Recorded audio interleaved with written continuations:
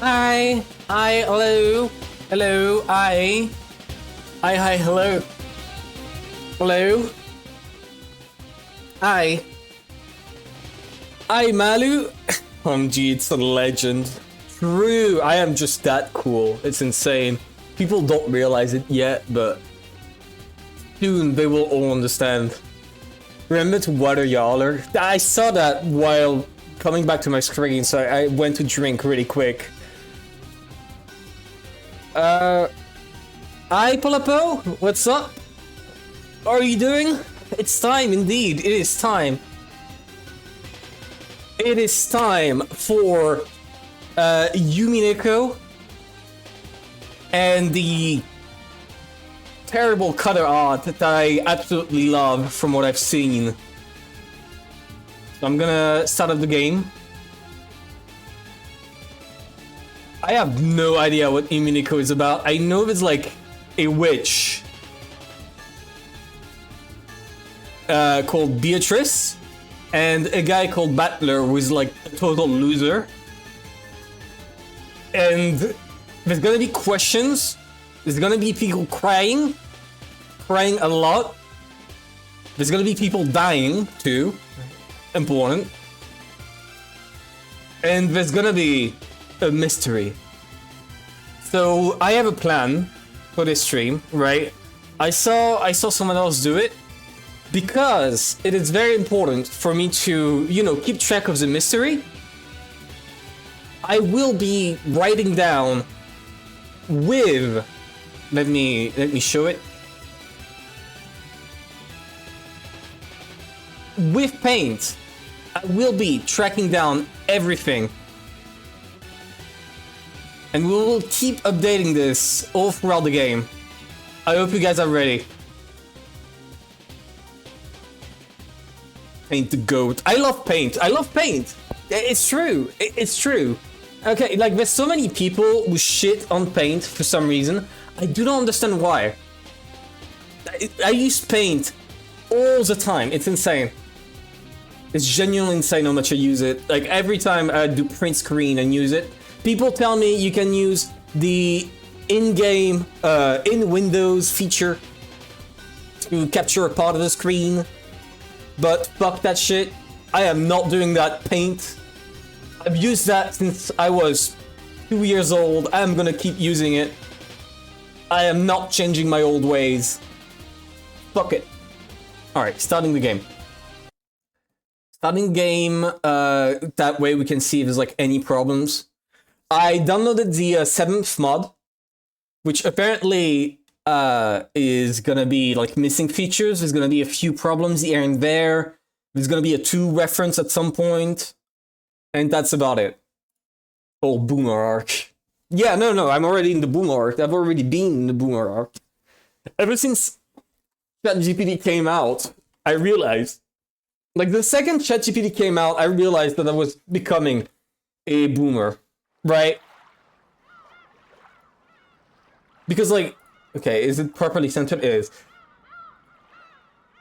I refuse to use anything AI related. I know I need to use it. This stream is sponsored by the Average Fairies Literacy. My god, it's been a while since I've seen a sponsor. Hi, Safik. What's up? It's been a while. How are you doing? Okay, so the position. If for some reason this is not working, give me a second. I probably need to make the stream chat a bit, like the background to be a bit more visible? Maybe? I don't fucking know. We'll see, we'll see. I may move it later on, probably put it at the bottom left. Who knows? We'll see. Alright, everything should be fine. I've put it in adventure mode, which makes it so the text is presented in a somewhat weird way. Thank you, Philippo, for the follow. My ears are gone. AI can help in some things. I know. I think the only thing I've used so far, right, for AI, is a tool called Too Long Didn't Watch.tube. It's TLDW.tube. And every time some friend just sends me like some shit-ass political video that I do not care about and that I do not want to watch a full hour of it, I just plug it in that, give me a summary, and then I know whether or not I should actually give a shit, right? And that saved me so much time. Like, there's a friend who keeps sending me actual dog shit videos, and I just plug it in, see what dog shit it is about, and then I can just tell him, yeah, I'm not watching your shit. This shit is so ass. Aye, Defty? Indeed it is. We're gonna see. Oh, yes it is. Tell me, by the way, if the audio is fine. Let's go with 3. Fast speed. Apparently there's voice acting.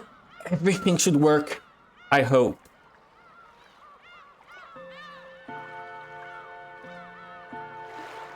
If you do not progress through the episodes in order, you will probably be confused and lose interest. Really? You think? You think?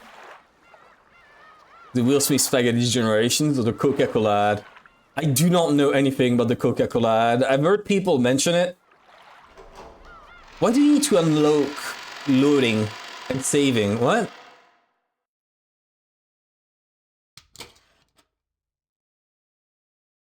I put the OG sprite, like the coder sprites, from like very long ago, so this is not indicative of what we're gonna see. So there's a tip mode. Okay. This story is very obviously fictional and fantastic in nature. Really? Fuck, I thought this was real. Last thing I'd seen him do was full-fledged music. Apparently, it is awful. Also, wait, it's not the English dub? Give me a second. I thought... Walrus. Okay, so people already know that guy. I thought that the voice acting was gonna be in English. I was wrong for assuming. What the fuck? Like, why did I not get the English dub? I installed it properly too. Wait, it's so over. It's so fucking over. What? Okay, give me a second. Oh, there is no English dub. Okay. Right, so I don't know if I'm gonna read out what they say out loud, read out a part of it. I guess I'm gonna read the whole thing if you want me to skip along. It's gonna take a while. Apparently there's more wars in this than the Bible. And a lot of things combined. I know it is still less worse than that one Loud House fanfic. So, that's good at least. So, you still haven't overcome your love of alcohol? The old physician let out a sigh as he removes the stethoscope. He's a physician? He doesn't have the stethoscope around his neck. That's fucked up. Two-headed elderly man could be seen in the dimly lit study, which was filled with dust and a sickly sweet stench. In the corner of this room was much larger, than what most people would call a study, was an expensive-looking bed. Do you put your bed in the study? What? Isn't the study a place where you have like a desk and pens and books, like it is represented here? A man undergoing a medical examination and a physician. Okay. A servant watching over the whole scene. The bottle is my friend.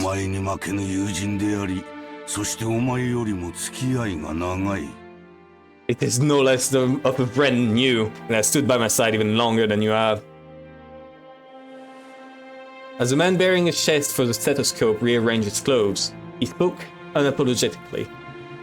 It's just a fancier examination room. Why do you have a knight armor in your examination room? I don't know, if I'm going to the therapist, I do not want to see like a giant fucking metal armor. Never mind, it would be really fucking cool if I saw that. I would actually trust the guy like way more. Never mind. So who's the physician here? The therapist armor. Yeah, that's metal as fuck. Kinzo-san. Your body only appears to be well, thanks to the effects of the medicine.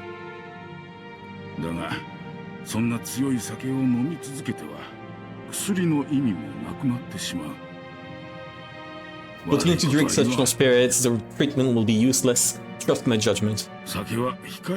Refrain from drinking. I thank you only for the sentiment, my friend. I might have to remove the voice dub if I'm gonna read it out loud, right? Because that might be confusing if I speak over it the entire time. I don't know, this is the first stream. If it's gonna be set up. Genji, another glass. Water it down slightly. That way Nenjo can save face. Are you quite sure? That was the worst voice possible. After eyeing both the master who demanded the alcohol and the family doctor who forbade it. If there's anything you don't like about the stream, voice it out. I really don't mind. Like, you want me to not be reading the full thing, if you want me to leave the dub on, remove the dub, etc., tell me. Dubbing in VNs can be funny sometimes. Yeah, no, I know. I know that the Beatrice voice is really funny, and I've heard like extracts of it, so I can't wait to hear it. Do you see my mouse? Tell me if you can see my mouse so I can like remove it if you do. Wait, I can just check. No, you don't see it. You don't see it. Cool. After eyeing both the master who demanded the alcohol and the family doctor who forbade it, Genji, the old butler, silently gave a silent nod and carried out his master's order faithfully. No. Okay, good. The family doctor Nenjo let out a deep sigh once again as he watched the butler busy himself alongside the liquor cabinet. There was a smell filling up the room.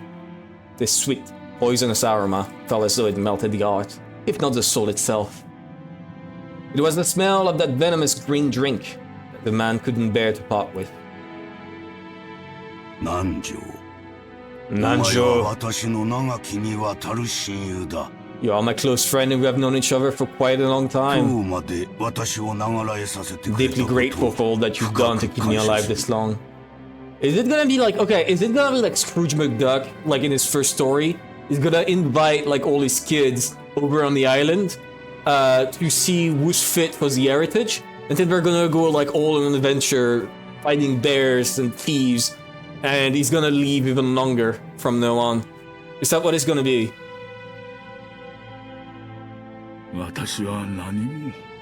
I've done nothing. After all, you never listen to my advice as your physician.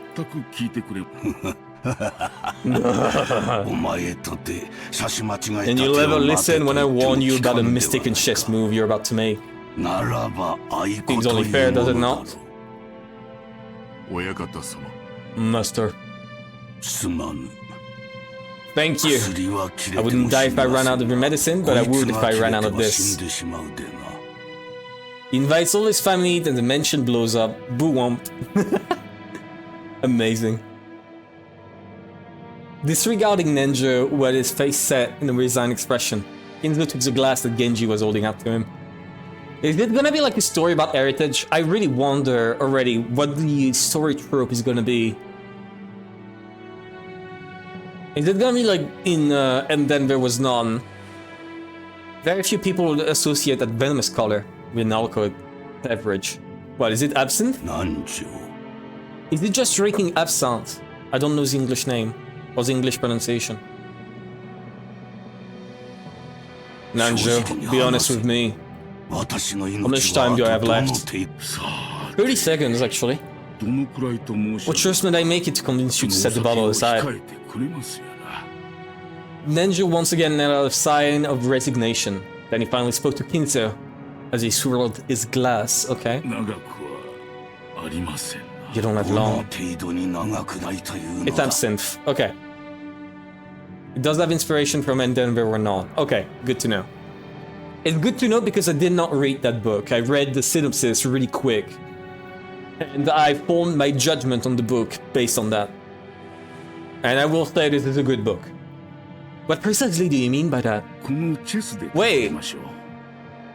Okay, let us illustrate it with the chess game here. You have very nearly achieved checkmate, but you have not yet corner-made king. I love chess. It's definitely not the worst ever competitive game. Hi, Malf. What's up?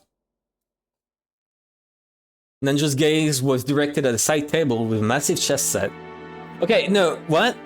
So they started a chess game, and in the middle of the chess game, they started doing a physical examination, and then now they go back to the chess game. Alright, okay. The game seemed to be entering its final stage. Black's rook and bishop were cutting deeply into enemy lines. White's king had already been castled and cornered, so that even an amateur could see that the match would reach the conclusion before too long. Got back from a jog feeling good. That's great to hear, Mal. Now you should wear yourself out by doing push-ups until you pass out. That's how you improve your body. Destroy it. Every time Nanjo came to give a medical examination, both of them would make a few moves. Oh! Oh, okay, so it's just like long-term chess. It's like poker chess, I think. Everything happens, and if you look away for 2 seconds, you lose track. I think it's more like what he said, it's just like long time. Like, I know people used to play chess with like, through letters. One move every month. Nanjo was hinting that Kinzo would most likely fall into his eternal sleep before this game could be concluded. Yeah, correspondence chess, that's the term, thank you. These were less the words of a physician than they were the words of an old friend. Were you a normal patient? I would recommend that you write a will at this point. Okay, so yeah, I know the name of Battler, and Battler is like Ushiromiya Battler, so... Now I know the relationship already. Insane. And what is a will, Nanjo? And written instructions whose vultures are known to devour and scatter my corpse. I'm lowering the volume of the game because it is way too high.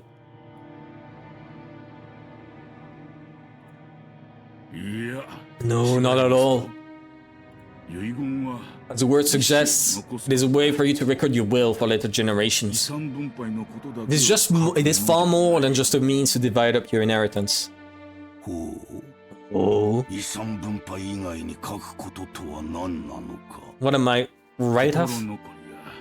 You might write of your regrets. So you're just telling him to write an autobiography. That's not a will. Or matters you left unfinished. Things you want to pass down to others. Or merely matters you wish to communicate. Anything you want.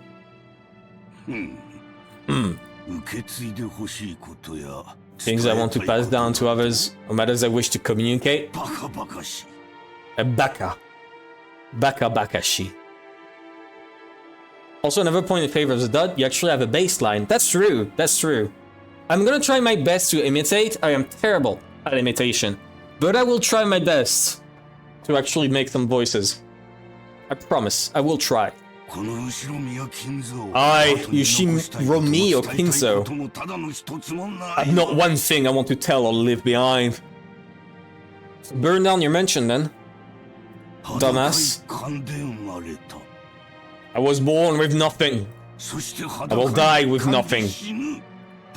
There is nothing I wish to leave to my foolish children. This voice seems solid. I'm glad to hear. Even if the end were to come today, even if it were to come right now, would accept that fate of death without a trace of fear. I created everything. My fortune, my prestige, everything. Those were built up by me, and they will be lost along with me. I played it mostly before 7th Mob existed. So I hadn't heard the voices before. 7th mod is great because I get to look at the shitty color art because it looks very funny. I love it. I can't withstand the serious look of the PS3 version. There is nothing I wish to leave behind. Nothing! God, he's so edgy. Truth nuke. Fucking love the term truth nuke, it's so dumb.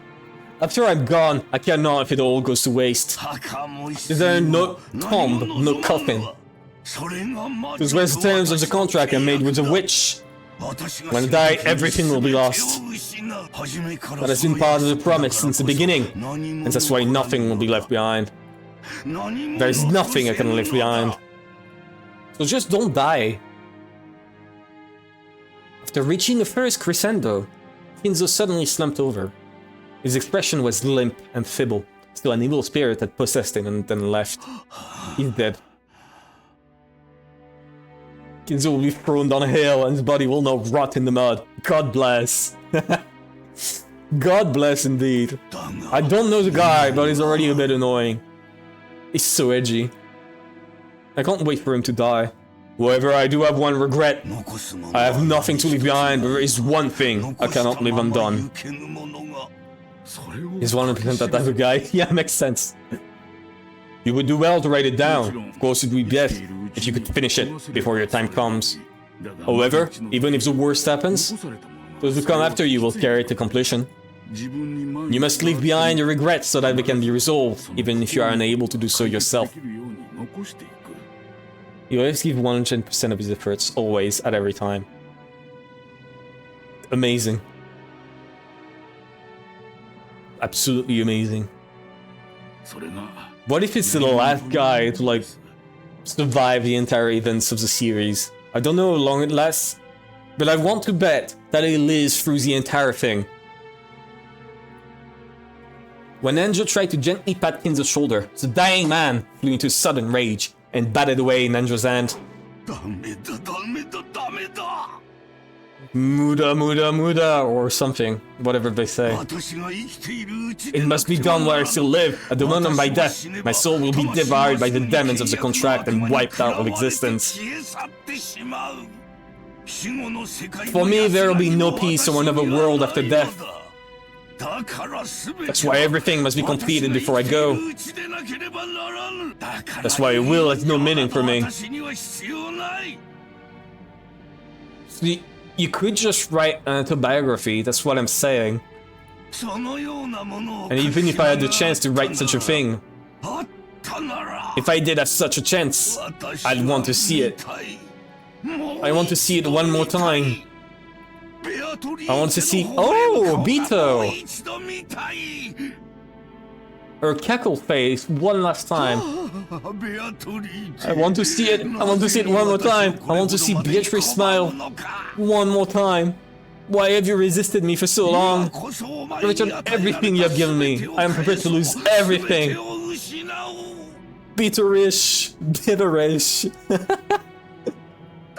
So please show me your smile just one more time.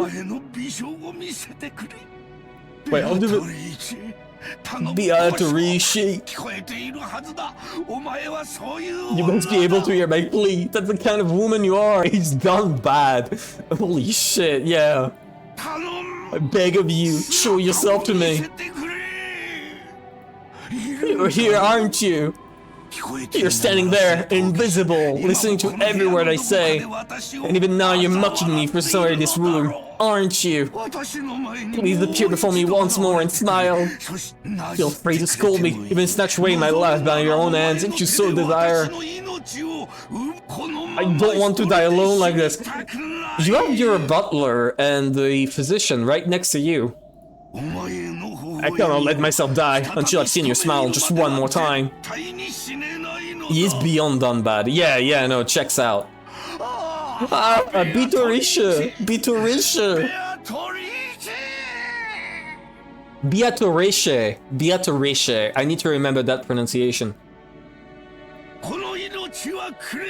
I offer this life of mine. I offer it up to you. He's tweaking out. Don't know what was in that lip synth. But holy shit. I'm begging you, Beatrice! The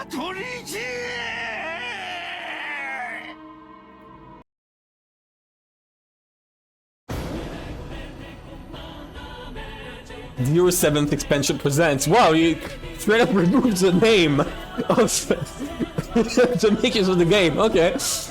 Based. Umineko, Mercucorny, Rondo of the Witch, and Reasoning. That's his mention? It's so small. That's Beatrice, by the way. No, I know. I've seen her a bunch of times. When you plug, they'll show up by the minute.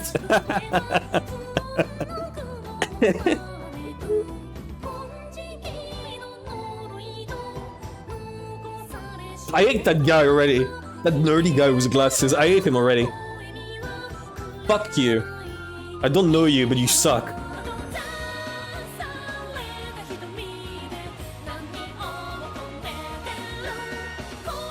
Hi, Army. What's up?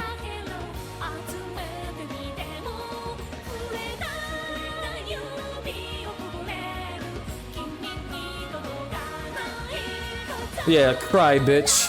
Fucking hate him. It's so over for him. I'm gonna cheer if he dies.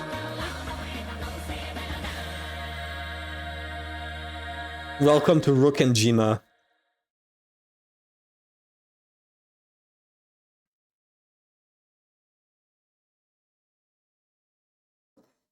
Okay. October 4th, 1986. The first day.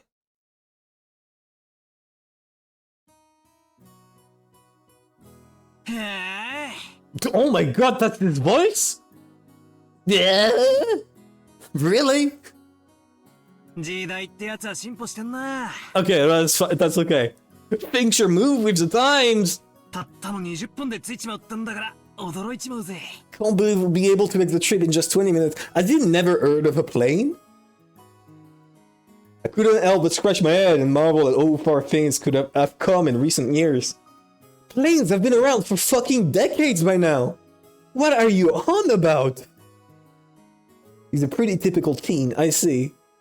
Like, see, okay, yeah, he can't be talking about, like, recent years. He barely grew up. What is he on about? You had to take a ferry before as opposed to get a private plane. Oh, so he's poor. Okay. We used to go by boat. Oh, yeah, I know. I see. Back then, we were all forced to endure nearly half a day of swaying back and forth over the sea before we reached Nijima. Things have gotten so much more convenient in these days.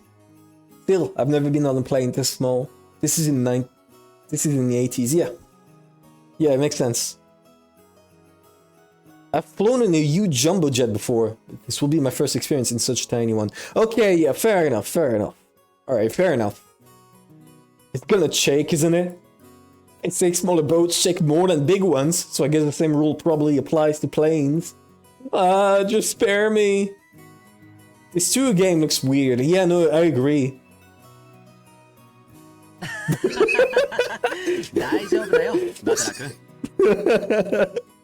That fucking sprite.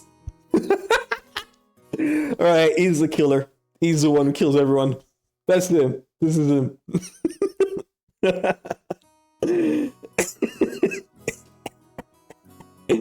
Alright. Don't worry, Butlerkin. Don't jump scare. It checks much less than that boat did. That's my reaction. Is that you, George Aniki? I would more say that it is a vomit jacket more than piss. Like, that's the color vomit, not piss. George Aniki? Why do they not just translate those honorifics? I have no fucking idea what Aniki is. Is that you, George Aniki? Don't scare me like that. Just shaved 3 years of my life. I'd cosplay as Battler is cool. I was considering that, right? I said it. If people actually show up and start watching Umineko long term, I might face reveal by cosplaying as one of the Umineko characters. Because I think it would be really funny. Anyway, what's shaking got to do with anything?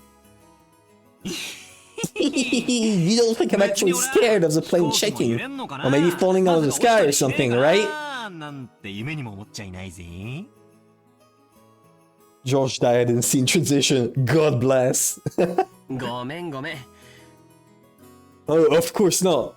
My mistake. You've correctly gotten a gauge on George, though. Glad to hear. Glad to hear. Already, Aiden. I've seen you change a lot since we last saw you. It's his brother, too. After all, it's been 6 years since then. You're not a kid anymore.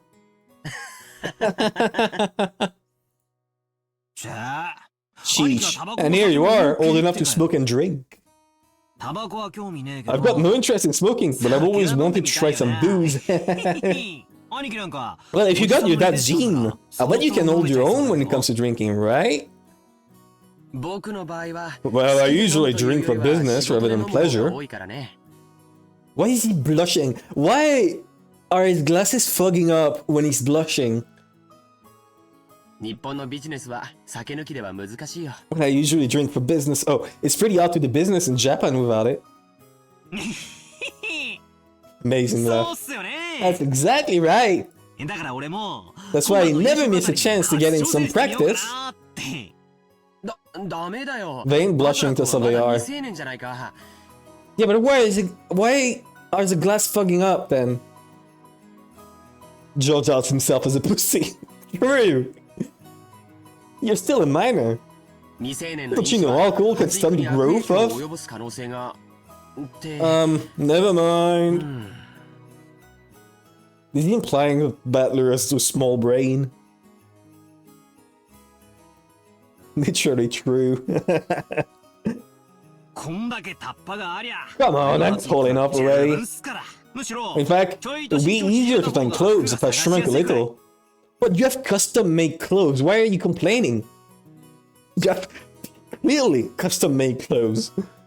I puffed my chest out proudly. He's like 6 foot, I think. Okay, so he is safe. Alright. He's abnormally tall for a Japanese teen, I see. Until I ate my growth spurts. My height was below average in my class. Yeah, I was a dwarf. But then I grew, and before I knew it, I passed 180 centimeter. 5 feet. 11 inches. I guess I have all that muscle training and those shady mail order performance-enhancing drugs to thank for that. True. Before then, I never dreamed that I'd shoot 10 centimeters above George Aniki, who would reach his peak height early on. Damn, I'll bet my relatives all say, look how big you've grown, Battler-chan, or something. Yeah, that's so annoying when they say that type of shit. It's also embarrassing. Everyone makes comments about your appearance if there's like any change. I wish they'd just give me a break. Anyway, my name, Battler. That's pretty damn weird, don't you think? Yeah. What the fuck is up with that? I gotta wonder my parents were thinking of and named me that. They just hated you. I never met anyone who could read it right the first time. It's Battler. I usually get called Santa-kun. Oh, is it related to Battler? Sorry, but that's not even close. My name is written Moon Runes. Can you read it? The first part is my family name. I don't care. Wow, I really don't care. Okay. Cool, I don't care about your name. Check tips. How do I check tips? Oh, son of Rudolph and his first wife Azumu. Battler rebelled and went to live with his grandparents on his mother's side. Both of those grandparents passed away, and he has returned to the family after 6 years. The chance for him to renew his friendship with his cousins after 6 years gaps. Okay. No tips. Alright. Both groups are at the top of my... Oh. So he hates his family, he hates his parents, and he hates the government workers. Okay. Anyway, this is one of my cousins. His name is... Oh my god. He's 5 years older than me, so he must be turning 23 this year. Cousins consist of 2 boys and 2 girls. I ended up playing with George all the time. because I've always thought of him as a big brother. I still call him Aniki today. Wow, Battler-kun, look how big you've gotten. You know what they say, leave a boy for 3 days and he fucking die.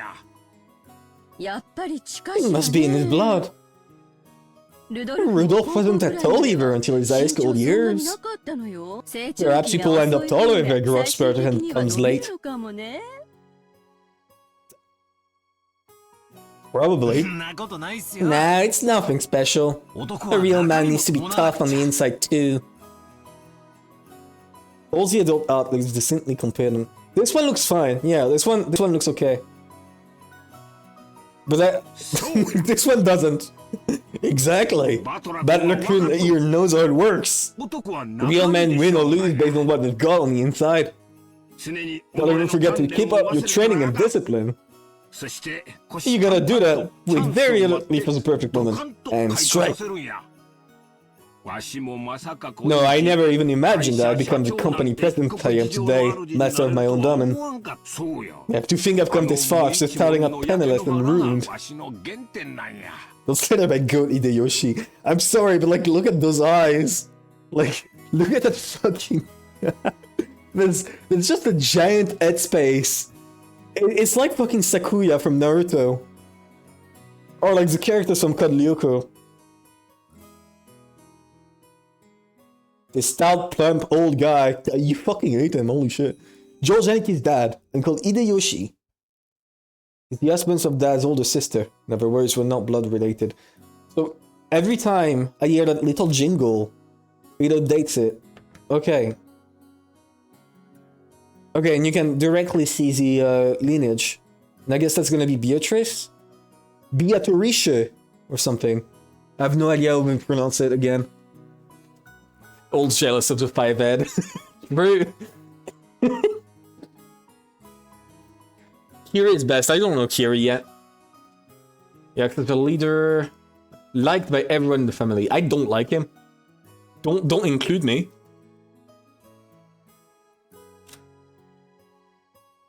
Does not. It says spiteful genes. So Battler does, okay. And this guy just has no parents, okay. Just appeared out of his grandparents. We're not blood related. He's nice to children, sociable all the time, and even quick to give out some spending money to his kids. Simply put, he's an awesome uncle. He's fixing an odd and very noticeable Kensai dialect. He's actually okay. I have no idea what that is. Impressions are everything in the business world, so speaking in a different style makes him stick out more. I hear he gets embarrassed. Okay, he's definitely an interesting person. I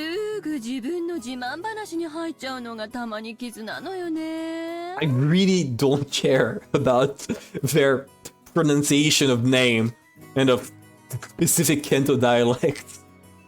If only you weren't so quick to brag about your life story. That's enough for now, I think.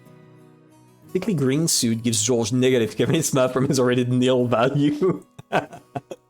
True. I'm sure Battler is getting tired of it. Aren't you? No. No, they got on names for no reason, yeah. Nothing wrong with that. He's gonna spell out a name again. I think it's really cool for a man to have some story he can brag about. I don't have anything like that at all. Oh, really? I'd imagine a man with your looks would leave girls crying left and right. I can't believe you have nothing at all to brag about. What? Oh my god. He's fine. This guy... Is the voice acting going to be like this for Battlers the entire time? You're joking, right? Of course nothing real like that's ever happened to me. I wish it would. Come on, you aren't fooling anyone. Giggle. You must tell your aunt all about it later. Okay. Weird. Very weird. Nothing of the sort ever happens to George. Why are you interested in your kids' sexual adventures?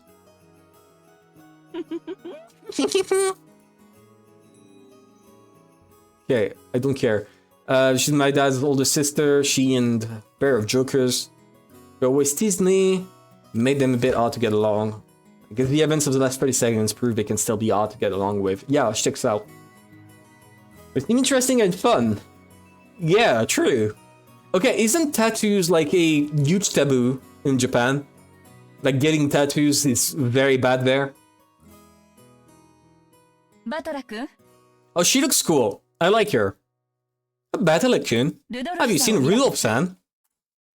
What? He headed up to the bathroom a while ago. Is he not back yet? It's like an henna tattoo or a sleeve. I have no idea what that is. She looks cool. I do like how she looks. Maybe the gears are dropped dead. Namu namu namu. What the fuck does that mean? Are there going to be a bunch of translation where like it's just all according to Keikaku? Translator note, Keikaku means plan.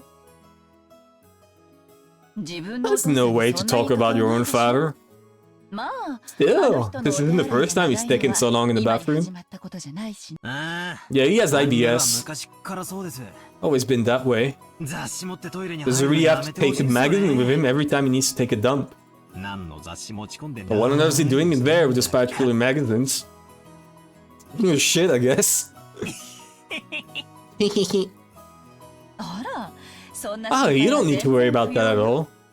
Since we've been together, I haven't let him do that on his... Isn't he like 17? Oh, I'll have to get the juicy details later. Seems like Dad's got his balls in an iron grip. Why do you want to hear about your dad's sexual adventures? Why are characters interested in their parents' sexual adventures? What? This is weird. I will point it out exactly what would happen with that man if I didn't keep a tight grip, don't you? No kidding! He's the only one capable of reining in that old bastard. He hasn't lived with them in 6 years. Oh, right. So he has no actual connection to them anymore. As a son, I'm more than happy to let you take over. Yeah, leave it all to me. After all, that's my specialty. Okay, it's my favorite wife, but I don't care. She's not my real mother, she's basically my stepmother. Fair enough. She died 6 years ago, the moment Dad married again. Could never bring myself to call his new wife Mom. Fair enough. Realizing he's an enormous person in there. Yeah! Yeah! It's not my fault that he looks weird. People can look weird and be fine. It feels like using the word son, yeah. Around little kids. We know there's nothing to be gained by fighting. You are a little kid. So we decided we wouldn't force ourselves to pretend that we were family. Decided to act a bit more frank with her. Acting so she's a friendly neighbor instead. It's much easier if we just keep a little distance instead of forcing ourselves to act all close and making each other uncomfortable. As always, be very open about this, and thanks to that, we've been able to get along pretty well. Then, just when we were bad-mouthing Dad about being in the bathroom, Ben himself came back, wiping his hands with an handkerchief. He looks so smug. Rudolph. A battle, eh? Hey, what's up, Dad? What? What are you doing to your son? Don't pitch my ear. Yeah? Okay. Okay. Fair. Fine enough. So you've been talking trash about me with Mom again, haven't you? What makes it so hard to show a little respect for your father?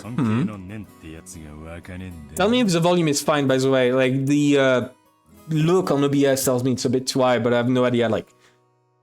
Oh, it is, actually.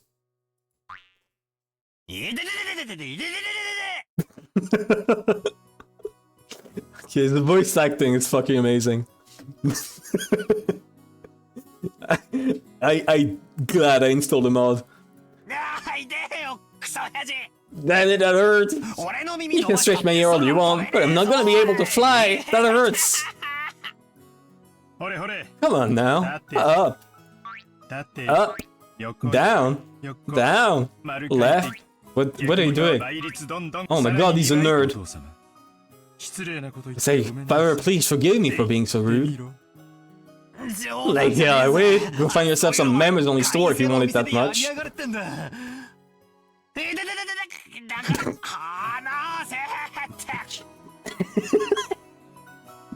This little bastard is my dad. Rude? Does he have glasses? Or is that just like him being old? I think I'm pretty tall myself, but that's just about as tall as I am. No surprise when Eva started talking about that's blood when she saw my eyes. Sunken eyes. Okay, fair enough. But his way my height isn't the only thing I got from him. It looks like he really should have a monocle. True! That's... Yeah, I see it. I see it. Seems to have weird names running in the family. You can't really... I don't care. Rudolph. Don't care. Stop nerdy god battler. God damn. Twisted my ear all over the place. Eva snuck up behind him and grabbed his ear. It's been 45 minutes since I started. Holy shit, this intro is long. Hey, Rudolph. You should know better than to physically abuse your son. Yeah, that hurts, Aniki. A perfectly illustrated relationship between the prankster younger brother. The older sister who could deal out punishment to him. I think that's good enough for now, Eva-san. I'll make sure to stretch out his other ear later. She's definitely talking about her over here. She's not talking about anything else. For sure. For sure. For sure. Oh, my apologies. I must leave some pulling for you to do, Kiri-san. Do they all fuck each other or something? Rudolph? Make sure Kiri-san gives you lots and lots of punishment later on. Okay. You want to talk, Aniki, abusing little brother like that? Hideyoshi-san, I'd like to thank you very much for picking her up. You'll still be unsold in the store. You have my gratitude and apologies. Those are, like, these people are so fucking weird. This is the only normal guy, yeah. You're right. This is like the one normal guy in this entire roster of 6 characters.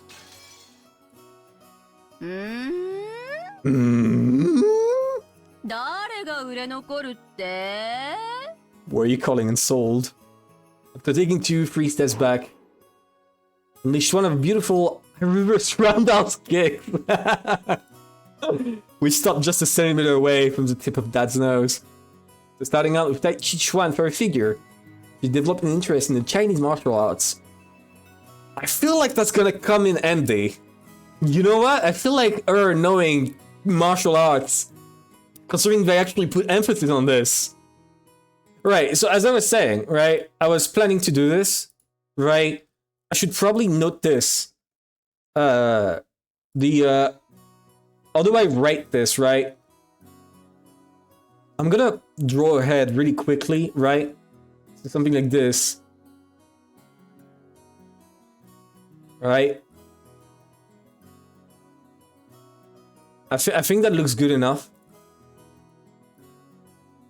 And then I add a little weird martial arts. How do I write this properly? I can't write it without it being in cursive. Martial will work. Alright, here we go. Paint stream. I'm gonna need to like write this down so I can remember. I've been told I need to note down everything, so I will. Trains with karate, taekwondo, capoeira. What is this shit learning now? Umineko redrawn. They're gonna use my hearts for the remake. They say women's weapons are in a low body. That's literally true forever. He looks pissed off. You know that a single direct blow to the side of the head like that would knock you unconscious? I accidentally connected in practice match and my opponent was out cold. What a pain. Sorry, she can't out walking like a freak. Fucked up. Okay, I mean, the family is messed up. Okay, I do give him that. He is on the verge of dying in like one day. Right? Like that's fair for him to monologue to like literally nothing. If I was about to die, I would also go apeshit. Completely unfazed, shrugged and smiled iron and clay at Uncle Hideyoshi. Never had a brother or sister myself. So when I see you two bickering with each other, it makes me feel a little warm and fuzzy inside. Sure is nice to have a big family. Oh, then why not consider making a little brother for Oh my god. Jesus Christ, stop talking about sex for like 1 second, please. He's already a fine adult who was about to go off on his own, so it might be a good time to have another child. Oi, oi, I have a little sympathy for the new kid. All the pain and suffering they have to live through. Surprised even George-kun turned out as well as he did after being born from this sinister sister of mine. George-kun is fucked up. He's gonna kill like 5 people. I know it. I know it! And what an awesome kid he is. Umineko on stream with OG graphics even. Mac? Yeah, I needed the OG graphics. They're not well. No, he looks like the most fucked up person in the roster. Absolutely. That's not at all what happened. It's thanks to Eva Nissan's proper rearing. He became the kind, gentle kid. Yeah, I got it. I'm on a toaster. What's up?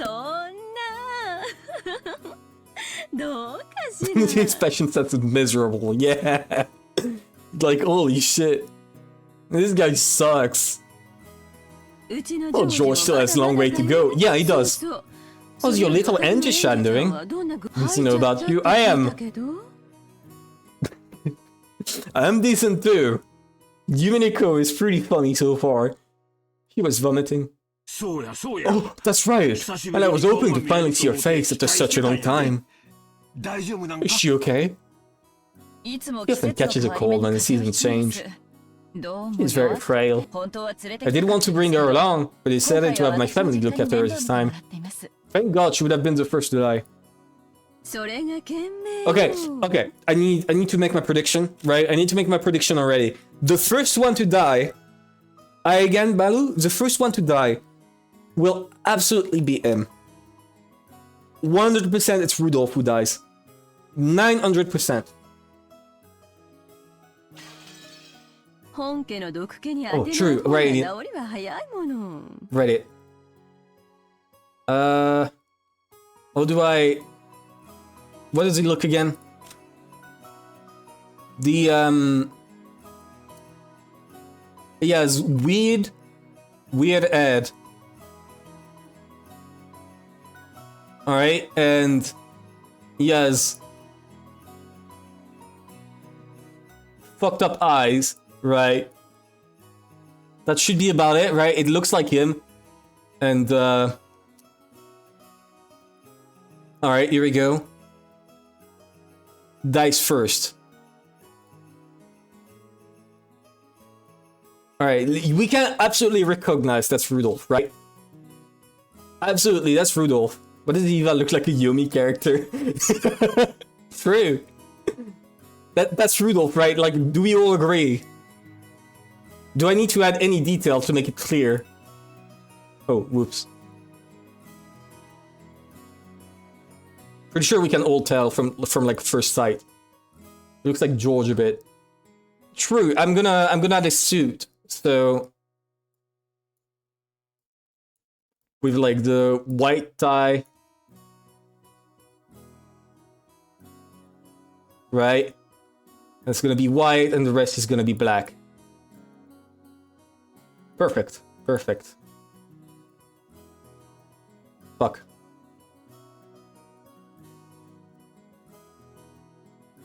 Here we go. You could copy paste an image of Elvis. He doesn't look like Elvis, come on. I could though. You know what? Wait. Elvis. Alright. Let's go with Elvis right now. Go back to paint. Let's grab like this, right? The air is enough. Okay. I think that's pretty good. Here we go. Perfect. Now we can absolutely tell who it is. Here we go. She'll feel a lot better if she stays away from that venomous family household. A child's health is always more important than an adult's convenience, don't you think? I know some great medicine for vomiting colds like that. I'm glad to hear, Betty. A sport, I think it looks fine enough. I think we can all tell from now on. Right, we'll see. I know some great medicine for vomiting colds. Okay, when we get back home, I'll send you some right away. Please let us try some. Looks like a centaur. You think? I don't think he does. What do you mean? Oh, in-game. True. You can also see the moves like perfectly. True. Okay, wait. I'm gonna use game capture. Capture cursor, right? So that way you can see the cursor. I'm gonna like advance with space. So that way I can point out like this, right? I'm always in your depth. I'll get back, Rudolph. And once the conversation suddenly veered off in that direction, we didn't have any chance of butting in. You've had a chance to butt in with like them talking about sex the entire time. Why can't you again? Okay, no, wait. You're right. You're right. Here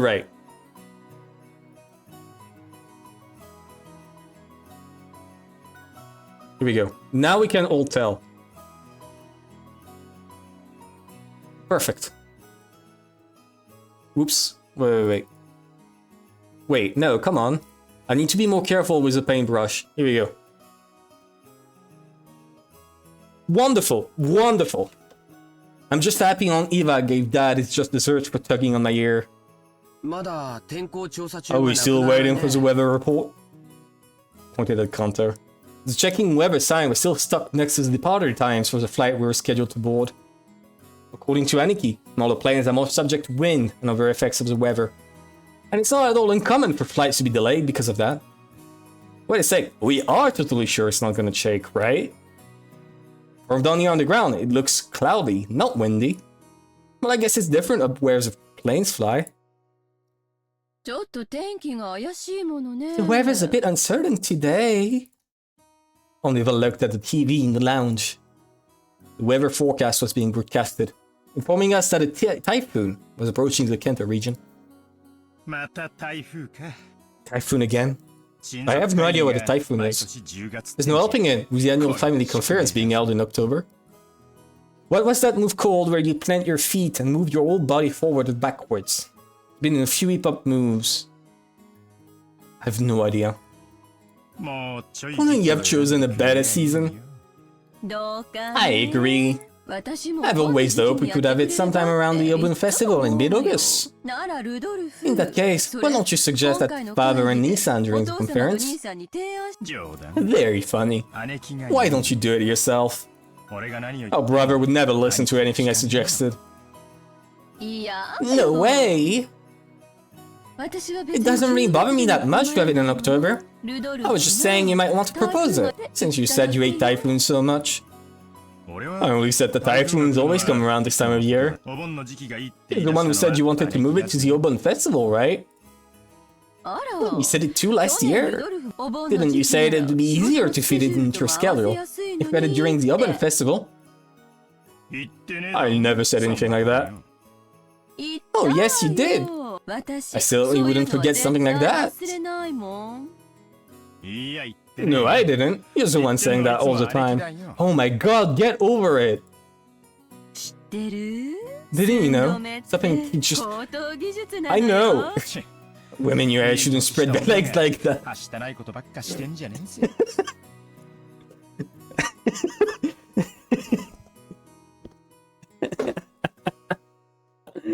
Look, the different from a couple of rats quarreling. Even though they usually behave like normal parents. They turn right back into kids again when they meet their siblings at these family conferences. You're the one who looks like a real adult, analyzing an old family. Yeah, he has glasses, that's why. I hope I never turn out like that old bastard. I'd much rather end as an intellectual adult like you, Aniki. Did you read his bios? I didn't actually. Thank you for reminding me. Intends to make his voice heard to prevent their oldest sibling Cross from keeping all of their feathers well for himself. I see. She's hostile towards her brother Cross, possessing whenever she can. She's a question of who will succeed the family headship. Okay, she would have lost her place in the Ushiromiya family jurister upon their marriage. But she managed to forcibly overcome this by having her husband take her family name. I see. And about him, he does not possess the spiteful genes, blah blah blah. Like me? Oh, I still have a long way to go. I still have very little experience out there in the real world. I need to be working on becoming more confident and sociable. I think you're far surpassed me on those counts, Battler-kun. I think you've far surpassed me on all those counts, Battler-kun. I'm sure you'll outstrip me fast enough when you become an adult. George scratched his head and laughed, also trying to hide his embarrassment. Of course, he was just being humble.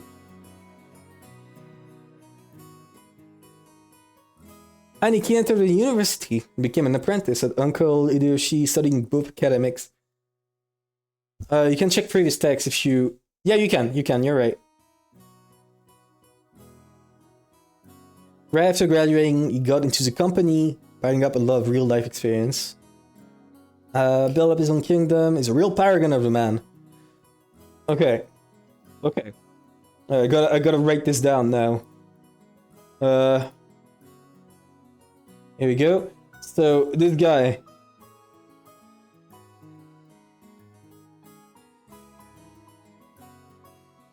Right, this guy.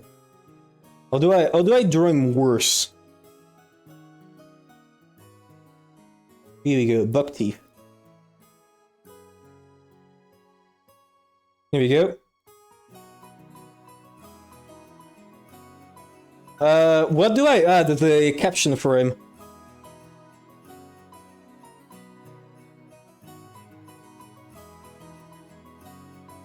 Something like that, right? Here we go. With the piss suit. Here we go. With the vomit suit, actually.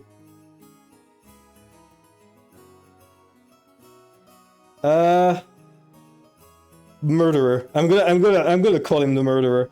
Absolutely, absolutely. He's gonna be the first one to murder people. 100%.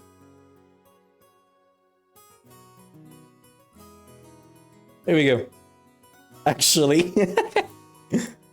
Here we go. Actually, wait. No, you're right. Okay, wait. I know what to do it. I know what to do.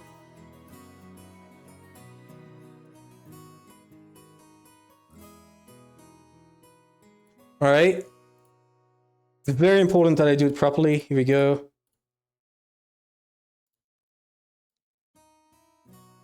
I'm gonna try and center it properly. Yeah, that's fine enough. Alright, so we center that on top of him.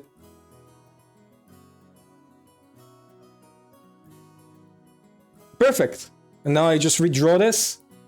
Right?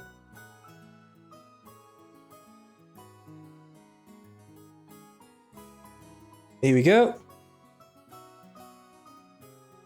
I'm gonna need to remove all that right here. Because it's a bit...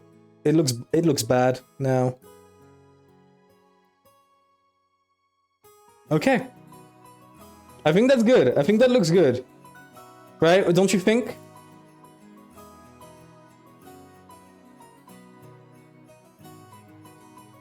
Perfect. Let's move on. It's what George deserves. Absolutely. Fire.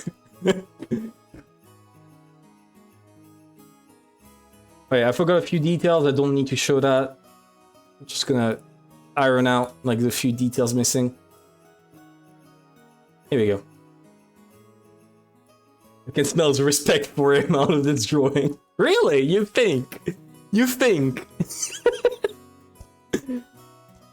Daring no effort to strive toward his goal. Like, you can't tell me he's not the murderer. Like, look at how much everyone sucks him off. It's no exaggeration to say that I really respect him. And then there's me. I'm nothing at all like Aniki. I'm living my happy-go-lucky, idle high school life to the max. Yeah, he's high school maxing, 100%. I've got no dreams of the future. I like to just sit back, stay cool, and the money flow in. But of course, that could never happen. When Aniki was my age, he had already formed an impressive objective. I started devoting himself towards studying for that goal. So I guess I can't compare at all. My dad just say, sure, you can study at my company if you like cleaning toilets. Is that sucks ass? I'm not gonna be in the debt of that old bastard. I'll find my way myself. If only willpower was all it took to become an adult. Should I go on one of these searching journeys that are all the rage these days? It's not gonna kill much of my parents for that kind of money. Right then, the uncle shouted out loudly. He's a really nice person on the whole, but he does have a problem controlling the volume of his voice. I did have the same problem, like, a while ago. I think I still do. So I heavily empathize with the guy. When I looked over, I saw that he was greeting Aunt Rosa, who had come late. Whoa! It isn't Rosa-san! Maria-chan, long time no see!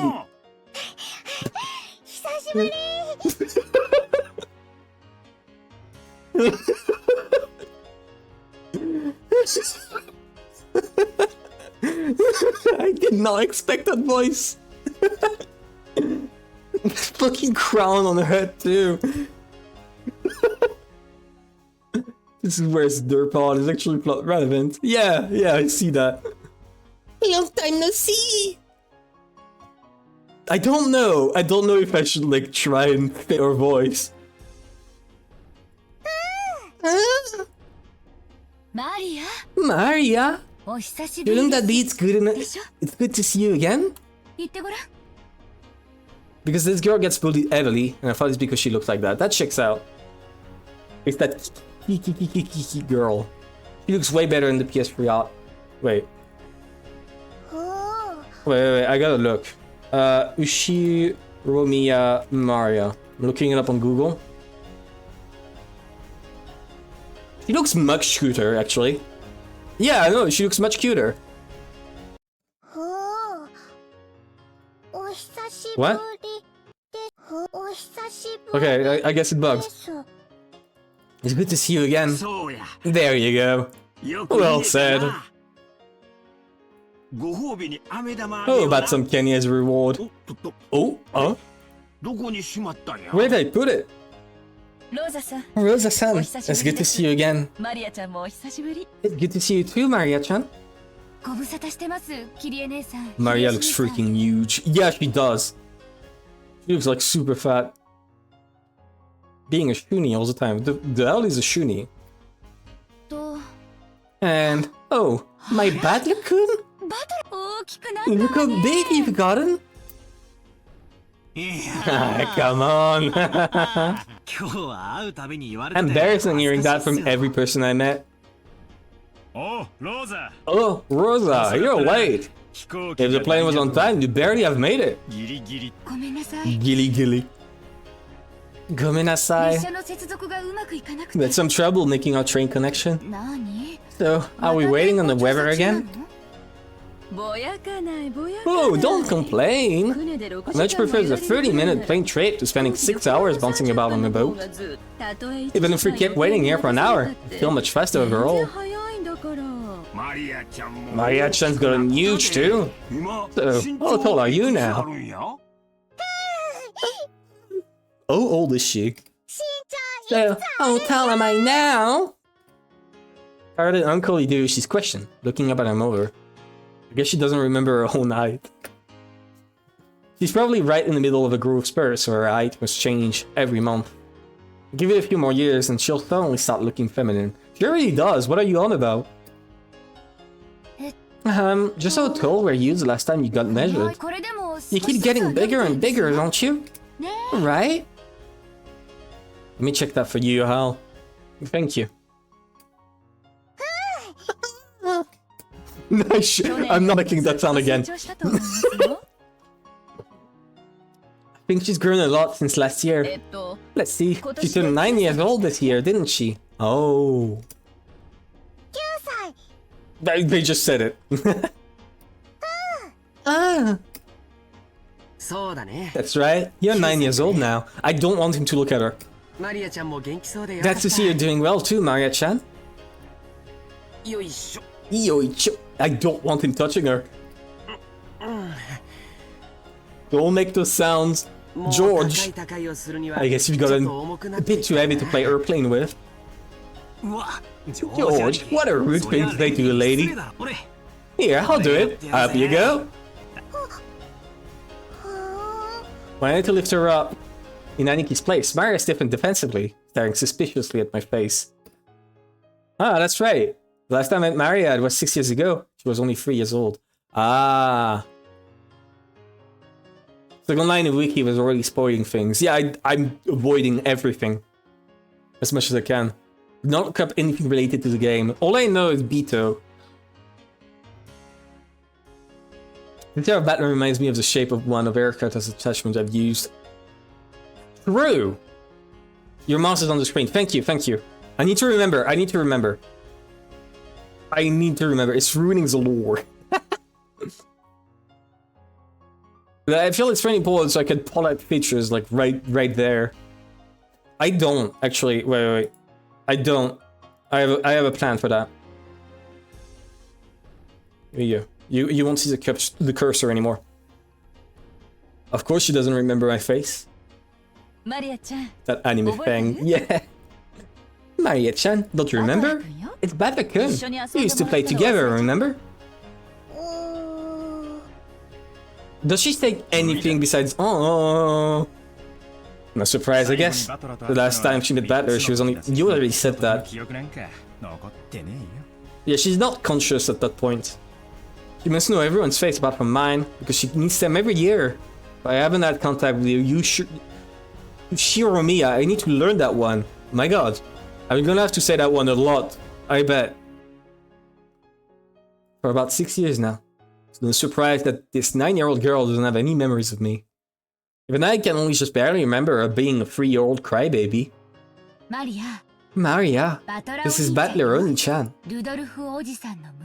Rudolph Nisan's son. Oh! Wait.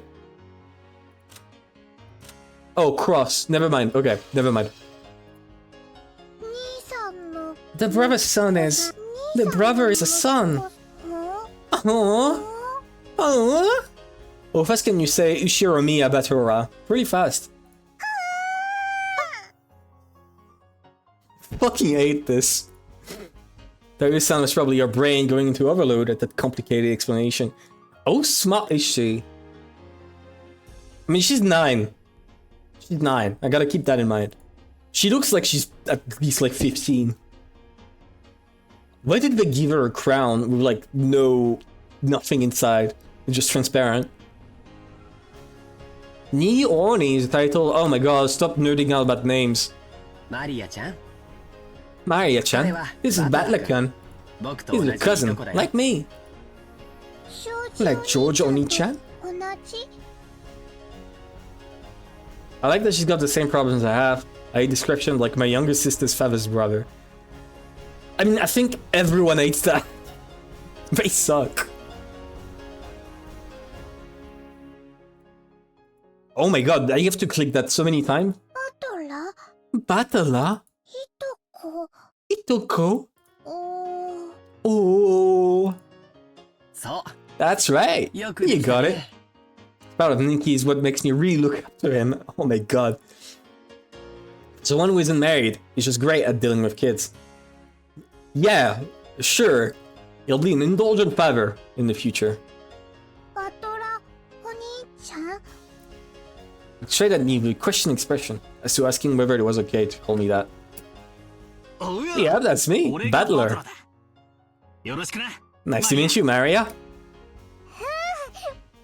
I don't think I have to read out her voice lines at all. Because she doesn't speak a word. See? Maria, you mustn't talk to him like that. Call him Battler Oni-chan. That's alright, Ron Rosa. I don't sweat this small stuff. Ma Maria! We're close enough that we don't need an earth fix, right?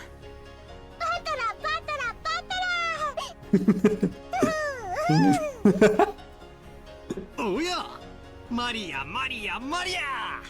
Ooh! Then she threw her into the air. We're also on for a while to make up for the 6-year gap in our friendship. Probably still thinks of me as nothing more than a big new friend. But things will probably work out as we get to know each other again.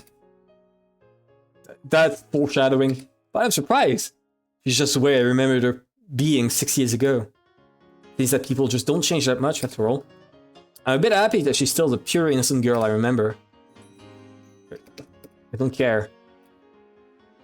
Wait.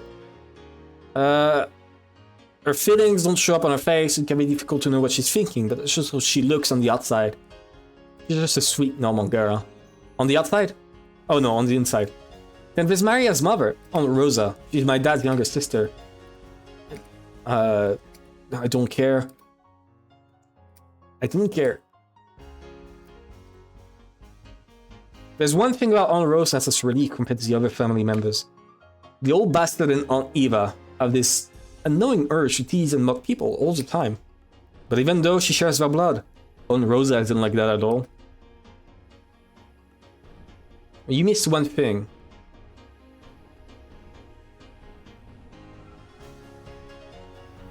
Just why is grandfather so obsessed with that? Yeah, he's a Westerboot. No, I got that one. Like, with how much they emphasize that, I got that one. And I'm gonna bet it's because of Beatrice. She has the most common sense among all the siblings.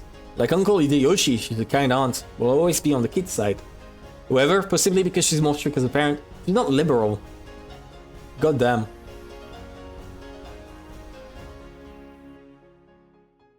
I guess she's more conservative. That joke sucked. Now we have the entire group of family members who are going to board the plane. I saw that waited for us all to revive, and then someone running up through the lobby. Okay. Rosa, you still haven't gone for boarding procedures, right? Hurry up. Oh no. Maria, come on. Wait, okay, so Nishima is not like an isolated island. It's a place people frequently go to. That seems important. We had to go through a metal detector before going out on the runway. It wasn't as massive as an international flight, but it was still a plane. Staff member holding a metal detector checked us all. I guess this was written post 9/11. Did they have like a small bottle of water too? Like, did they check for that? Okanjima is the island you're thinking of, I think. I am not thinking of any islands. At all. Because I know nothing about Japan. But think of it. Everyone here is in the... Okay, yeah. Oh, okay, so it's just a normal plane, but it turns out that it's Ushiro-miya. They're not like that rich. Maybe written post 9/11, but the setting is long before 9/11. Oh, yeah, then there should be like almost no procedure. Group stopped in front of the entrance to the airplane. Then a guy turned around and spoke, looking down the passenger list as he did. Okay.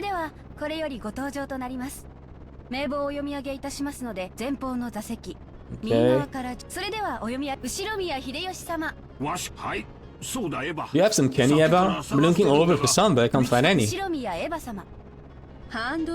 main bag. I'll get one onto inside the plane. Very good way to protect your ears from hurting. Really? That's probably what we're talking about. That's good to know. I remember that. 俺の席 Hope I get a window seat. 窓際だといい Don't worry. 窓際席 There aren't any other kind of seats. There are apparently only 2 lines of seat. So this is what a small plane is like. Gum is a classic one. That's good to know. Thank you. I'll remember that. We're totally sure it's not gonna check, 後宮 right? ジョージ様はい大丈夫だよあんまり揺れない It won't check too much. 後宮バトラ様兄貴 What do you mean, not too あ much? んまりってどのくらいだよ I like Battler Sprite. His sprites are funny. 船から落ちて You can just swim if you fall from a boat, but if your plane crashes, you're screwed, right? もちろん We all got our own parachutes in our seats, don't we? ねえの Wait, we don't? 後宮ルドルフ様 Battlers is really expressive. Yeah, I like them. I like the sprites, they're cute. He looks cool. ほらバトラ Come on, Battler, stop standing there, slack jawed and get in. と遠く行き聞いて Oh, don't push me. We don't get 後 parachutes. 宮桐江様ほら仲良くじゃれてないの Like grandfather, like son. Fair enough. 進む Susumu, Susumu. 押すなって I'm skipping all of this because there doesn't seem to be any lore. It's just them talking about like boarding a flight. 後宮マリア Not that 様 interesting. Wait, important. So, I didn't read those. She's by far the youngest. This gives her a weaker position. Okay, imagine it's a design company, but she has yet to start taking it seriously. So she's poor. Okay, that makes her a potential suspect. Okay, you can definitely see that she's like young with how small like her legs are and body is. I guess like when it's the upper torso, you don't see it. You can check off the habit of speaking like a young child, which often earns her scolding. She's 9. Calm down. That third paragraph. Which one? But what are you? Sweat drops to? Oh yeah, the financial situation is far from favorable. Yeah, no. Oh, Maria. She has no interest in studying or making friends, but is very interested in things concerning the occult and black magic. Thanks to excellent power of memorization. She knows all kind of obscure trivia. Okay, this thing is pretty important to note down, and I got an idea. I got an idea to note it down. Give me a second. Alright, so Izar, I'm gonna note it. So we're gonna go with this color. No, maybe lower. Wait, I need to remove this. Give me a second.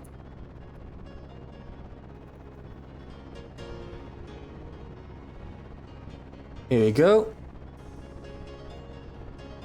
Then we add the little crown. That's a crown, by the way. Okay. That's her eyes.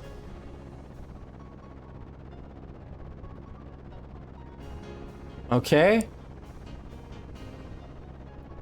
Okay, she looks perfect, and now, for the details, here we go. So, we're gonna draw a circle. I think I'm gonna draw it first.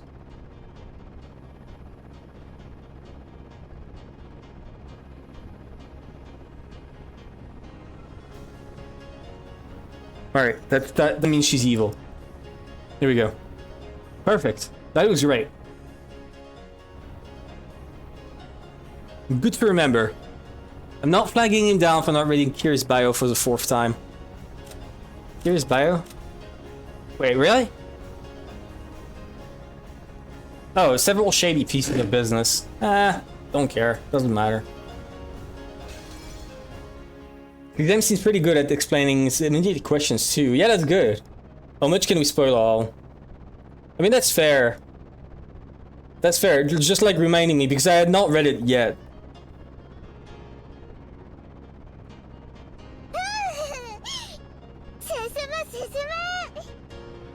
Let's move on in. Oh, sure, Mia Rosa-sama, okay. ほら Maria, be quiet, rude. She spoke 3 words. Battler and George like spoke for 30 minutes. She spoke 3 words and everyone hates her. Cut down. This is your pilot, Kawabata. Okay. Takes about 20 minutes. Oh, atmospheric turbulence. There may be some checking of the aircraft, so we ask that you do not unfasten your seatbelts. Did that guy just say we needed to wear seatbelts? In Jumbo Jet, but if you want to do that after takeoff, right? So he's gonna shake so much we can't take them off? Such a coward. It is going to shake after all. There's a parachute.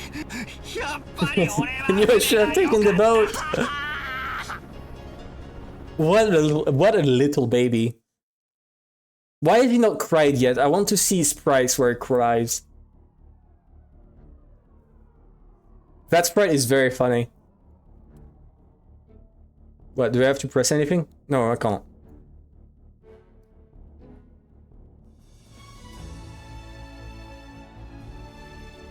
Great movie.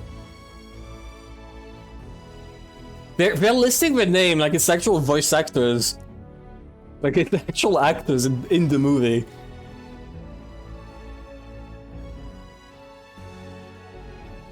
I'm gonna be spoiled on like every character.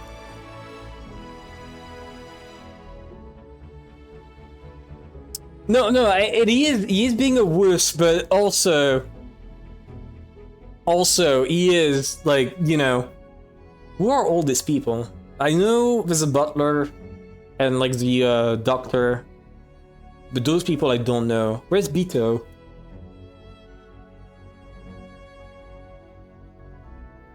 Why do we not see Bito's name up here? I know she's there.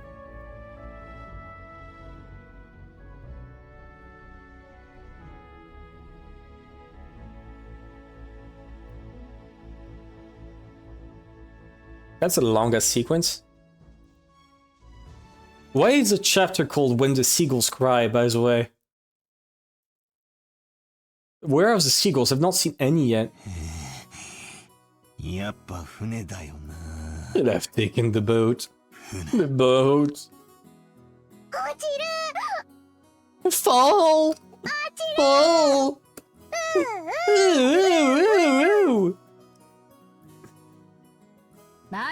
Nyaa, that's enough! Oh, what a surprise. I thought there was nothing that could scare Batlekun. Did he vomit, like, all over? Is that what happened? This guy can't handle vehicles for some reason. What do you mean? He can handle a boat? Always yells about falling and sinking and stuff. You're a disgrace of a man, you are. A bit rude. Shut up. That thing was seriously shaking way too much. I just got a little stressed since it was my first time on a small plane like that. You call that a little stressed? Sounds like it'd be fun to take an overseas vacation with you, Batlekun. Would you like to go to Egypt with your aunt? You get to ride a plane for a full 14 hours. Damn. That's a good plan. Batlekun, you should go let Eva-Nissan following you up some. Still, it's so hilarious.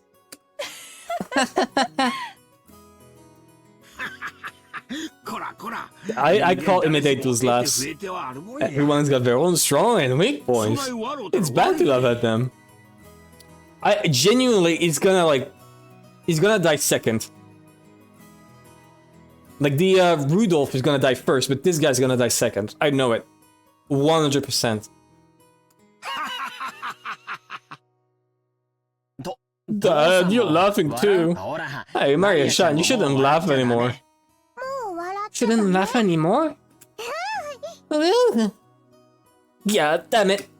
Is being scared of planes really such a big deal? Everyone obviously thinks I'm a big hope now.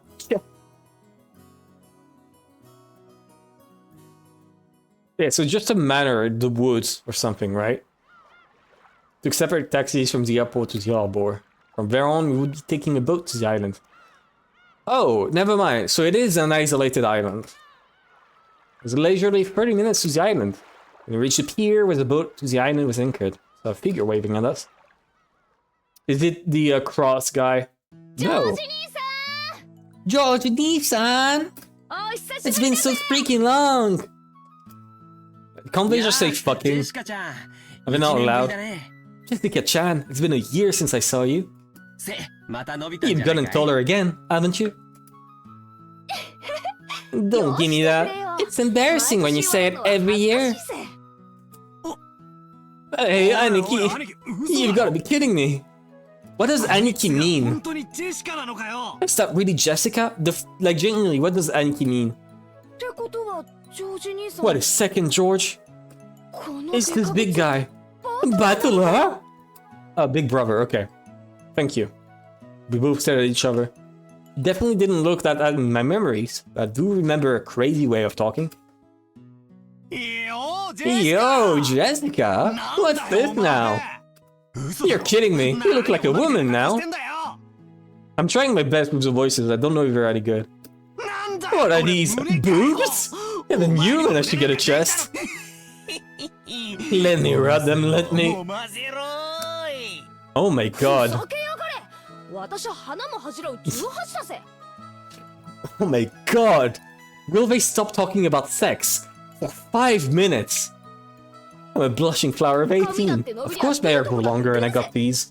てめえに What, you think I got boobs just to get fondled by you, loser? バートラ Where's の boob そばんな ballet? よ図体だけでかくて That's gonna be a recurring event. Good to know. Good to know. You sure got... You got all ridiculously huge. Name battler but failing to battle his pervertedness. Amazing. I've heard that he's a real loser. I've heard of that. And speaking of you, sure. Oh. Did you get this stronger too? ざけんじゃねえ Don't screw with me. I'll show you how much trading I've done since back then. 思い知らせてやん He's gonna lift up the boat with one hand. You're pissing me off. 帰り討ちだ I'll beat you at your own game. Okay. Under the same unlucky star, sharing the same kind of weird name. Jessica. Older brother happens to be the oldest son. So for now, it means Jessica is a direct family heir. Okay. It's good to know.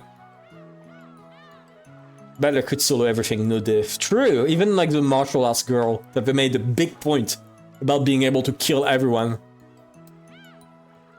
Jessica and I are the same age, and sometimes had little boy-girl squabbles with each other.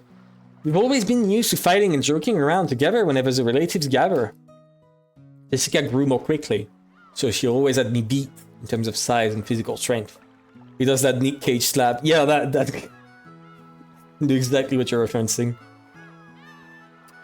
When we scuffled in the contest, my god, in the contest of strength, it usually went Jessica's way. So even though I realized that Gurn's bigger, part of my mind was still convinced that I couldn't beat Jessica. Whoa! What are you getting all serious for? Wow. おいおいおい Hey, this is ジェシ nothing. カ Let's see how you've gotten お前 weak. 急になっただ Shut up. I'm a girl. So of course I couldn't make a guy with physical strength forever, right? まあ Man, you've got a そう point だよ there. The meat I put on my arms all wet な chest. 俺の腕とお前の胸ならちょうどいい力比べになりそうじゃねえの I'm not reading that. I am not reading that one out. だからお前に揉ませる父はね I'm not reading that one out either. それより Oh, about you.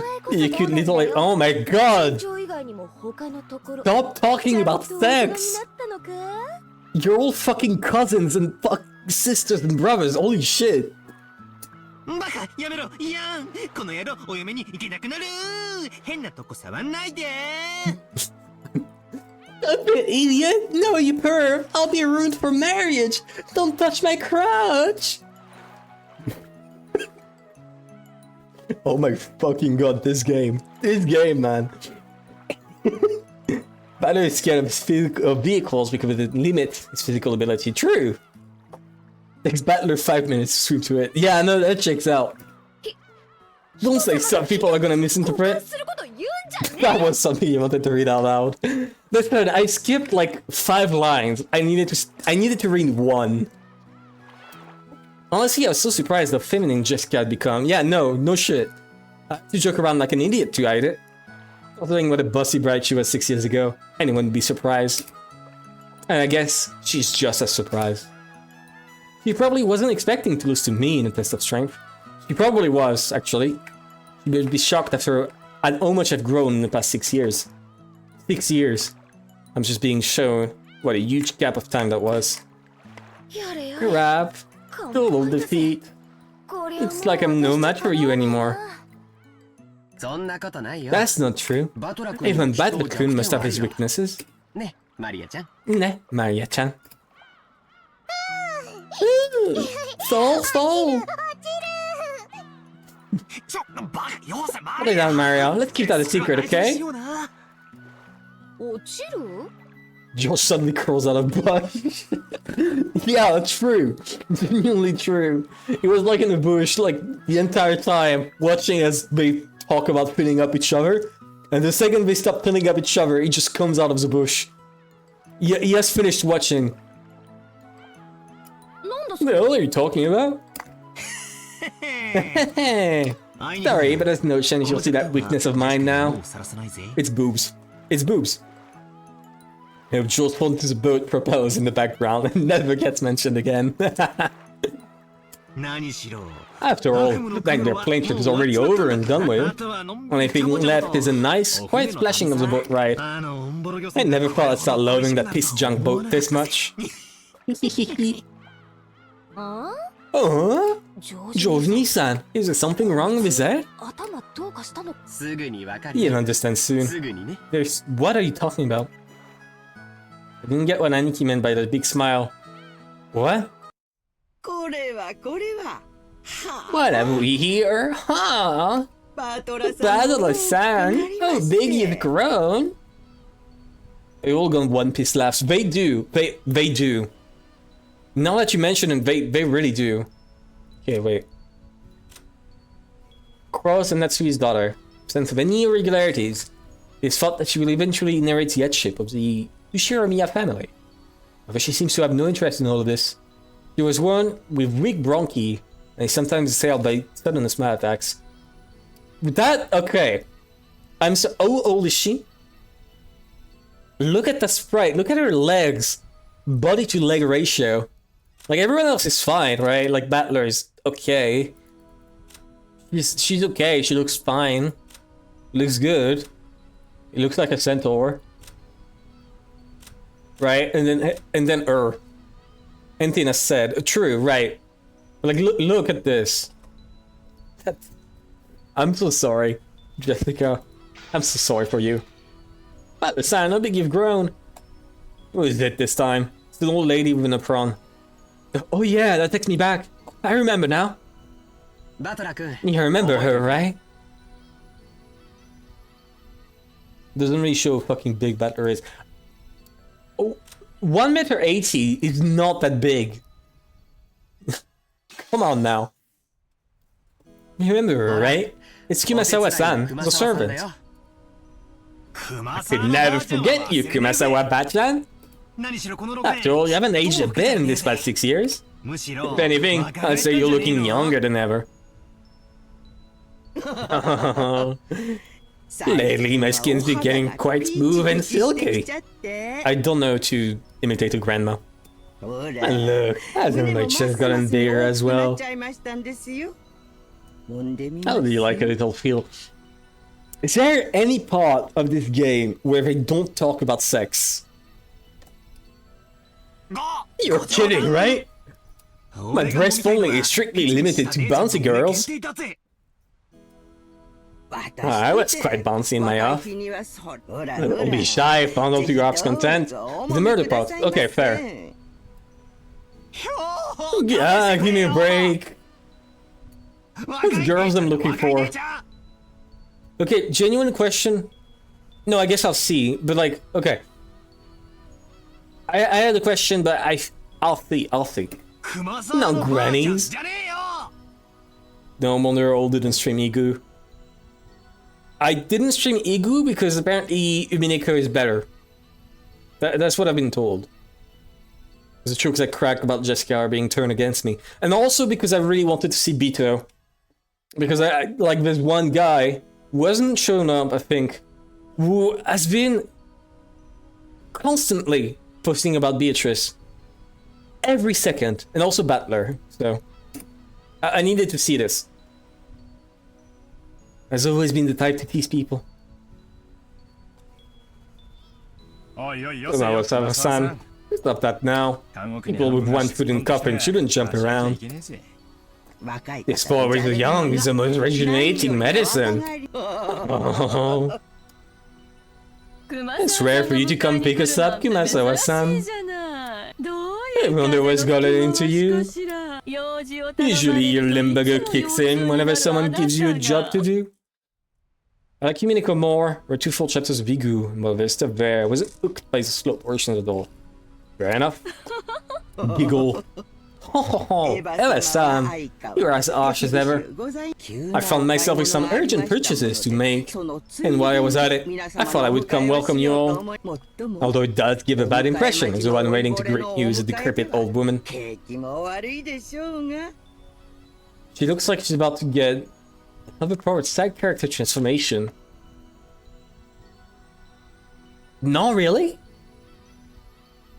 I don't think so. Only if I spoke sarcastically, but Kumasawa-chan's year of experience were nothing to sneeze at. She was more than capable of smoothly and coolly defecting that comment. Well, it feels bad to say it, but old Kumasawa-chan may be past her prime as a servant.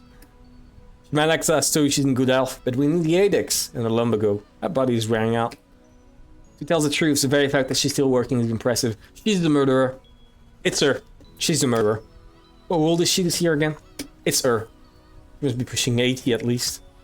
We don't see her yet. It's incredible that she's still able to act so sheerly. Do we see her yet? No. Wait. What are those? Oh, I thought, okay. Look next to clear and switch Japanese. I saw those red, those circle things, and I thought that was like indicators of something. It's just the buttons. Oh, that's right. Here you are. Is the tea I told you about before. Look, I bought you some. Please you try it later on. Montreza took a souvenir bag out from a suitcase. To think that she remembered a promise that she'd apparently made last year and faithfully bought it.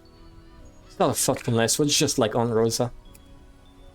She wasn't the kind of person who would forget or break a promise. Kumasawa-chan seemed deeply touched. Not only that Aunt Rosa had remembered his year-old promise, but that she would bring a gift to a simple servant like her. Okay. I heard the sound. So now I know. Part-timer, for she has quit her job, has served the family for a great many years. She's crafty and more than competent when it comes to paranormal duties. She's not highly regarded as a servant because of her love of rumors and shadiness. Okay. Fair enough. Fair enough. I'm gonna take this point as a break to go pee because I really need to, and then I'm gonna drink because I really need to. Speaking constantly for like an hour 30 is very exhausting for the mouth. You may be surprised by this. Okay, BRB.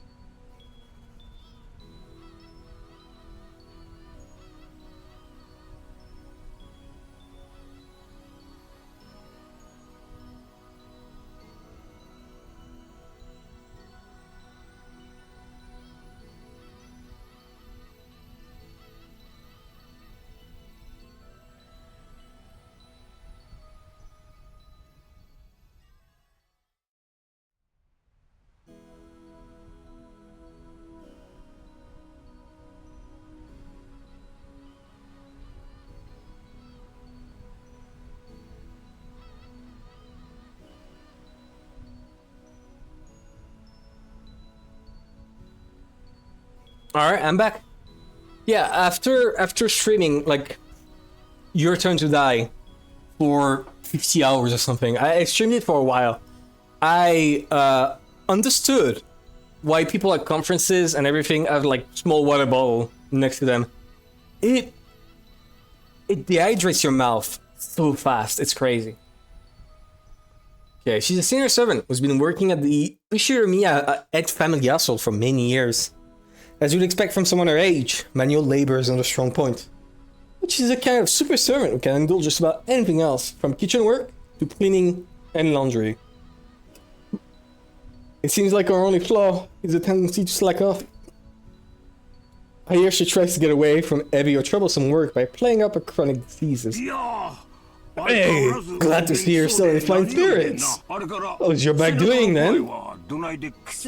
Even with the medicine, it's not getting one bit better. According to the doctor, nothing can be done for this one. It's what you might call an incurable disease. They all have different laughs. It's crazy. Jessica-chan just keeps getting prettier. Good thing she takes after Natsumi-san.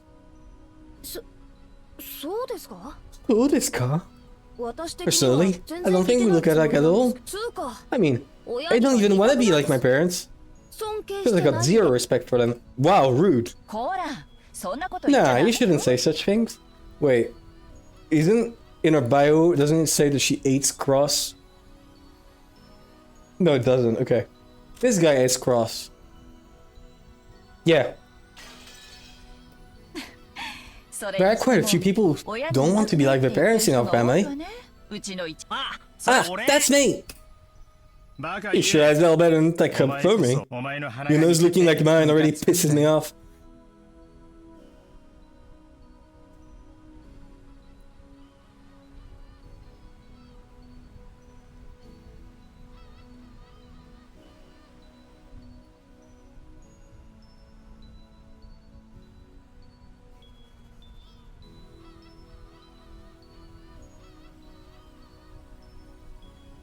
Yeah, they're pretty similar. Yeah, they're equal. It's the same thing. It's the same thing. They're both the same. Yeah, okay.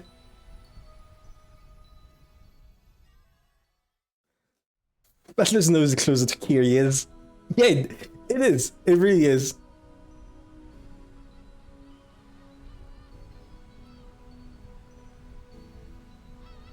Okay.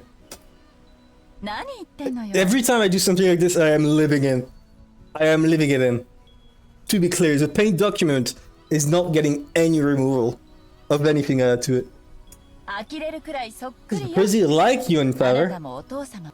Come on, you can't be serious. Just so am I like that. You're a lot like him, especially in how arrogant and prideful you are.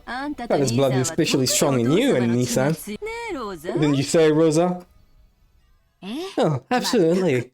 First Nissan, Rudolph Nissan, almost unbelievably like that. Oi oi, why am I the only one on the fire from the girls? Hideyoshi Nissan, give me a hand, please. Yeah, Rudolph Kun, you're always so popular with the ladies. Jealous! I genuinely am unable to do the laps. As usual, you're popular enough to make me jealous. Well then everyone, shall we head over to the boat? Come on, Maria-san, let's get on the boat together, okay? Is there like one boat? Get on the boat together! Ooh. Everyone gets on together! Ooh. Okay, I love her, she's cute. I like her, I really like her. If she dies, if she commits murder, I am... Can you punch the mic a lot when you have to voice Maria? Why? What do you mean? Oh yeah, this time around I'm not gonna be scared. I'm used to being shaken by the waves. With that piece of junk fishing boat, I'm less afraid of the shaking, but the engine breaking down and the boat drifting off. Oh, likes Maria. It's the most cursed outcome. She's cute. Okay. Everyone bullies her, but she's cute. Oh yes, Bat Lakin. I forgot to tell you. That fishing boat was completely worn out, so I was taken out of commission a few years back. I love his soundboard worthy. When a board plays the game, now use your laugh for it. I'm shocked. I do need a soundboard. I do need a stream deck. I should get one. It would be funny. ああ、そっか。 Oh, right. It's Battler's first time in the new boat. It's super comfy すっげえ and 速い。 freaking fast. 何し You ろ gotta と go んでもない crazy スピード high が出るんだから speeds. さ。 Oh, ってことは that means less travel time, right? そりゃ素 That's 晴らしい great. 何しろ Having to worry about thinking is less scary than being on a plane, but it'd still be awesome to get it over with as quick as possible. こりゃ気を Ooh, is Battler going to fall again? そりゃ That's only on airplanes. Everything's fine now. 何しろ船長 Anyway, his captain tried a joy. A kind of modded high-speed boat. だいぶいじってるらしく。 Seems he's got it pretty souped up. Who the fuck says souped up? Genuinely, he was bragging about, oh, he attached 4 base high efficiency propellers to make it break 40 knots. Talks about it all the time, so I've sort of memorized the spiel. 僕も毎年 Yeah, I've got it 聞かされるんだよ memorized too since we hear about it every year. 船長は昔 Captain Tess has been obsessed with mudding ever since he lost his speed contest with a foreign boat ages そ ago. の時の相手は漁船なのに But Alpine managed to break 30 knots with just a fishing boat. その雪辱の念が結実してスカッと爽快な Is this- 超高速改造艇の誕生となったわけさ。 Okay. Two things. There's 2 options here. One, this is highly irrelevant, and they should absolutely stop talking about this because it sucks. 2, it is highly relevant because of how much they emphasize that there's a really fast boat on this island. And, like, someone could have left with the boat, go really fast or something. There's 2 options. Right? So, okay. Let's write it down. Right? I think it's important to write it down. Let me try and make a boat, right? So, something like this, right? Then I add pedals.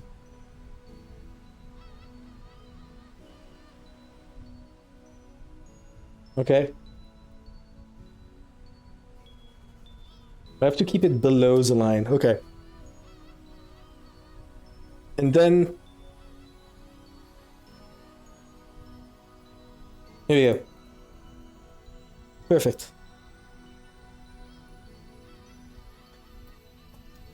I'm sure you just love it, Battler.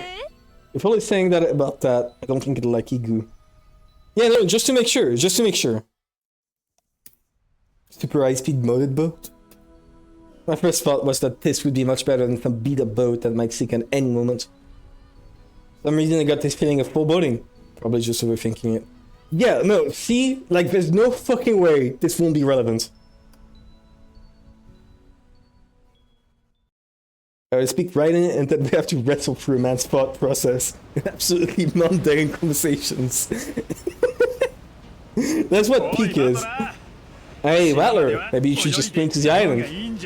You know, the Bible, right? Very influential, very good book, because it changed, like, the world. But you know what would have made it better? If throughout the entire thing, every single character had, like, about 1,000 more words or lines specifically to describe every single thought and feeling they had at that point. Thank you, Bedwards, for the follow. I'm glad you enjoyed the stream. Welcome, welcome. The Bible was influential because 2 bears killed loads of kids over a man's boldness. Yeah, that checks out. Hey, Battler, maybe you should just swim to the island. You Umineko fan, you are in for a great time. I've heard a lot of good things about Umineko, so I am pretty hyped. So we're gonna see. I am definitely going to be, like, going for a lot of hours in this. And I am fine with it. I did read the entirety of Your Turn to Die. Banger, by the way. Play Your Turn to Die. Really good. There was literally the council of Nyaa to do that to the Bible. Really? Okay, never mind then. I did not know. Right, you learn something new every day. Maybe you should just swim to the island. Shouldn't lean over the railing too much. You might fall. Okay. Okay, thank God we didn't meet the captain of the boat and he started doing this spiel that they just talked about 3 seconds ago. Like all the apostles were a book, like there's a book of Judas, for example. I see. Achilu, Achilu! Damn it! This is why you're all grinning back there. This is a super high-speed boat that the captain started boating. That line is gonna be repeated at least 3 more times. Oh yes, that pink of junk fishing boat from Seagulls doesn't hold a candle to this guy.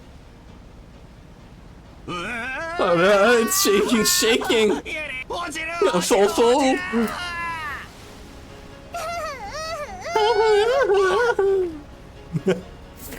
I'm gonna stop doing those. It's impossible. I fall. If I fall, I land in the ocean and drown. Where's the parachute? I mean, where's the buoy? Is that what they're called? Are the red and white rings called buoy? Give me a life jacket. Do they say life jacket though in Japanese? Do they have not like another name for them? Is this like a purely English concept?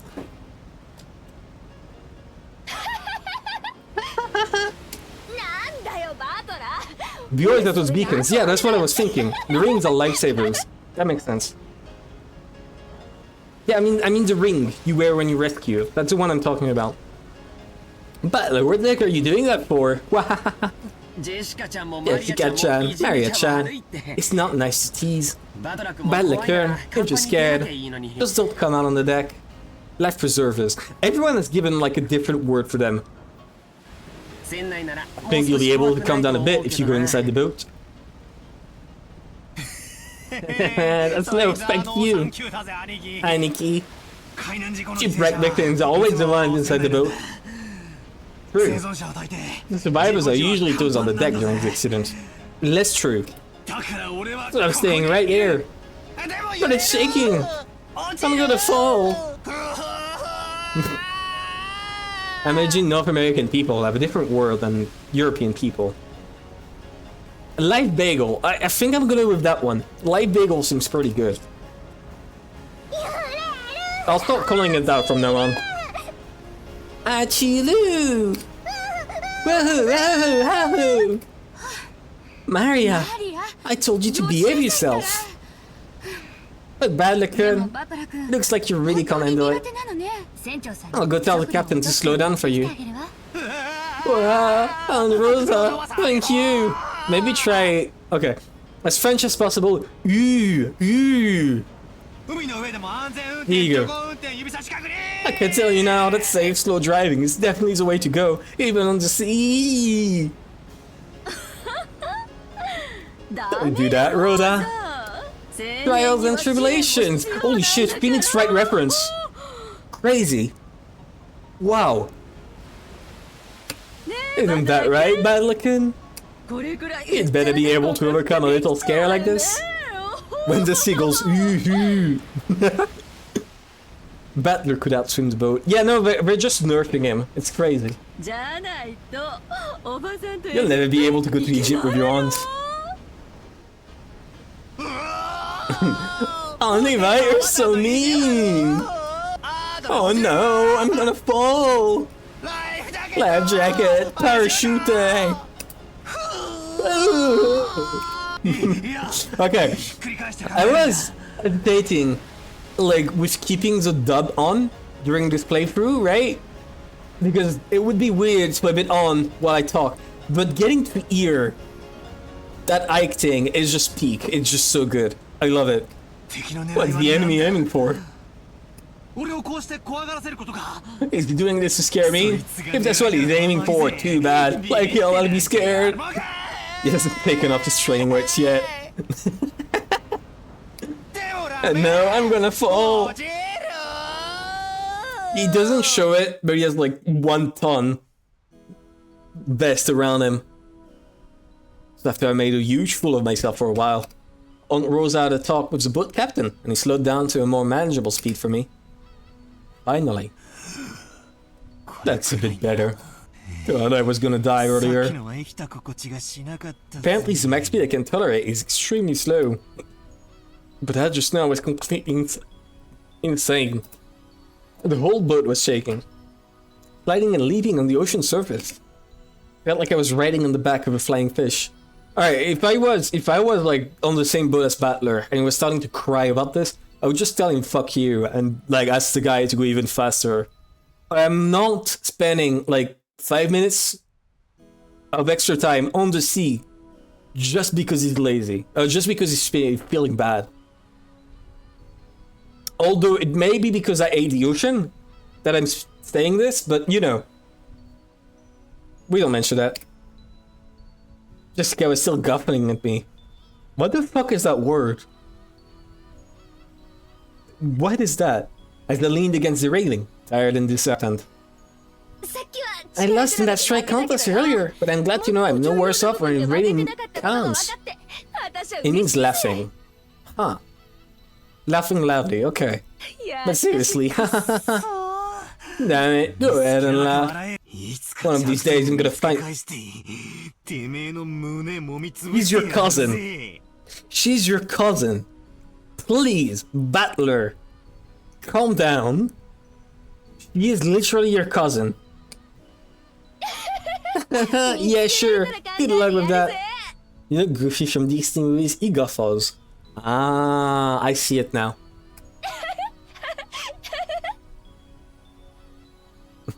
Shut that annoying screaming kiddo up. Let's go full speed over a ramp. Battler never bidding the incestuous allegations. He's never bidding them. It's so over for him. I'm never laying him down. Ooh! Battler, all weak. Yeah, Battler, all weak. I wanna die on land, not in the ocean or the sky. Mary was patting my back, so I patted her head in return. Her expression was blank as usual, but I realized that she wanted to console me.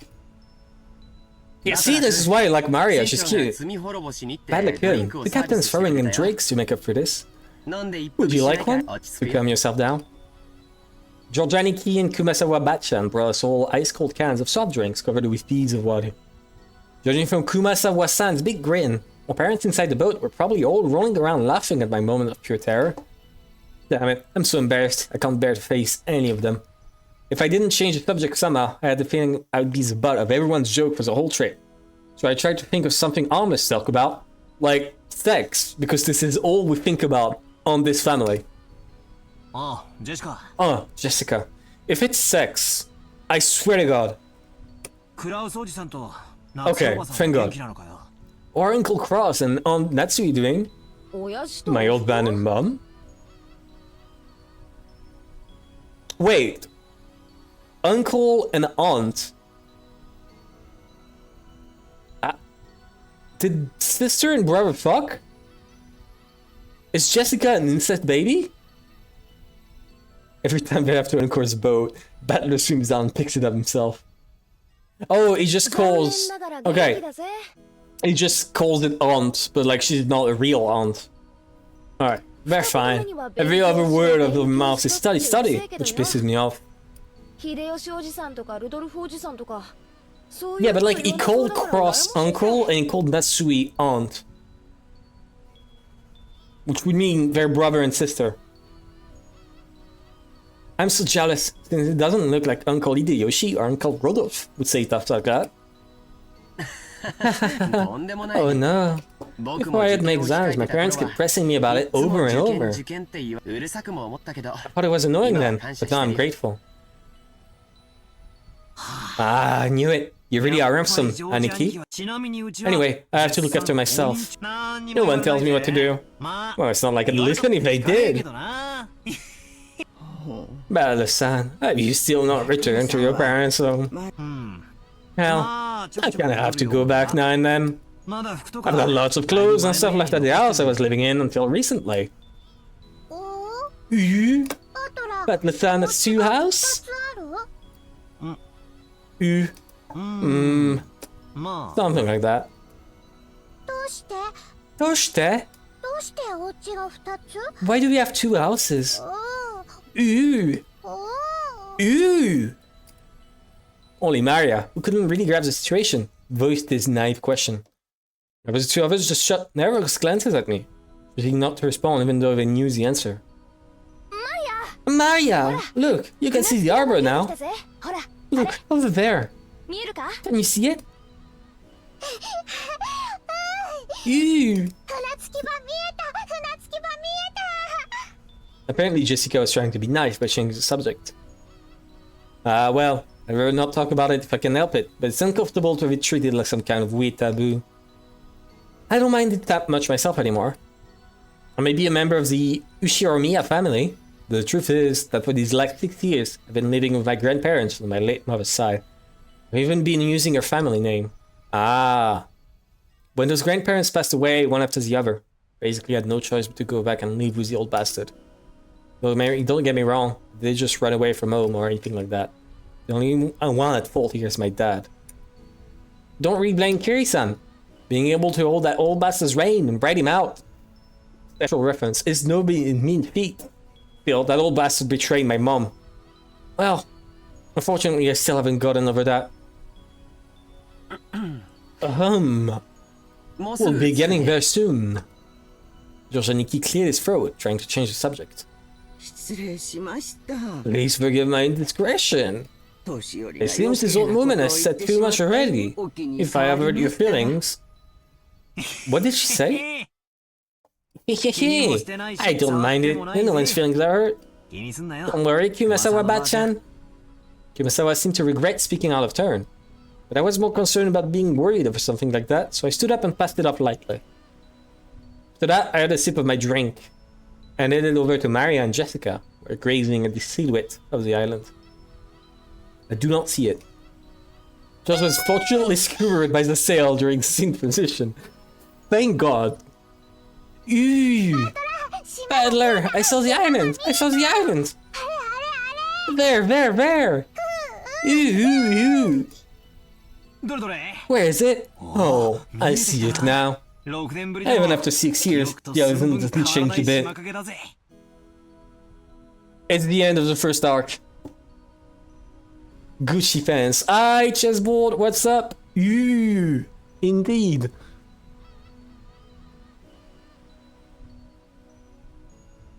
The small silhouette island. There's a small island silhouette in front of us that got in pretty close. The island name is Rokenjima. It's a small island about 10 kilometers around, located in the Izu archipelago.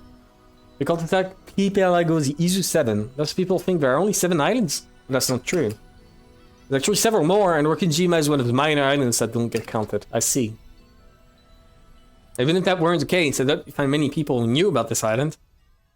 Only people connected to the Ushiromiya family ever go there. Convenient. Convenient for the plot. In other words, outsiders and tourists never have any reason to care about it. So you never find this island's name in a travel brochure. After all of Rokenjima is an estate possessed by the Ushiromiya family. Give me a second. I'm trying to set something up. It's pissing me off. Oh my god. Okay, here we go. Fixed. Told Tributobot that was bothering me, trying to get me to install a game on the amps that I live in Rokenjima. Based. Only the Ushiromiya family lives there. Only people connected to the Ushiromiya family come and go to and from there. There's nothing there except the arbor and a mansion. The vast majority of the island is still just uncultivated forest. Such waste, but it could be made to a nice golf course or something. A based battler. However, when you realize that the entire coastline is a private beach, it starts to sound pretty magnificent. You've probably guessed by now, but to put it simply, the seagulls are crying. It's just rolling in dough. The Ed family apparently possesses a vast fortune, and Dad and the others who make up the branch families have built up plenty of wealth for themselves, finding success in their respective businesses. I have to go make supper for my folks. I'll be headed out for now. Later, Malf. Thank you for passing by. I really appreciate it. It's been a while. Been leading a commoner's life at my grandfather's home this 6 years, so I'd completely forgotten. The old bastard's house really is elegant, and everything about it is turned to match the snobbish taste of the unknowingly rich. When are people dying? It's been 2 hours. Can George die already? Umineko audiobook by all is pretty good to listen to. I'm glad. I'm really glad that you guys enjoy it. I was worried that people would dislike like my French accent. So I'm glad to hear it's not that bad. Needless to say, none of us think of ourselves that way at all. I don't see myself as being rich. And Jules Janikyu takes self-discipline very seriously. Doesn't let himself get too comfortable. We've been getting good amount of viewers too. Yeah, I'm pretty glad about that. I'm really glad. I thought it would like go like every other indie game I've played, where just suddenly it drops to 3 viewers, then 2, then 1, and nobody shows up anymore. Japanese really love Germans, so French is a nice change of pace. Yeah, there's a lot of German booze in Japan. But Japanese really love Germans, so French is a nice change of pace. What do you mean? I'm confused about that sentence. Also, just so you know, Japanese really love the French too. Like, France is the second biggest manga consumer worldwide, with the first being Japan. Needless to say, never, okay. I don't see myself as being rich, and George Janikyu takes self-discipline very seriously. Doesn't let himself get too comfortable. This guy is always complaining that she'd rather move to the city than be rich. Nyaa is still a kid, who isn't even interested in money at all. Does that attitude really make us any less snobbish? From the perspective of people in poverty who can't pay the bills, we really have been blessed with a lot, true. This isn't the place to explain any further, so I won't. It's the same as not being able to choose the parents you're born from. They don't ask to be born to a rich family. Oh my god, I get it. I get it. I think it's really something to be envied. It can be pretty trying when people are prejudiced. Oh my god, this guy! Stop talking about how rich you are, it just makes you look like an asshole. God damn. As I pondered these sentimental thoughts, Maria started shouting and leaned over the railing.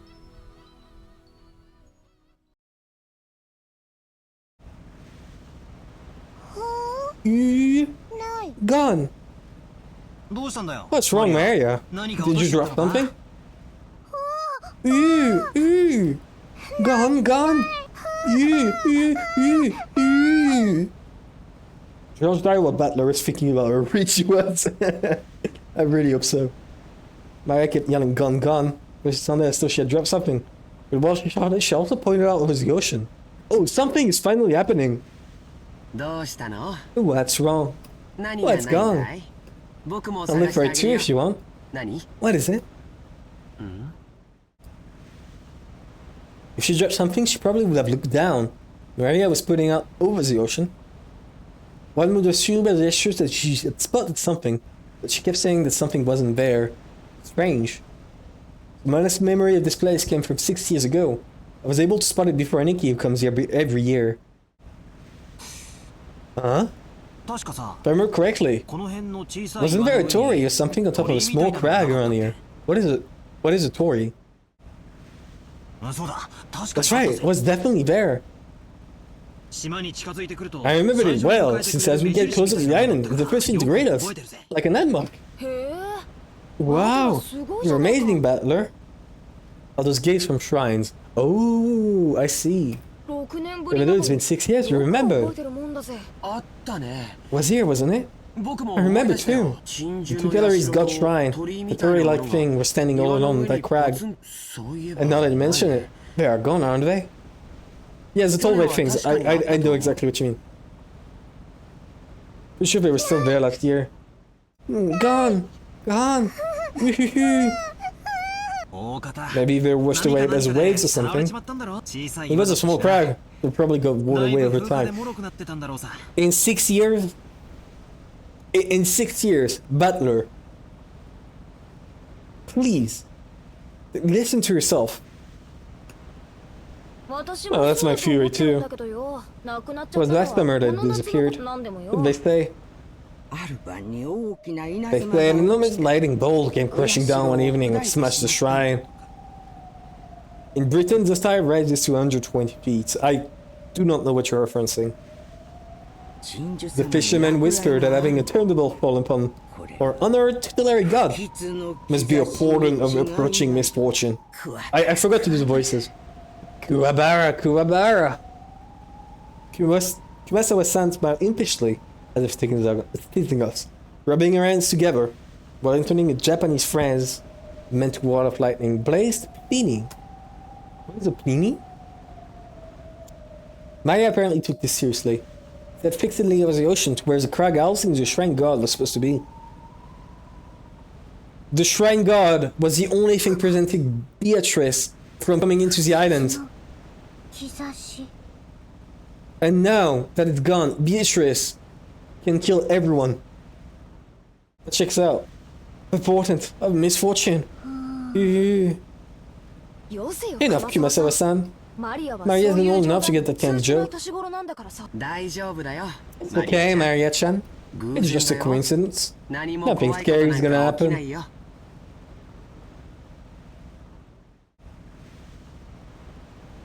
Georgianiki put a hand on Maria's shoulder to calm her down. But Maria's sharp-eyed expression didn't waver. 不吉 Misfortune. 不吉 Misfortune. She muttered that word over and over. Repeating a single word over and over is the habit that Maria's had for a long time. Really? You don't say. No way. What? No. I couldn't tell. Since the word she was saying was literally an omen, it was a bit creepy.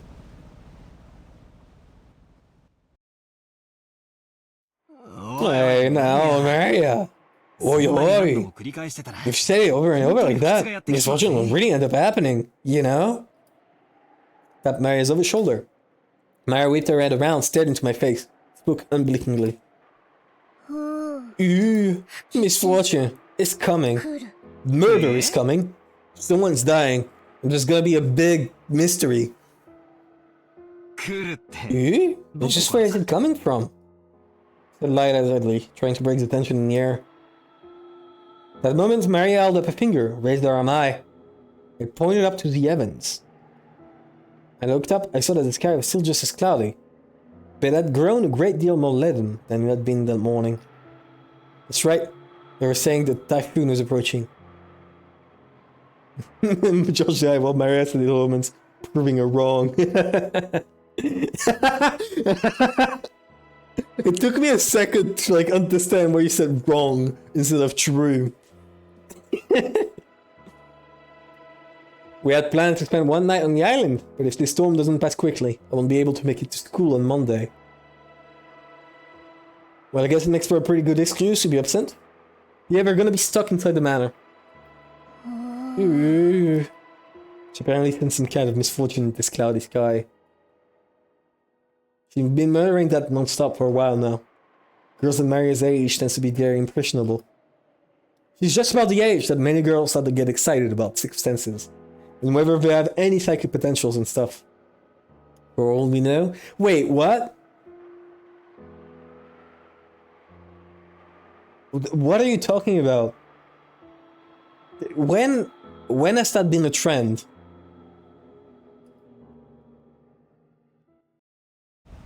It's okay, Maria-chan. The weather might get worse tonight, but tomorrow will clear up and become pretty blue sky. おー Ooh, 綺麗 pretty blue sky. Ooh. そう That's right, but 明日に tomorrow な will れ be ば a pretty 綺 blue 麗な sky. 青空やまない雨 There's no はない rain that し doesn't end, and the 晴れな clouds い that never 雲だってな clear. い おー In the 1980s, fairy gender was a trend or something. Oh, okay. Makes sense. Makes sense, makes やま sense. ない雨 Rain that doesn't end. 晴れない Clouds that never clear. ふ Ooh, ー ooh. 確かに台風が近づいてるけど So よ Bella's assumptions aren't at す all. ぐに過ぎ Fair ちま enough. うって No, the typhoon's coming, but soon it will go away.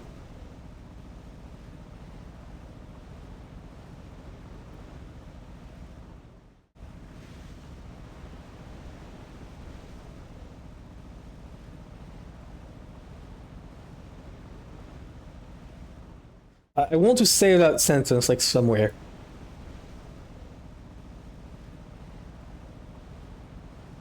Here we go. Perfect. 大丈夫さ That'll be okay, Mario. Eh, what the fuck is up with her face? Didn't they say she was inexpressive? Eh, eh, eh, eh. Maria started yelling ooh-hoo. It looked as though she was having a tantrum because no one could understand what she was trying to say. What in the world is Maria trying to so desperately to warn us about? Unable to understand her, we couldn't help but feel a vague sense of misfortune. I've heard that everyone can feel the supernatural, but it weakens as you age. That might mean Maria, the youngest one of all, will possess some kind of sense that the rest of us had lost. I wonder if that sense is sending her a warning. At that moment, Kumasawa-san quietly opened her mouth. Rumor has it, that long ago, Okenjima was... Kumasawa-san, let's not talk about that now. Just as Kumasawa-san was about to tell some kind of story, Jessica sharply interrupted her. No way, really? Jessica's tone was extremely firm. For her. I wanted to push her further just out of simple curiosity. But judging by the look on Jessica's face, whatever Kumasawa-chan was likely to say would probably make Maria even more uneasy. Yeah, fair enough. I did try to press her for the story. The odds were pretty good that it wouldn't be anything bright and cheery. Oh, I do apologize about that. Waiting here is hard to bear for the elderly, so if you would excuse me for now. Gossipers have no reason to hang around after they've been told to stop chatting. True! When Kumasawa-san finally realized that she had stepped the bounds, she went back inside the boat. As she left, Uncle Hideyoshi showed up in her place. Since he arrived mid-conversation, completely failed to notice the complicated atmosphere that hung about the scene. I like this guy. If he dies first, I swear to God, I'm killing the maker. If he dies first, he's the only one. He's literally the only motherfucker who has not mentioned sex since the beginning of this game. It's crazy that this is like such a low bar that no one has been able to pass besides them. Why did a friend DM me on Steam, I want Beatrice to step on me? Why was that necessary?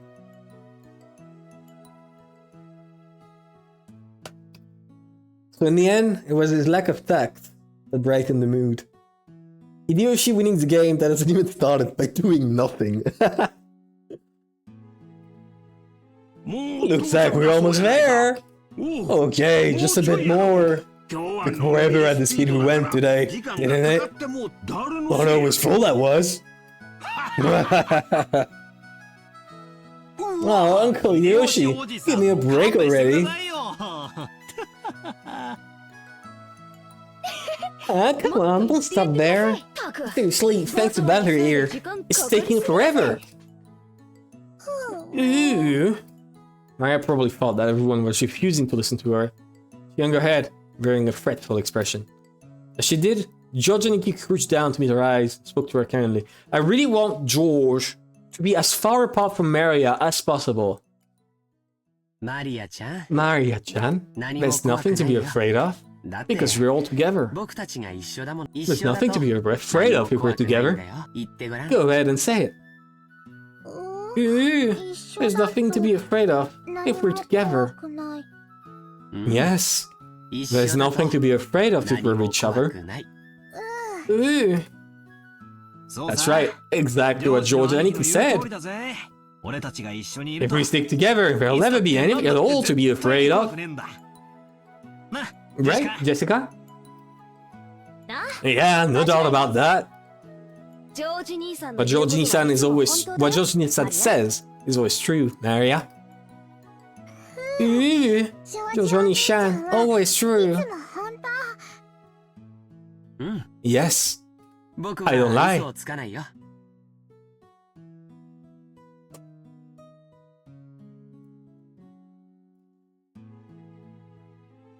Okay, give me a second.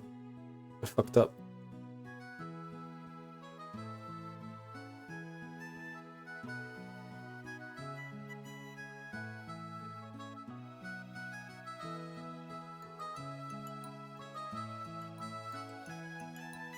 Okay, perfect. Back to the game. だから信 But じて trust me, みんな there's と nothing 一 to 緒に be いる afraid な of if we're all 何 together. も怖くないんだ Really, George died with Kira and away from him. George Onishan doesn't like. It's never gonna get old. I don't agree, don't like the guy. 信じる I trust you. There's nothing to be afraid of if we're all together. いれば怖く Not afraid. I jumped to George and his arm and hugged him tightly. After Aniki patted her head, she jumped away again. Her facial expression had undergone a 180 degree change. So, you mean like this, right? Like this.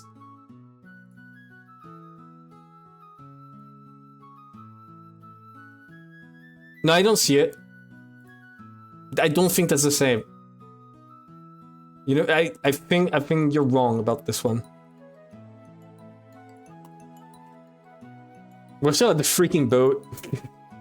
Yeah, we're still there. She was again the ordinary Maria. I'm gonna keep going until there's a murder, by the way. みんな There's nothing to be afraid anymore because we're together. Ooh. ああ Yeah, そうだ that's ぜ it. You look all better now. もうマリア You're は強い strong, な and that's awesome. 偉いぜ Ew, I'm awesome. なんやどうした Hey, now what's going on here? マリ Maria-chan didn't get seasick, didn't she? Hmm? Ah, well, something like that. もうじき We'll 着き be ます arriving soon. The hour was already drawing near. Oh, it's loading up a cutscene. I was wondering what the fuck was going on.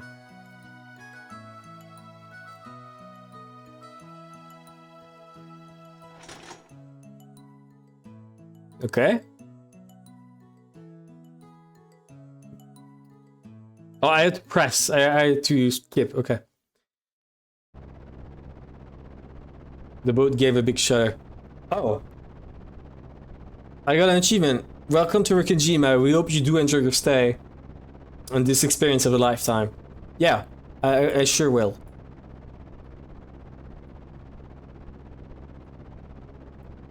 Virtual zoomers who can't read analog clocks.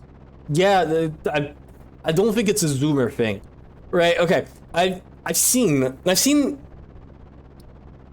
I used to think that everyone was like had some form of smartness, like everyone could be smart to some degree, until I met a person with the worst political takes ever, like literally the dumbest, who couldn't read analog clocks, who struggled to put a sentence together, and who wasn't like diagnosed with like anything. She was just like that. She was just that dumb.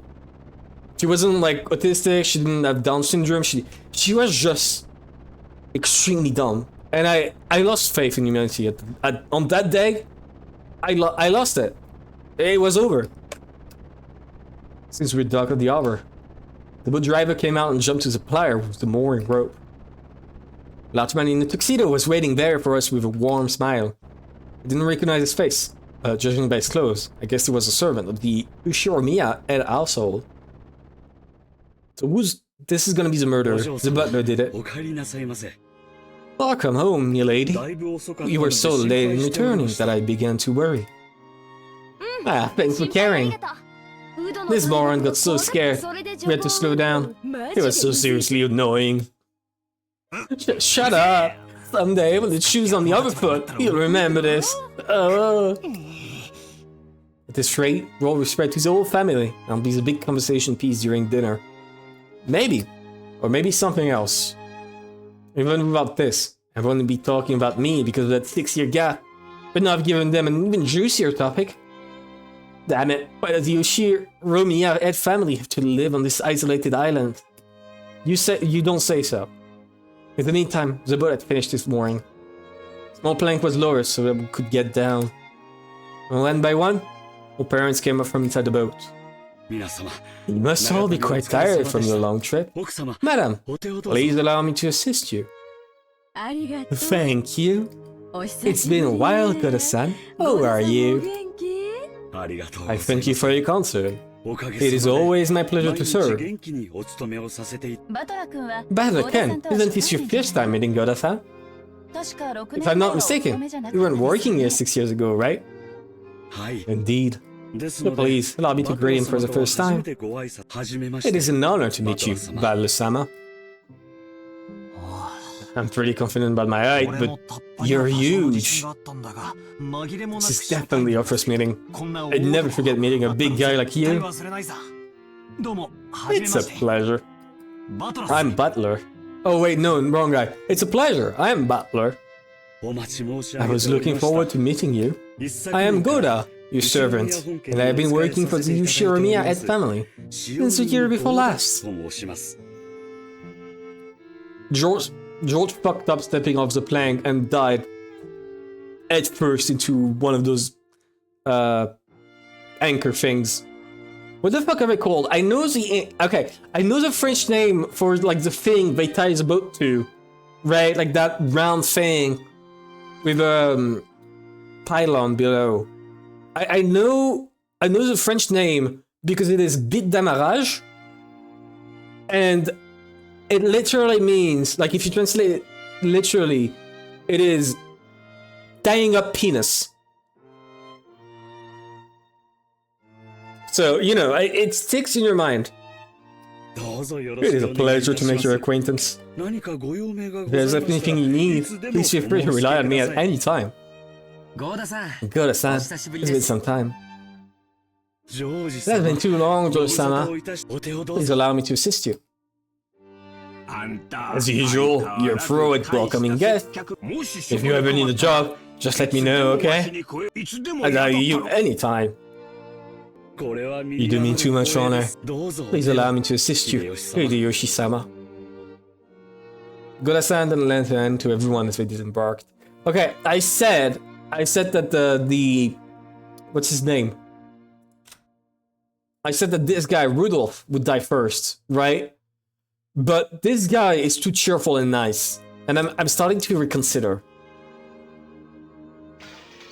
We talked about seafarer terminology multiple times. Yeah, it's crazy. A speech and manners and the refined polish of a professional. And you know what? As the refined polish of a professional, me going to pee because I've drank so much water, I really need to. BRB.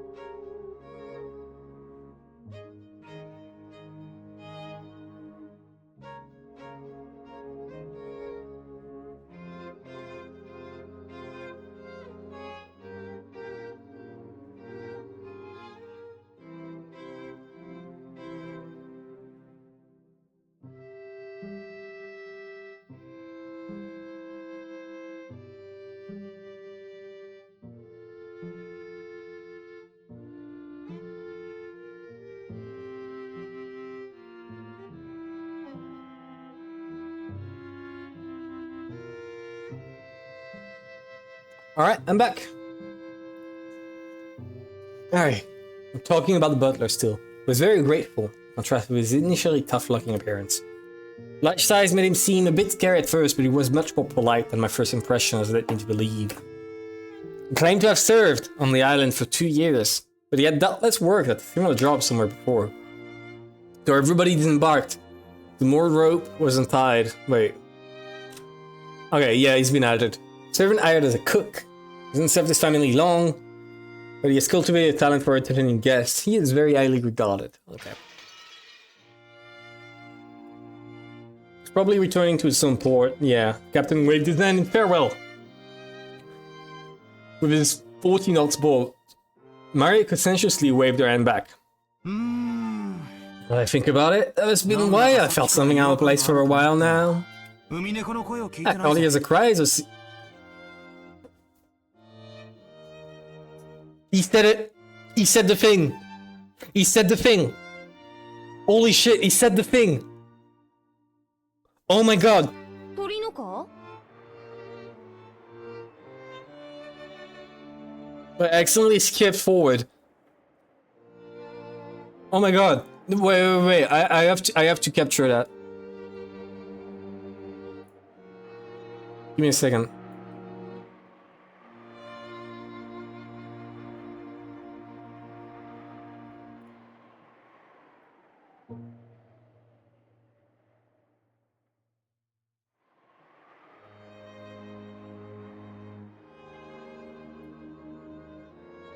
Here we go. I need to save those amazing quotes. The bigger the media, the more title drops it will do. True. Seagulls? The bird? Do you not know what seagulls are? If I remember correctly, whenever we came to this island in the past, the seagulls always greeted us with their lively Nyaa cries. Pretty sure they don't do that. I'm pretty sure this is not something they do. Thank you for the follow, Mystic Proxy. Welcome. I'm glad you enjoyed the stream. Enjoy the French ASMR Umineko reading. Because of that, whenever I hear the cries of seagulls anywhere else, I get the feeling that I'm coming to a family conference. Hi, Mystic. Except for the small part of the island where those of the Ushiramiya pet family live. Rokenjima has been left uncultivated, which apparently makes it a paradise for wild birds. Supposedly, there was a cliff somewhere else that housed a huge seagull colony, so this island was always full of seagulls. Not having the seagulls here to greet us made me feel a bit lonely. So like, every single thing on the contour of the island was struck down. Like, first the gate, now the seagulls, they all have their nests, their location right next to the coast. I feel like that's pretty relevant. What's wrong, Battler-kun? On Rosa. Nah, it's nothing really. I was just thinking it's a bit lonely without the Nyaas of the seagulls. あら My, that's true, not that you mention it. そうねいつも Even though they're always so noisy, today there isn't one to be 今日はさっぱりいな seen. いわね Ooh, どうして why no seagulls? いない？ Maybe it's because the seagulls are having a get together somewhere too. マリアも海猫 Maria, 見たかったの did you want to see the seagulls? Ooh, wanted to see them. なんだって Well, it's a bit strange there isn't even a single one around. ジェシカがみんな Maybe Jessica grilled and all and ate them. Ooh, 物騒なこと言うん yeah, じゃね also disturbing stuff like that. He punched him. That's what the shaking マリア was. するだろ You got Maria believing it. Jessica Onishan grilled them. Jessica Onishan grilled them. してないしてない I did not. そんなの Why the hell would I do something like that? I そうだそうだ okay. ジェシカが焼き鳥にしたんだ Genuine question: do people dislike Maria? Like, maybe they do in the series, but like outside in the fandom, do people dislike Maria? Because I really like her. I think she's cute. George Dyke Battler staring at the sun for seagulls. Yeah, that checks out. It's mixed. Alright, fair enough. 皮につくね That's right. Jessica grilled him. Skin and meatballs, liver and onion. Skin and meatballs. Don't say that. Liver and onion.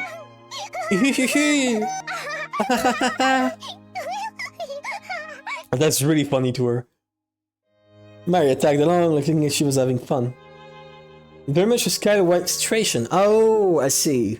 So she's gonna cheat on her husband, but then give all her money to the one she cuckolded her husband with. And then, she's gonna take the kids. Right? And then they're gonna, like, she's gonna be laundering money. If she does that in this chapter. Checks out. Okay.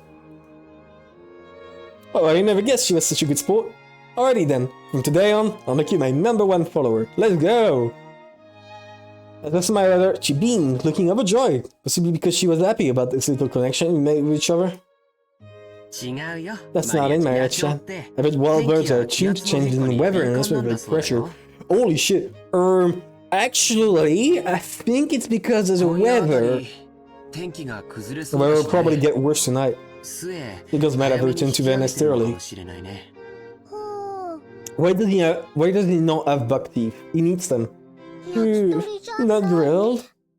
Count didn't grill them? No! I wouldn't do something like that.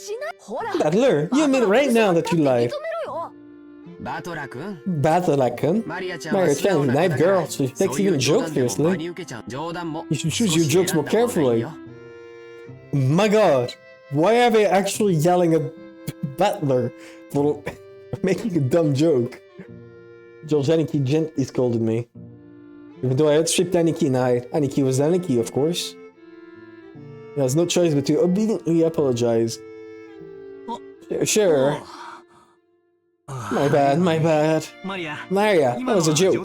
The Seagulls are all taking it easy in my nest today, that's all. Battler lied? George-chan told the truth? She's actually being tricked, despite all the fun she was having? Her eyes made me feel guilty. Maybe I went a little overboard with her, that's all. He does have buck teeth, it's why he doesn't have a fang. Oh my god. That makes so much sense. That makes so much sense. Okay, thank you for telling me. Yeah, that's right. What George Aniki said is true. The weather's bad, so we probably went home for the day. What do you mean they're gone? Right, Aunt Rosa? That's right. Tomorrow, when the weather gets better, sure we'll come back. So we can hear them cry Nyaa Nyaa, like we always do. Ooh, I'll wait until the weather gets better and they come back. I'm gonna wait until tomorrow. I'm gonna wait until the weather's better. Ooh. Maria was in a lighter mood and was looking forward to tomorrow, when the Seagulls would come back and fill the skies. Still, George Aniki was amazing at taking care of kids. I think I remember Aniki taking good care of me as well when I was a brat 6 years ago. That's probably your gift. I would not say that. You already said that. You do a great job in childcare, don't you think? It's almost like Georgie-san was bold to do something like that. Personally, I think that's better than doing business at some company president's office. Oh no, childcare is a fine career path. It's not a job where merely liking children is enough. You really are modest, George-kun. But Battler-kun is quite good with children too. It's just gonna go, even though it didn't last long. Maria seemed to be having a lot of fun. Let's keep on playing with her like you did just now. Wait. Oh, it's a child. Okay, it's direct child. Okay. Who's the husband? A father's that identity unknown. Okay. Just choose your jokes more carefully, okay? Giggles. Rosa winked at me, giggling a little. She's a real mother, thought to myself. I was happy to see Maria having fun. Come on, Rosa! And you brats too! What the hell are you doing? Let's get going! Okay, we're coming! The old bastard was waving for us to hurry up. Yeah, we needed to get moving. Might as well have this conversation after setting our luggage down in our rooms. No then, everyone. Allow me to lead you to the guest house, where you'll be spending the night. Please, this way. Called to everyone and led the way, and Kumasawa-san brought up the rear.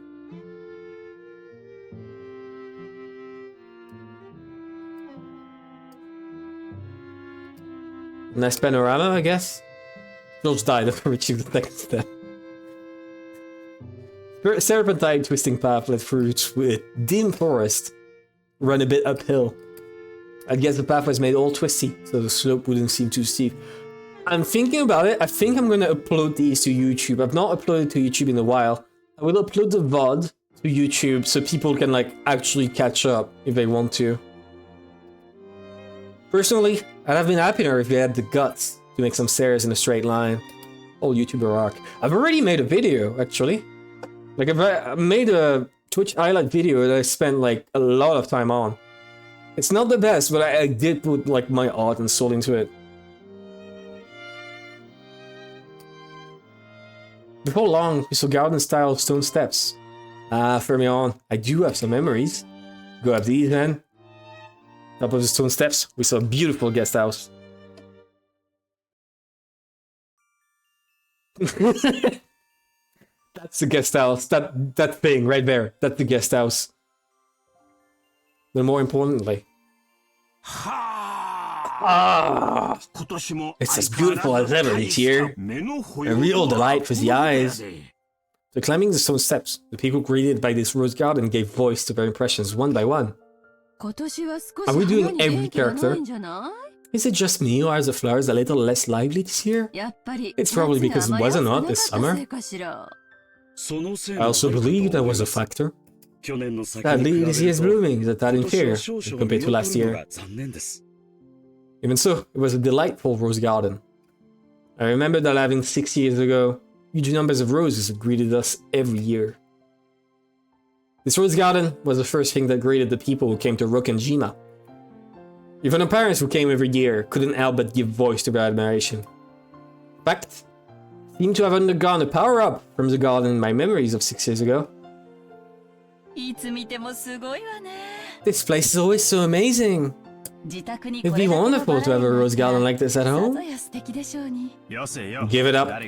Who do you think would take care of it? Roses are real pain with bugs and diseases to worry about.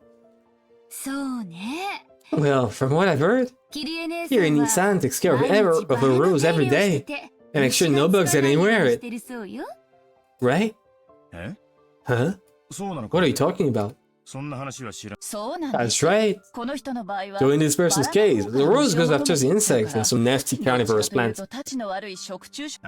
Oh, so that's what you mean. Come on, Rosa. Can't you give that a rest just for today? I put that sort of thing completely behind me. I wonder. After all, you're a womanizer on an almost genetic level. No need to worry, Rosa-san. When a rose gives you too much trouble, it's always best to snip it at the roots. Oh, let's finally talk this is. Guys who are popular with the ladies are always forced to lead dangerously. I sure hope I turn out a bit prettier in my next life. Shini-san, like I kept saying, I didn't like that at all. Battler has a nice womanizer at birth. That's why he keeps talking about women boobs. That's why, it's just like pure womanizer. You've made my rose wilt. Wilted rose emoji. Hey, Mary-chan, look over there. These roses are especially magnificent. Magnificent roses! Smells pretty sweet. Look, this suits my elegance perfectly. Hey, cut it out. Maria's gonna imitate you and get hurt by the thorns. She led me as I leaned in to smell the rose's scent with an exaggerated gesture. Oh my god, are you gonna let Battler do literally anything at all? God damn it. I saw Maria imitating my every gesture, and Georgianiki's funny bro there. Hey, now Maria-chan, be careful. Those phones can hurt. Hey, Georgiani-chan, only this rose is strange. Strange? What's wrong? Maria pointed out a single rose. Immediately understood why she found it odd. Amidst of all this magnificent rose, one single rose was just starting to wilt. There wasn't any particular reason. Some roses flourished and others wilt. That's all there was to it. But Maria seemed very concerned about the only unhealthy one in the group. That's the first one to die. Must have made her lonely. So you feel sad for this rose because it's the only one that isn't healthy? The others are all healthy. This one's sad. Yeah, it's gonna cry. Umineko means rose, and like when the roses cry. That's the meaning of the story. I bet this one's just starting to wilt early, because it got to bloom before any of the others. そうだよね。 Yeah, that's right. いっぱい咲い Probably て just bloom like そ crazy. の役目を We'll 終え feel て duty お and went 休 to み sleep. に入ったってだけのことだと思うぜ。 Holy shit, I coughed so hard. And thank God I muted myself. This is why you drink a lot when reading a lot. BRB, I gotta drink. I really need that.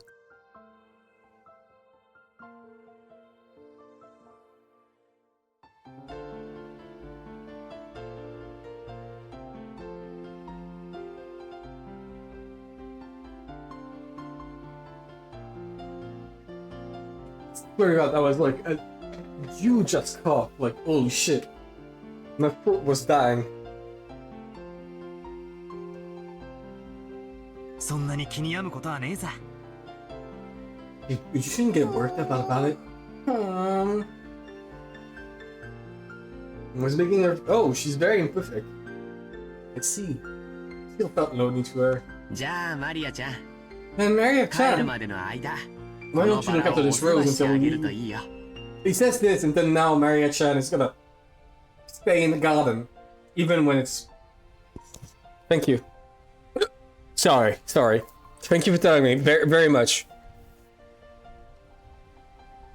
Yeah, I didn't miss many things. Like, thank you. Then Maria Chan, why don't you look after this rose until we leave? Huh? George straightened out and felt around in his pocket. Then took out a raper from the candy he had been sucking on the plane. Twisted it into a thin string, then gently tied it to Rose as a sort of marker. Hey, that's pretty cute. これが Let's mark it こ with のバラ this. の後で Later on, you can come and give it some water. バラさんも I'm sure Mr. Rose will be 喜ぶと happy. 思うよ Hey, come to give it water. せっかくだか Why ら should you give Mr. こ Rose の your バラさん name? に何か名前をつけてあげるといいよ Beatrice. そうするとバラさんも喜ぶと思うしマリアちゃんと心もきっと通い合うと思うよ I already know. She's gonna name a character, and that's the first character to die. A name? A name. She still wore a usual sullen face. Maria crossed her arms and began to consider this intently. But at least, she appeared to have been completely pulled out of her slump. Nice going, Aniki. Georgie-san has always been really understanding. Can't help but respect him. I am so tired of the George dick sucking. Holy shit, stop sucking his dick. Please. For the love of God. だな Yeah, 人徳 I guess he was just born that way. 後で爪の赤をもらって I'm gonna きてやる stop から picking up 一 tips. 緒に飲もうぜ Was this guardian just as magnificent when you all were kids? It was only after I stopped living here that it grew so big. Before that, the garden was simpler. No, I'm still attached to that one. Nissan fiddled with it too much. That vaguely bad taste of his. I liked it much better before. エヴァ Eva, you've got to think positive. キングやで Living beside how it used to look, its beauty now is something to be admired. その方が You'll be able to relax a lot better if you look at it that way. I didn't mean like that. I was just saying that I wanted you to see this garden the way it was before too. それでは Everyone, if you よろしいでし please, ょうかそろそ I ろ shall guide you to your お願い rooms いたし now. ます Outside called to everyone to ask if we were ready. But our hearts had been completely stolen away by the rose garden that none of us had seen for a year. So we didn't pay much attention to him. Since we weren't a travel group, it wasn't like we had a strict schedule to follow. Besides, since the parents were visiting their old home, full of nostalgia, it wasn't like they had to let themselves be urged on by anyone or anything. Understanding the situation, Goda-san continued to wait, smiling widely, till the parents got tired of the roses and told him to guide us to our rooms. Okay. おや Oh, おー hey! If it isn't Canon-kun. Fuck is that name? 久しぶりやな It's been so long. 元気 How are you か doing? Koidiyo, she suddenly shouted. Oh, in the direction he was waving. was a slender boy. Is a slender man when he grows up. Meeting him right after a huge man like Goda probably emphasized his small stature. The boy was in the middle of transporting piled-up gardening tools and the like in a wheelbarrow. When he realized he was being called to stop, he set down the wheelbarrow, took his hat off, and bowed his head. He looks like Miles Edgeworth. It genuinely looks like Miles Edgeworth. Konnichiwa. Konnichiwa. Figured he was probably younger than me. I realized about the general atmosphere. Without any living room volume, Hideyoshi shouting must be a jump scare every time. Yeah, true. I realized by the general atmosphere surrounding him that he was another servant. He greeted us in response to Uncle Hideyoshi's call, but he seemed like he might be pretty unsociable most of the time. It was a greeting that lacked feeling. When Goda-san noticed that our interest had shifted towards him, he went to the boy's side and introduced him to us. Butler-sama. Butler-sama, allow me to introduce you. This is one of the servants of the Ushiro Nyaa head household. Kanon-san, great guests. Hajimemashite. I'm pleased to meet you. I am the servant. Kanon desu. Wait. This sounds like Kurapika's VA. Am I crazy? This genuinely sounds like Kurapika's VA. Yeah, my first impression wasn't wrong. You seem to be unsociable, or at least not so good at talking. Compared to Goda-san, who was extraordinarily polished for a servant. I would look it up. But I can't because it would spoil me instantly. You couldn't help but feel inexperience typical of his age. Google, please answer. I can't Google because like there's gonna be a billion spoilers. Now Goda-san urged him in a whisper to give a bit more of an introduction. The boy named Kanon only cussed his eyes the one words. Kanon-san. Kanon-san, could you perhaps give them a little more of a greeting? No.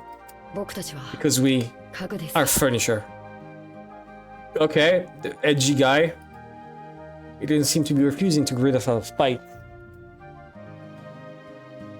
Rather, he seemed to have fallen silent because he didn't know what else to say in greeting. Well, Kanon's kind of shy and doesn't talk much. Give me a second, I'm trying to find something. Found it. It might not be that sociable, but deep down, he's a really good person. Don't get him wrong. You've been working here for 3 years, haven't you? Pretty sure you started a year before Goda-san, right? Even though he wasn't exactly giving a terrible first impression, Jessica hurriedly backed him up. See, apparently his unsociable nature causes him trouble a lot. Okay then, nice to meet you. Honestly, I was told the art would be like super bad. But it's genuinely not that bad. Right? Okay, I do kind of like the art. I'm Battler.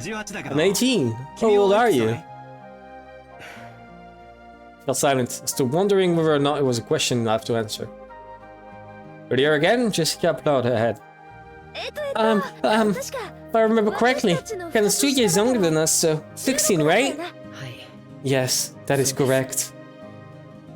It looked like he would have preferred not to tell us his age if given the choice. That's probably because we thought we'd look down a name for it. Oh, we already see it. Okay. Performs his duty silently and diligently, but he's not so highly regarded due to his unsocial nature.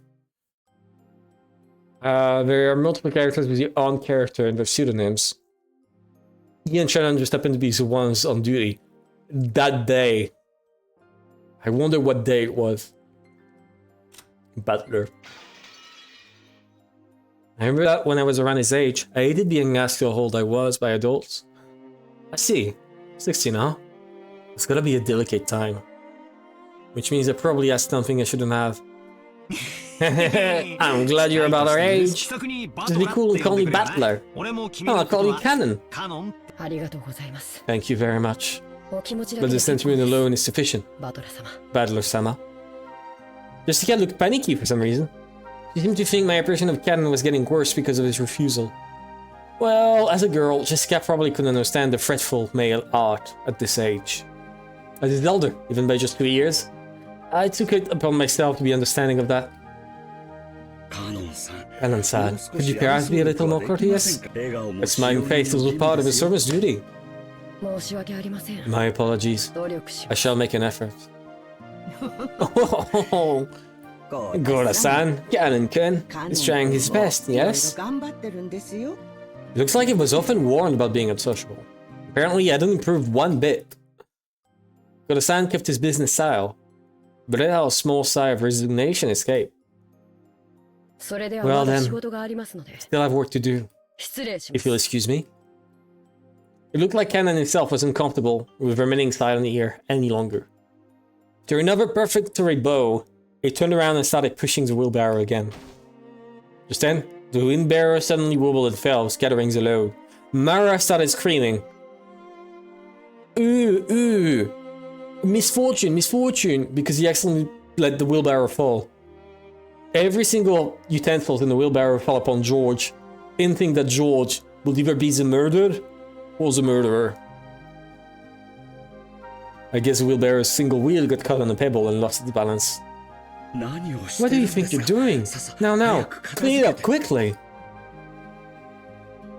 Gora-san urged him to hurry in a quiet voice, so hinting that it was shameful for a servant to appear clumsy in front of the guests. George dived to teleporting under the wheelbarrow. Canon-kun wordlessly reloaded the wheelbarrow with a fallen object, as if to say that he understood quite well without being told. He seemed to be fine with the light-looking gardening tools, shovels and such, but he looked like he was having trouble getting his arms around and lifting up some sacks of fertilizer. Are you okay? You're so careless. They should fire him and get a different servant. Here, milady. You will dirty your garments. Please, leave this to us. With a smooth motion, Gora-san took the shovel that Jessica had picked up. Behind him, Canon-kun was having trouble with the sack of fertilizer. Ooh, you'll dirty your garments? Don't worry, the ones I'm wearing aren't that expensive. Besides, our guys just eat here and makes the waitress pick up the fork they dropped at the restaurant. It isn't that expensive. It is a fully custom-made suit with your insignia, special zipper, and buttons. There's no fucking way this isn't expensive. Butler, stop lying. At least that was the other bags that had fallen. Of course, they aren't light, but for me, there was a piece of cake. Especially with his training weight on. He still didn't mind. Canon-kun looked at me surprised. It was the face of someone who never would have expected to receive help from a guest. There's 50 identical suits. Checks out. But don't worry about it. I will take care of everything, so... Don't you worry. I may not look it, but I've got where it counts. Since Canon-kun looked like he hadn't yet gone through his growth spurt, he was stuck with a sort of weak body. This kind of weight might have been too much for him. It's quite heavy. That's all that would be difficult for you. Don't worry about it, Canon-kun. It's been like 1,000 words about this wheelbarrow falling. God damn. Okay, my time to shine. This makes up for the boat stuff from before, right? As if this could make up for freaking out like that. Later, I'll tell you about it too, Canon-kun. But it was so hilarious. Gonna fall! As we did this, I pulled those stuff back into the wheelbarrow. I beg your forgiveness for letting you witness such unsightliness. Come on now, that's quite enough. Please go. I think the guests were supposed to feel welcome. Is such a disgraceful thing? Must have been idiotically embarrassing for a servant. Pressed by Gora to hurry up and go, Canon-kun left. When's the murderer? You threw rush on him, Gora-san. Couldn't you have helped him instead of being a bully? That was wrong with me. I deeply implore your forgiveness. Without even twitching his smile, Gora-san apologized elegantly. Canon-kun has done things he's good at too. It's just that being young works against him all the time. Crying shame.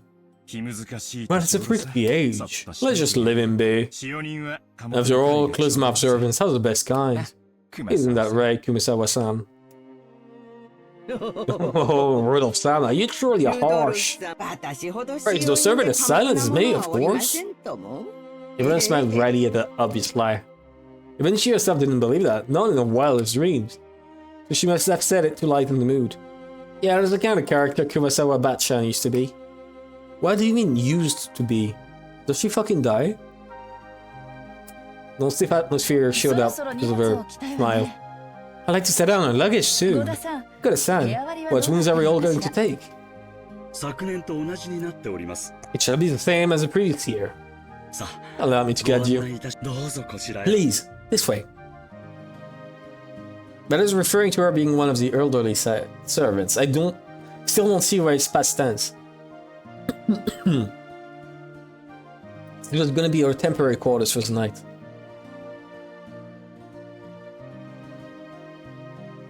Gatlin watched over the hedge as the guest all entered the guest house. Then he let the eyes fall into the heavy sack of fertilizer piled up in the wheelbarrow. In his mind, he kept going over his previous mistake. Battler, big and strong, had picked up the sacks in front of him, so that Cannon couldn't lift himself, as if they were feathers. He's just that strong, stop being sad. She was like that, she's still like that. Ah, I see, okay. Checks out. It'd be extremely difficult for an outside observer to guess what emotions that flavor that stirred up in Cannon. But as far as you could tell by watching him hang his head, there's something that he just couldn't let go of. Muttered words escaped his lips. But those words he murmured were so soft that they didn't reach even his own ears. Even I... Cannon hugged his head, slightly biting his lower lip.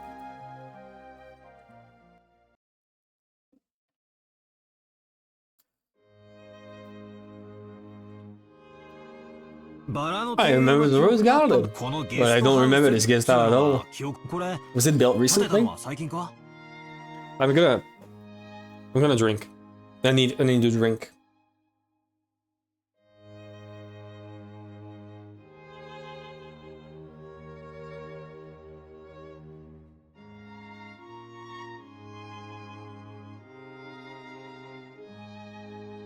You have no idea how bad reading out loud for 3 hours while doing voices hurts your throat so bad. I'm not used to it anymore. I completely fucked up the mic. It should be better now. Was it built recently? Sorry, and Visitor's Retreat was written on Gatepost-like thing. But since everyone called it a guest house, I followed their lead. The brand new Western-style guest house which stood overlooking the roses. That magnificent design carefully done in harmony with the garden. Both talking and doing voices are kind of out of rate. Yeah, absolutely. Correct! It was built a year before last. But since then, I've had a sleep for a year. This place is more fun than that junkyard mansion you knew. I wish my room was over here. Hey! I want a room here too! I want one! Guess you could say my own house was upper class, but to me it felt completely ordinary compared to the Yet family.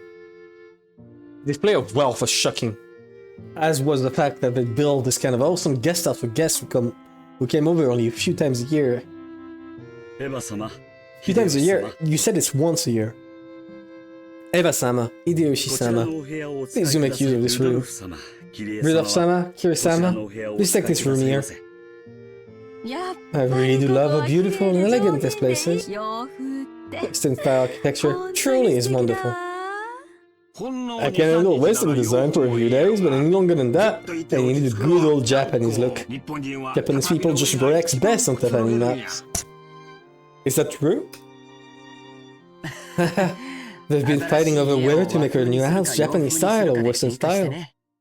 Mom still holds a grudge about Dad having the construction started with Japanese layout, and baby care all the time about it. I'm really jealous, Joshi-san. Your parents get along well, don't they? Mine is so frosty. But again, they're always in sync when it comes to my grains. Old's room seems to be for 2 people. I was grateful, since I was gonna be forced to share the same room with the old bastard, under the pretext that we're family. Is he gonna be with George? I hope not. Figures too wouldn't be able to enjoy himself with someone like me around. Hee hee hee. 何気 Gives 持 me ち that 悪い creepy 顔では smile. どうせ You're 下世 thinking 話な about こと考 something えて dirty, るん aren't でし you? ょ Do you see still winning by being the most grounded person? Yeah, absolutely.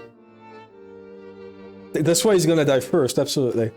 I'm still banning on Rudolph dying first. But Hideyoshi is a strong number 2 contender. 下世話なんて Something dirty? Of course not. As I said, ごゆっくりお過ごしくださいませ Hideyoshi is the only motherfucker in this entire cast besides the servants who has not talked about Seth. So, you know, he is winning. How? That Earth-Year bastard. Once again, that pulled my ears from behind.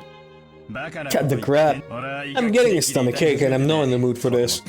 There's a guest of honor this time around, so play as nice as possible.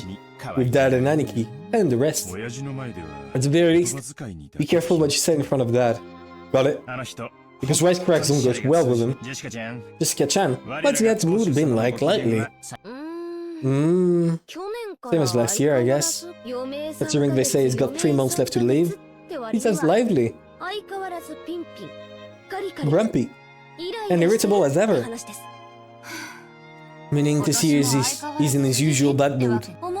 And as usual, the only one who's able to look after him is Genji-san. Genji-san from 2, by the way. It seems the master will open his heart to no one else. Lately, us small people have not even been granted an audience with him. He shut himself up in his study again, probably doing nothing but that weird black magic of his. What he does for Robbie is his own damn business, but when he starts thinking of the house, it really gets on my nerves. So there is black magic, okay? I wish he'd never come out of that study again. You shouldn't talk like that about the elderly. We're all indebted to him since he rebuilt the Ushiromiya family. We should be more careful. Well, don't worry. They're being rebuked by George Aniki. Jessica had no choice but to take back her thoughtless remark. The Ushiromiya family was wealthy beyond belief, but, of course, that meant all its members were a bit strange and completely out of touch with the world at large. And at the top of the chain, the family head, our grandfather, seemed especially strange and terrifying, even for a family. I said he was getting a stomachache earlier, and I imagined I reflected the honest feeling of all he had to hear today. They're not very jealous of his grandchildren, just play around and laugh without a care. From the stories Dad told me, Family Ed was a violent man who ruled with his fists, beating his children, even his daughters, mercilessly with a wooden sword. If he was so strict and uptight about that, why couldn't he have been a little more conservative with his kids' names? Because of that, even his grandkids have to suffer. Anyways, I can't say I have trouble believing those terrifying stories of him. I don't remember meeting him very often, but I think I recall him looking extremely grumpy all the time, always making people cower with that sharp gaze of his.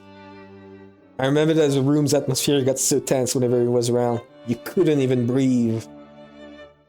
What my dad said about me being the guest of honor now carries a little more oomph for me. 6 years ago, I was in elementary school, but I'm in high school now. If I act up, things could get serious. Oh, scary. He does look frightening, but it's not so terrifying that you need to dance up like that. The thing what he says is truly unreasonable. Maybe clumsy at talking, but he's a very logical person. George Nissan, you've been the family darling for like forever because of your awesome grades, right? Your father treats us completely different. I've even gotten slapped with a wooden sword. On my ass, on my ass. On my maidenly, innocent ass. Jesus fuck. He's the heiress of the Ed family, Jessica-chan. Grandfather is giving you special attention. You got to realize that his strictness reflects his eye for you. Oh, come on. Who? Jessica Oni-chan, is that Abby? If I hold it, will it get later? Hmm?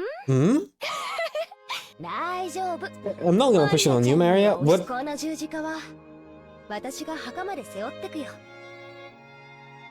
What are we talking about? Oh. The pressure. Oh, it's a bit of a heavy burden to carry. Okay, makes sense. 安心し Don't worry. He was grateful for Maria's innocent concern, but Jessica's face still seemed to contain some of the uneasiness he felt towards the future. Maybe we were in the same boat. Any high schooler with exams approaching would have trouble hiding their anxiety for the future. マリアいらっしゃい Maria, come here. お母さんと You and I will be in マリア this は room. この部屋よ バトラ君は Oh, 僕 Kun, と I 一緒 really にこっ gonna ち be の部屋だっ in て this さ room here. Fucking hell. God damn it. おお Didn't they say it was 2 person per room? Why are there 3 beds? What? なになに Not bad, a surprise. 驚いた親と It's bigger than the parents' rooms, dang. うわ どうせ But I figured we cousins will only want to hang out together. 大きめの部屋にする So よ I told them to get a bigger room ready. Oh. Balls the kids together, okay. マリアもこ I could hear more too. ママと一緒 Rather に be here than with Mama. Ooh, ooh. そうか Oh, yeah, I could better you too, Maria. よし Okay, ここは俺 this の room is 上 yours 司の部屋だ and が mine, but we'll give you special permission to come お in. 母さんには Better keep it a secret from your mom, okay? Phew! It's a secret. And Rosa was right behind us, but Maria still answered, striking the air with her fists clenched tight. After sitting down with their luggage in their rooms, the parents had gathered again in the corridor. おいガキども Hey, what are you お前 brats ら planning ど to うする do? ここでいいと Are こ you ろ cousins just gonna stay here and chat? They were heading to the mansion to announce their arrival. Normally it would make us follow them and greet everyone together, but if that had been the case, Dad would have just told us to come and that'd be the end of it. Saying it's okay if we don't come, so what will we do? どうせもうすぐお昼や Oh, it's gonna be lunchtime before long anyway. Better let the kids unwind here. If worst comes to worst, this might be the last chance to play outdoors. Hey, I'll go too. マリアは Maria, ここ you で gotta お sit 留 for 守 Mama, 番していたず okay? らをしない Grab で yourself and お wait とな here. しく待ってるのよ Whew. うーん Since Maria was being told to sit here, we certainly couldn't leave her on her own. George noticed this immediately and gave a clear reply for all of his cousins. じゃあ Well then, 僕たち we'll は accept your お offer 言葉に enough 甘えて that 1年ぶりに we got lots of 積も stories る to tell 話 each もあ other るしね after being away for a year. Okay. I thought that was gonna be like a branching path. I wonder if there are branching paths in this game. That would be cool. それがいいわ Sounds wonderful. バトラ君 And Bad Luck is 6 years. それ What? では皆様 I お accidentally 屋敷 fucked の up. 方へご案内させていただきます Bad Luck has 6 years worth of stories to tell, doesn't he? Yeah, I'll take care of that like a good boy. Kumasawa-san, I'm gonna stay here too. Rangs and leaves the rest of the adults. Perhaps that would be best, so ho ho. I'll report it to Madam. Then allow me to get you all to the mansion. どうぞこ This ちらへ way, please. 他の子は Yeah, ど but う children have one thing. ジョ George is getting to be an adult. 連れて行った方 Wouldn't が it い be い better if he came with us? そんなん If で we make him come, that poor George will be the only one out of place. Interacting with cousins is also important. 行ってくるで Okay, see you all later. It's all left one after the other. Left in the same formation as a trick from the arbor. Goda-san leading, Kumasawa-san taking up the rear. Together in the room aside to his cousins, George Aniki asked us to excuse him for a second. That's when he's gonna go kill someone.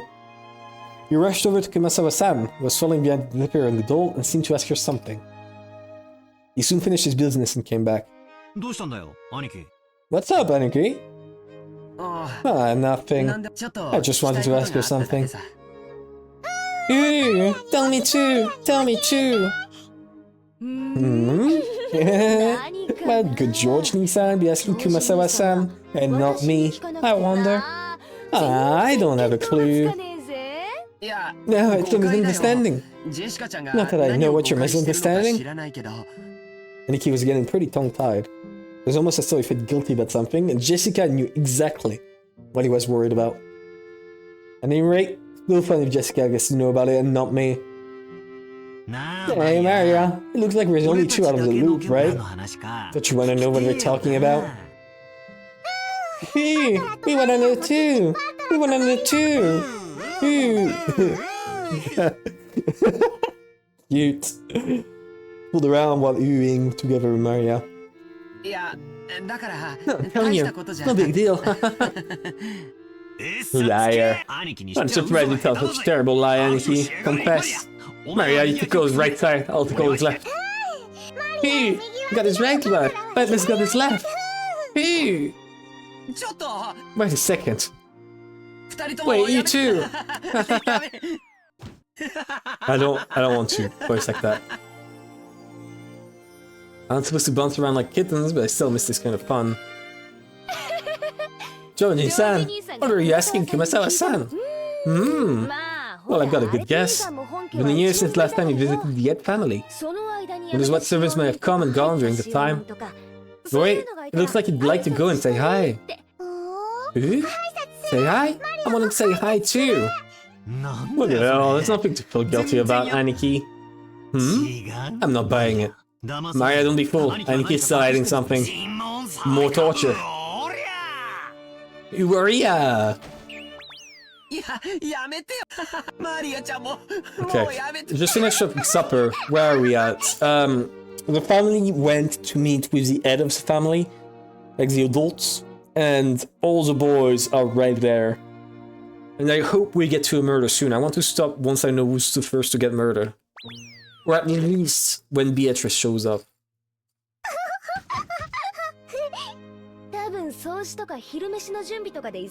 You seen Cross yet? I've seen him. No, I've not seen him. George died again. He suffocated from laughing too much. She's probably busy cleaning or getting lunch ready. Don't worry. She'll drop by to say hi sooner or later. I'll bet you'd rather have been welcomed in by Shannon instead of a nosy Kota. Shannon! Shannon. Ah. Yeah, I remember a girl with that name. Is she still a servant? It's still the first day. Gonna be a while. What's she doing?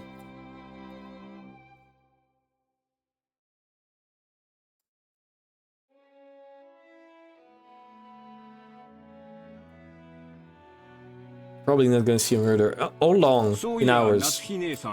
By the way, Nasui-san. How's your headache been lately? It's been pretty serious before. I've been much better lately. Oh shit! I remember! What's up? Thank you for the raid! What are you guys doing? What were you guys streaming? Welcome to... Nothing Happens, the visual novel. It's been 3 hours, and so far, they got on an airplane, they went on a boat, they arrived at a house, at a guest house, and now they're going to an actual house to meet the head of the family. 3 hours. It's taking a while. It's taking a while. Is what your murder happened? Probably not. How long until it happens, by the way? Like I asked, how long in hours I should expect? Is the next 6 hours. Really? Fuck. Okay, it's gonna take another stream. This is a setup as murders. Yeah, no, I completely get it. Completely get this setup. I know that it's like a slow burn. Just wondering when it ends. 2000 question marks. Checks out. What were you streaming, Rumb? Meanwhile, I'm gonna go pee actually. I really need to. BRB. そういえばあなたいっつも頭痛だって言ってたわね。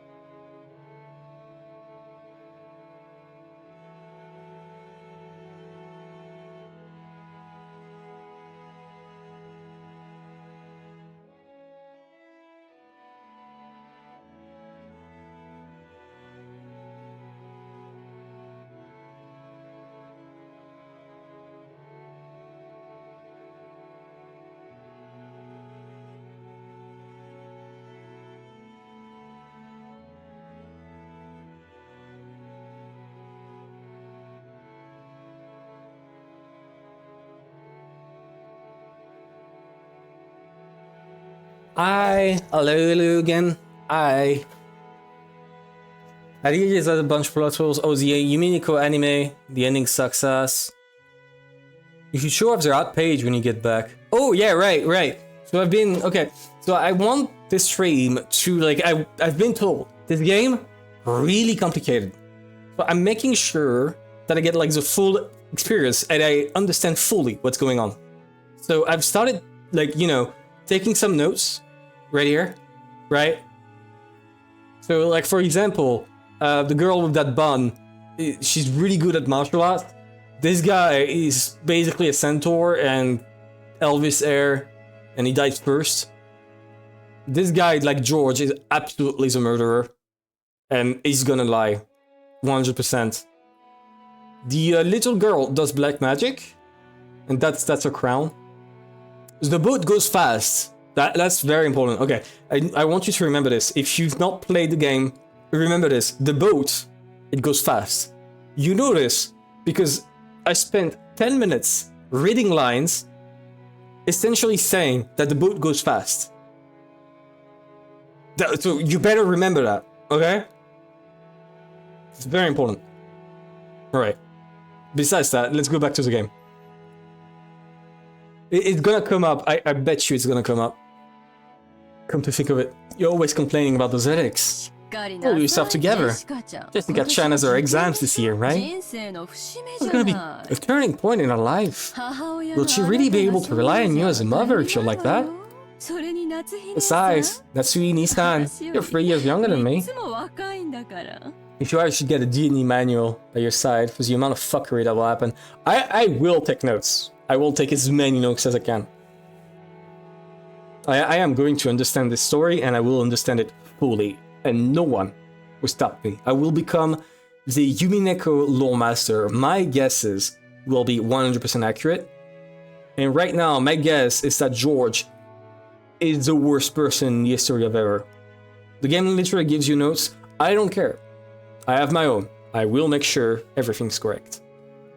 You should get your act together. Gomenasai. I've had a tendency for headaches all my life. Even under normal circumstances, Eva sometimes failed to choose her words carefully. Her comment said that Natsui contained shards of obvious malice. Well, she ate it with a smile. Oh, I guess Battler is no longer the narrator. Of course, that fact didn't escape Natsui. She frantically contained her urge to grimace and pretend to ignore Eva. Rude. Oh, Battler-kun will have his exams this year too. Rudolph-san, shouldn't you be a little concerned about it? Just think of your own son. You better get serious to the point of having headaches, like Natsui-san. But if I say anything, he automatically rebels. So what should I say? Should I say the opposite? That it's okay for him to mess around? That's probably the only way I can get him to listen to me. Hideyoshi-san, George did really well on his exams, right? Please, you gotta teach me the trick to handling children. Well, probably because I got him to understand why he should study. But he isn't worth anything on his own. That's right, the real point of studying is to practice researching stuff on your own whenever you bump into something you don't know. If you can't do that, you can't be useful to society. I'm not talking about math or writing. You gotta learn how to learn. I love this guy. I just love this guy. He's like the one normal guy in this entire game, and he's just a genuinely nice person. I really hope he doesn't die. He's just like the genuinely nice person in this entire game, and he has not talked about sex once, which is great. Splendid. I wish Jessica could understand that as well. If she used to be the heiress of the Nyaa family, then at this rate, you really have to force her into becoming the successor. After all, a woman has to find a woman's happiness. Parents shouldn't force such things on their children, don't you think? Hold your horses, Eva. Each family has its own way of raising their kids. You shouldn't be pushy. I'm sorry. Natsui-san, don't take it the wrong way. For the light shining in through the window was quite warm despite the cloudy weather. There was a dark mood about the room, which was probably causing headaches for more than just Natsui. As if to sweep away that mood, Kiri brightly made a suggestion to all present. Yeah, this black tea has a really lovely aroma. Let's drink it right away. Japan? Surely you couldn't find something like Leopold's black tea anywhere but Ginza, right? I totally get that cultural reference, by the way. I know everything about Japan. I'm like peak Japan fan, so every Japan reference, I get it. I guess it was worth the trouble buying. Kiria and Rosa stood up from their seats and made as if to prepare as black tea. Kiria is so cool. Okay, with so many times I've heard people say she's so cool. I bet she's gonna be like that one girl from Danganronpa one. The one like this super enigmatic and smart and cool and whatever that people love, and that I think is dumb and annoying. But Natsui full sold them. I thank you both, but we can try that later. One of our people will soon be coming to bring some tea, so please relax. If it's for later, you too, let's enjoy our welcome drink. Rudolph gave a subtle signal with his eyes for them to sit down again. Kira and Rosa understood instantly, and immediately returned to their seat.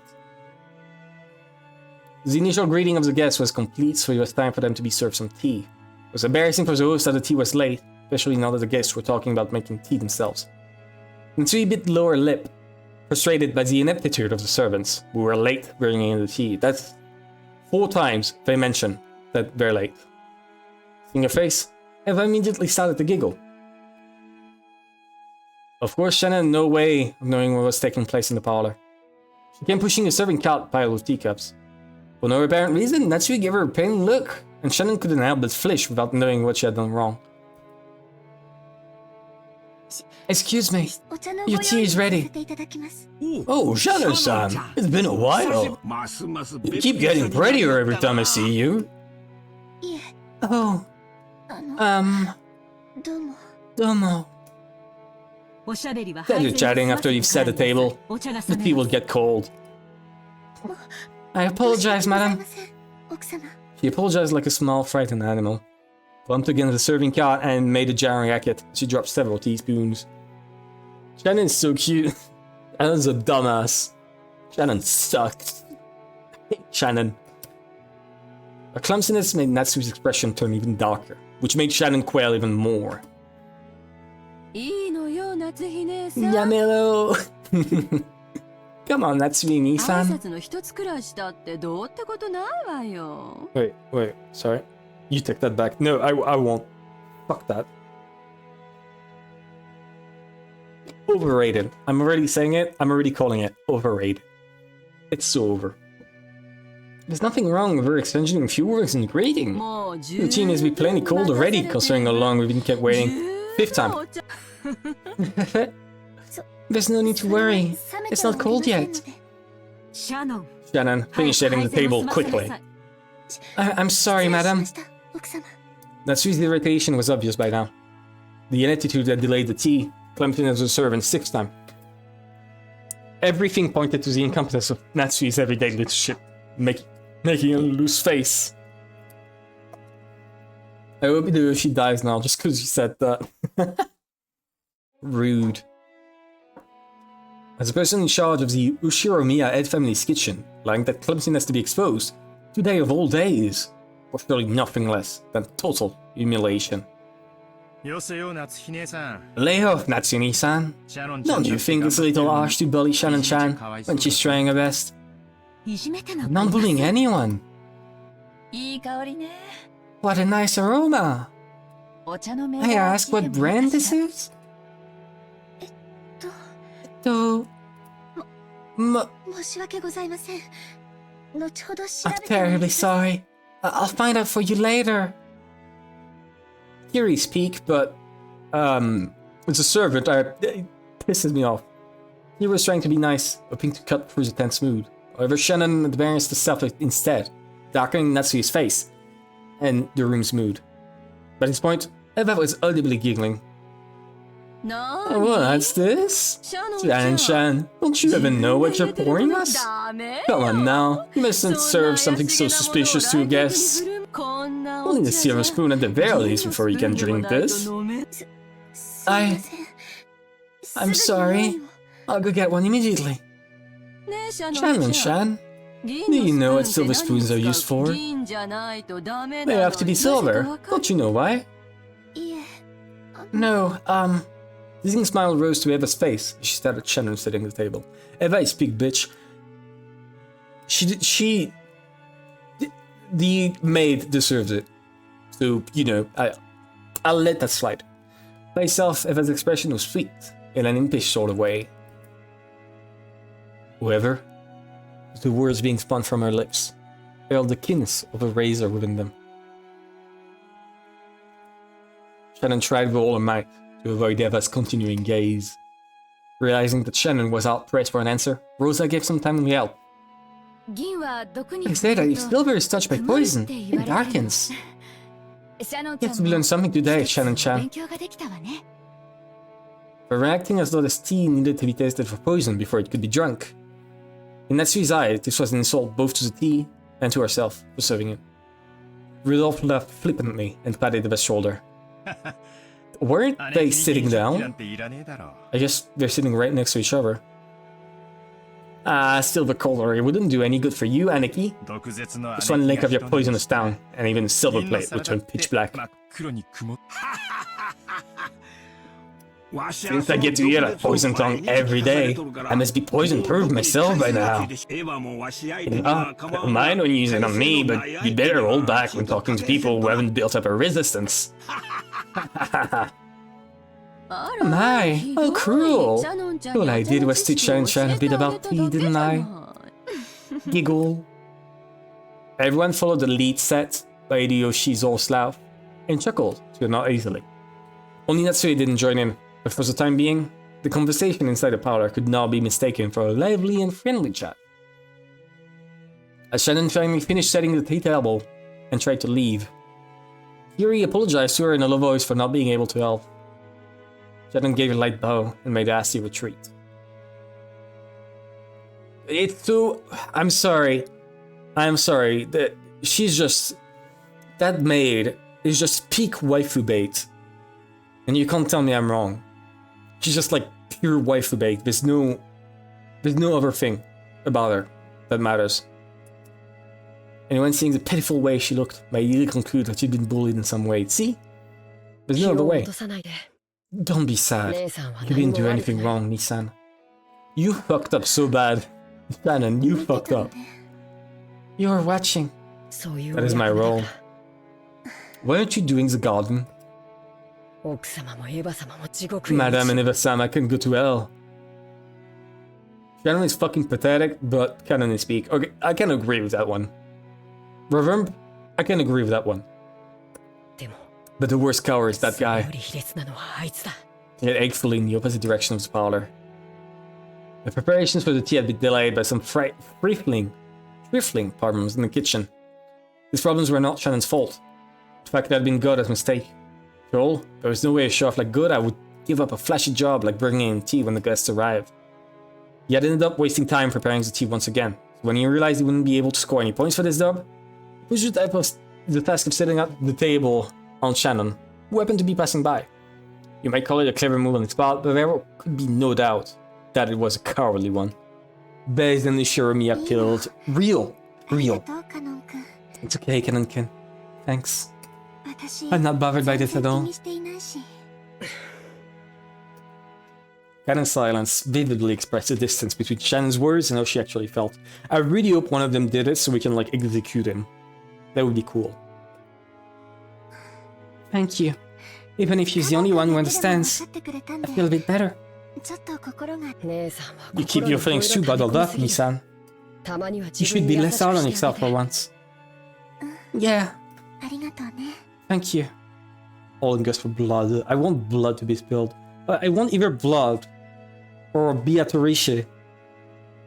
Beatorishi. That's her name. Middle-aged man stood there, was Genji, the head servant. What are you doing there? Shannon, hurry back to the kitchen. Yes, 失礼いた and し if ま you'll した excuse me. Shannon humbly obeyed and promptly made to push the cart and leave. However, Cannon appealed to Genji in silence, bearing something in his eyes that he could not express in words. What is it? Did something happen? Shit, Cannon didn't do anything wrong. But even so, they... Okay, やめてカノン君 Cannon. How could they have known? You act as if they should have known. But how could they? From their perspective, Shannon came in late, spilled shit all over the place, and then left while looking like a total idiot. You know the truth. How could they know? You're being a dumbass. Jesus Christ. 失礼しました Please excuse me. すぐに仕 I'll 事に return 戻 to り work ます immediately. カノン君も Cannon, 自分の can 持ち場 you に go 戻 back っ to て your post too? お願い Please. 姉さんが If you say so, Nissan. It's just discount mileage worth. Like 100%, it's just discount mileage worth. If that is all, then go. はい Yes, 失礼します if you'll excuse me. From the shadows in the hallway, an old man wearing an apron washed over them. It was Kumasawa. おいたわしやシャノンさんカノンさん I don't have any more info yet. Okay. あの二 There's 人 no が reason い for じ this め to ら be れる picked 理由 on. しかし Still, Goda-san's dislike for them is an undeniable fact. ゴーダさんは Until Gona-san was taken in by Z, you sure Nyaa had family. どこかの立 I hear works for a fabulous hotel somewhere. Why is it in novel mode instead of adventure? そこで身につけられた The manner of work you learned there was kind of impressive, I believe. ただ It's just that ゴーダさん Goda-san is the newest servant here. Must have a lot of pride accumulated from his previous positions. Because Shannon-san, Cannon-kun are seniors here at the mansion. And yet, are inexperienced. I've gone through much less in life than he has. He picks on them at every chance he gets. And also, sad as it may be, they are disliked by Madame Mitsui too. Of course, if we're talking about experience, the Madame has been with his family much longer. And yet, there's one point where I cannot help but sympathize with the Madame as well. Truly, the Master is a man with many sins on his conscience. Why didn't he realize that such a trifling whim of him would give the Madame such an inferiority complex? Of course, on the inside, even the Madame is fully aware that those two don't deserve to be treated so harshly. However, as odd as reason, that reason knows not. I feel so sorry for them. Don't do anything but watch over them from the shadows. Genuine question. Oh. Okay, genuine question. What was the point of her entire rent? She did not need to butt him. She added nothing.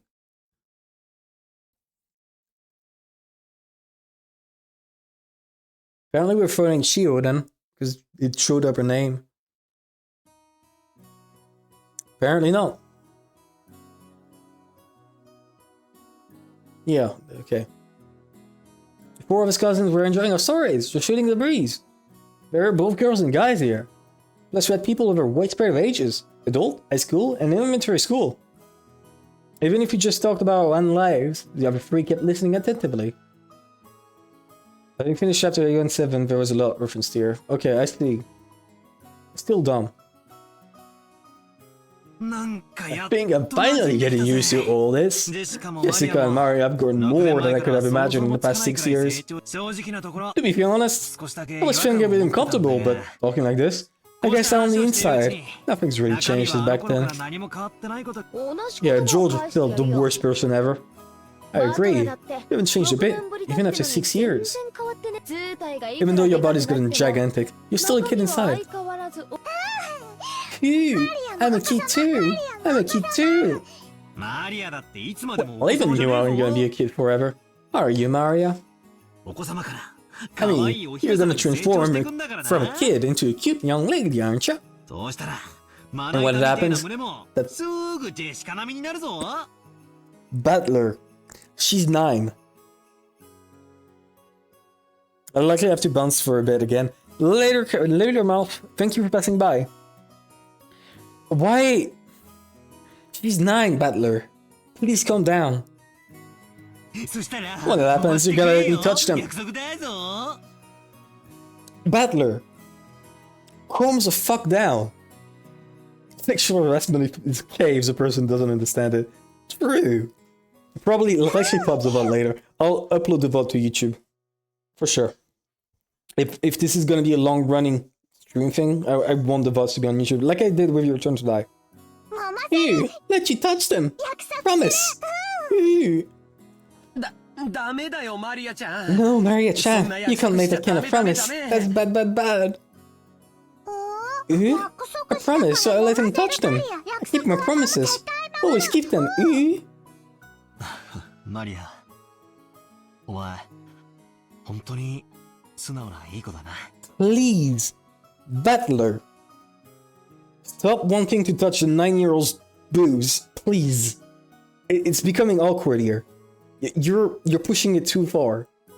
Calm down. You really are known as good girl. The guy you marry is gonna be really lucky. What the fuck happened? I accidentally skipped, sorry. Hey, stop trying to change the subject by making it sound pretty. Maria, that promise never happened. Never. The promise is cancelled? As I thought, without Battler-kun in our little quartet, this group of cousins just didn't feel complete. The 6 years have been kind of lonely. That's true. We didn't really goof off like this. Still, we did have some pretty constructive conversations, right? Stuff about preparing for a future exam, forgot the word, finding jobs. Wait. Oh, I'm so sorry. Now that I'm here, we just talk about stupid stuff and mess around. But I'm having more fun this year. Here. She's gonna regret that. She's gonna regret that. Get better in jail so you can actually do things. We really got the best of constructive conversations. This hasn't been the most fun yet. My sincere word probably spoke for everyone present. Joel Janicki stroked Maria's head, and she giggled like a happy kitten. I don't think kittens giggle.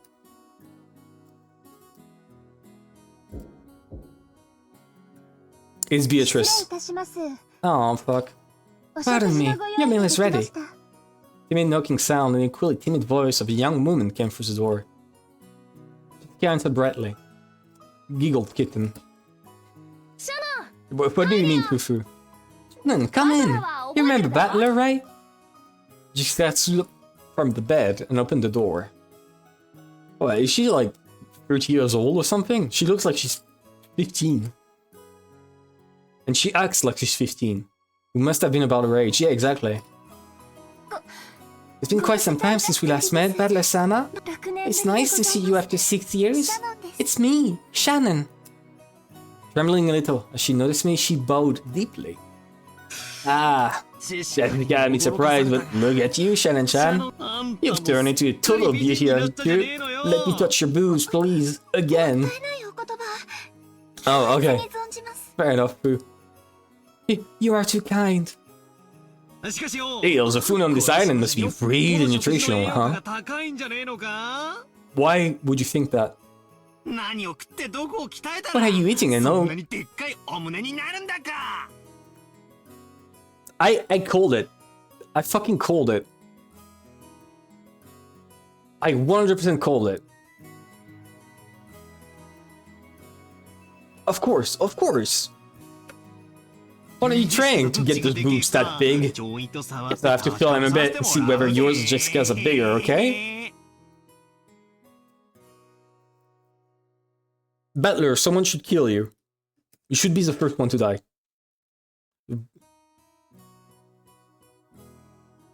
With both hands poised and saliva dribbling from my mouth, I closed in. For the sake of justice and my personal honor, I like to point out that I don't suffer from some disease that makes my lymph nodes itch till I scratch my neck open, which can only be prevented by fondling breasts. This is just a Battler-style method of communication. I slowly close in on her like this. Odds are an 8 or 9 out of 10 that I get slapped or clubbed, right? So I can use this Battler semi-original technique to spark a gag like that and break the ice. Well, it also means that I really do get to touch them on that 1 in 10 chance, though, right? Oh, I see his gambit. Okay.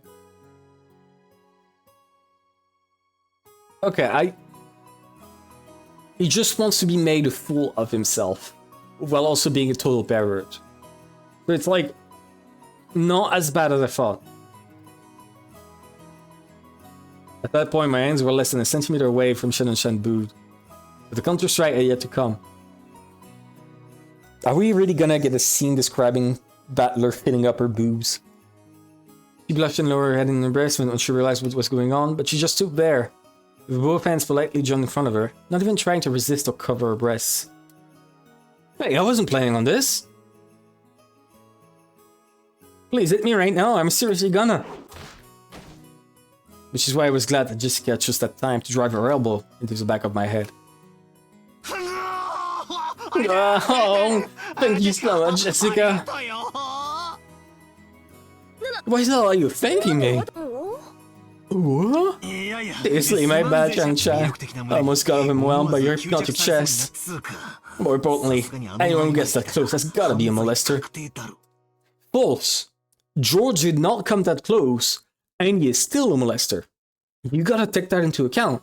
Battler, don't forget this. You gotta fight back when people do that. But you are an important guest, Battler-sama. Now look here, a pervert's a pervert, whether he's a guest or not. A girl just has got an air defense identification range of about 10 centimeters or so.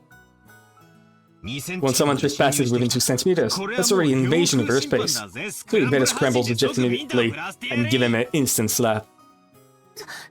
I couldn't do such a thing, because we are, furniture. Of course, she didn't want her breast touched, but if a guest so desired, she was prepared to sacrifice herself to suit their wants. By God. A girl like this needs some urgent protection. Yeah, you don't say. To think such devoted girls still existed in this era. It's enough to make a man dizzy. But no. No! I'm coming at you with perverted face again. Knock me down. Look out, pervert on the loose. This guy on hand can delivers a punchline, so slap me. Please, it's me. He has a fetish for that. He gets up on this.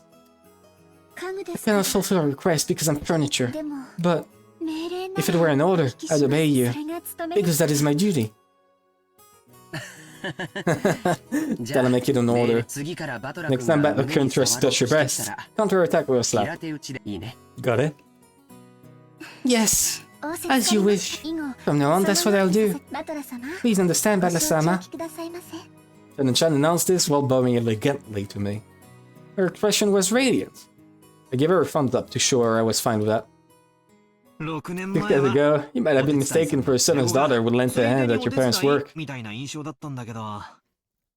This man should absolutely be put in jail. I think... Okay, on one hand, he is doing a molester bit, right?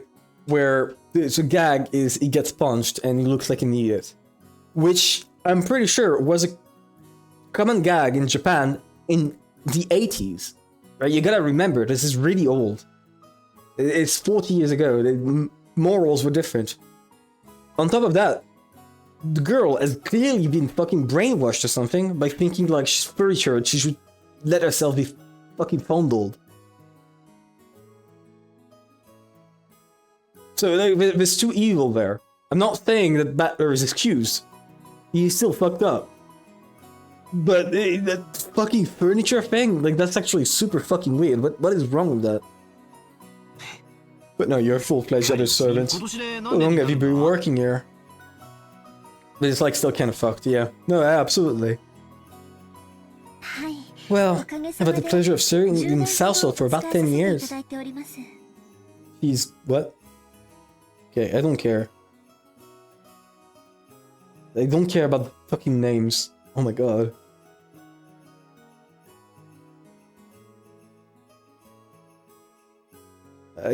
Especially in a breast. Okay, yeah, they you seem to have the ad you would expect a girl her age. Yeah, obviously that's what he would focus on. That we met earlier, Ken. He's a little brother. Okay, I'm starting to worry. Are there any sex scenes or erotic scenes in this visual novel? If yes, please warn me when it come up so I can like hide the screen.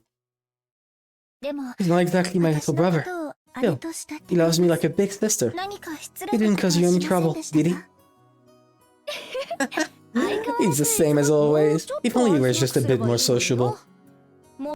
I apologize if it caused you any trouble. Nah, he didn't cause any trouble at all. As a fellow man, I understand how moody you can get at that age. So surprised and unsociable? Not really? Okay, good, good. Phew, I get called that all the time too. I get called unsociable. Just like Canon. Phew. What do you mean unsociable? You've been talking non-stop. Every fucking second you've been talking, Maria. What do you mean unsociable? You aren't unsociable at all, Maria-sama. Yeah, exactly. It's SFW all the way. Okay, good, good, thank you. Who wanted to be like him? You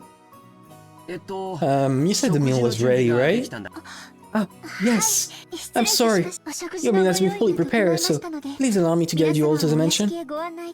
Shannon bowed again formally and returned to her duty mode. Realized that if we made her stick around for any more light conversation, it would actually make it harder for her to do her job. We got up off our butts to avoid interfering with her work any further. Shall we go to the mansion? Everyone's probably hungry, right? Yeah, I'm really looking forward to Goda's food. That guy was apparently a chef. It's a famous hotel. He's super good at cooking. Oh, I can't wait. Let's go, Maria. We're gonna stuff ourselves like pigs. Stuff ourselves like pigs. No, no. You can't take everything Batlukin says seriously, okay? Because he's always just joking around. Okay, let's go. Yeah, he has zoomer humor, where he's just like constantly ironic. We headed towards the mansion. Okay. Come on. Move faster. I don't have to be at the walk speed of them. We met once again by the magnificent rose garden. We continued onward as the intimidating mansion of the Shiromiya family came into view. One day I'll be able to say this without any pause. It had apparently been built shortly after the war, so you could feel the dignity of almost a half century hanging about it. The building was gorgeous on the surface, but low as it was, equipment such as its AC and anything were apparently quite frail. According to Jessica, midwinter was especially tough, but with all the drafts. Lose yourself under 50 layers of irony, so you yourself can't even tell what you are anymore. Exactly, Pooh. Exactly. Haven't these people ever heard of Kotatsu? No. They have not.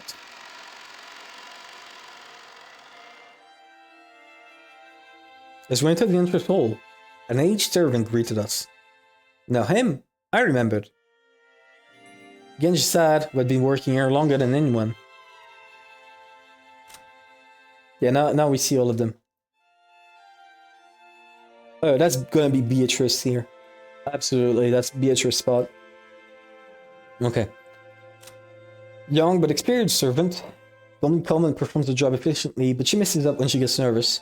Then is nothing more than a pseudonym, not a real name. Okay, good to know. Yeah, what? Okay, what is up with that crest? Actually, I've seen it a couple times already. On Eva? I think it's the only one with exposed skin. Him? On him too? Not on her. On him too? On him? Like, I'm just realizing this symbol is on everyone. Except him, for some reason. And her. It's probably the family crest. I think that's what it is. Badla-sama, it has been quite some time since last we met. As our eyes met, he greeted me with a calm, composed voice. His bow wasn't as grateful or refined as Goda, but despite its simplicity, it communicated his feelings very well. Genji-san, really has been a while. お元気そうです You ね look well. おかげさまで Thank you. I have been quite well. And Bala-sama, you have become a splendid young man. You are beginning to resemble the master in his youth. 俺が I look like a grandfather? ってことは Gustav's grandfather was pretty popular with the ladies when he was さぞや young. 若い頃モテたろうな ここからは From シャ here ノン on, に I shall take Shannon's place and accompany you. 私がご案どうぞ Please come this way. Shan and Shan bowed deeply and watched us leave. To that, we headed towards the dining room. The Genji-Shan guidance. Fuck. Genji-san, just like Kumasawa-san, stood in stark contrast to us, young people, who had grown beyond recognition over the last 6 years. His appearance was exactly the same as in my memories from 6 years ago. It was us two and I'm at the top since the last time we met. Genji-san was an extremely quiet and diligent person. He was basically grandfather's close aide or caregiver. And you might even call him grandfather's companion of many years. He was in the intro cutscene. In fact, it seems he was my grandfather's side even more often than my late grandmother was. According to Jessica, grandfather trusted him more than any of his blood relatives. But I wonder how long he served. I never got the details, but there's something about him being here since the very beginning, when this mansion was first constructed. Wait.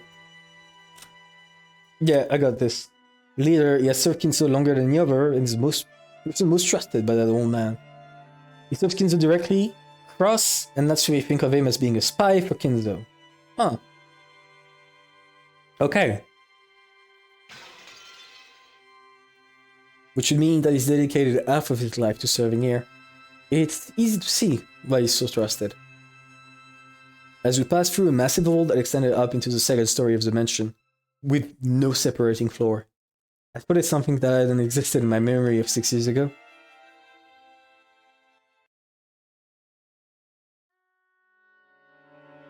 Beatrice. It's fucking Beatrice. Finally.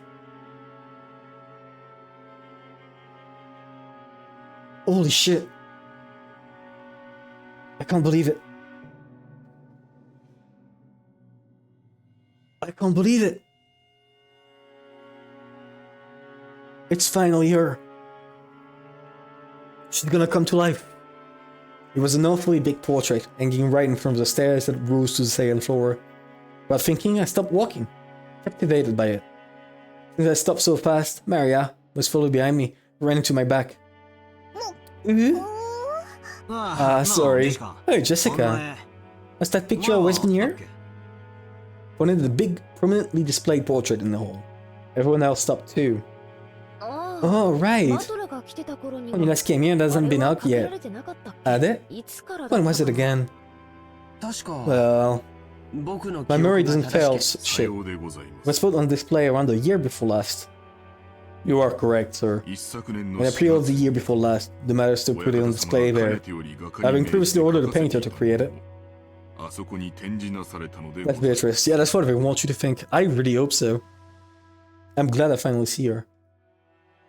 Grandfather did that? So you paid to have it painted just for him, huh? The portrait suited this Western mansion. That woman in the elegant dress gave off a sense of refinement. I couldn't have guessed her age, but a sharp eye and a strong look, the strong will she seemed to possess made her look youthful. She seemed somewhat different from the composed middle-aged woman you see in her famous pictures.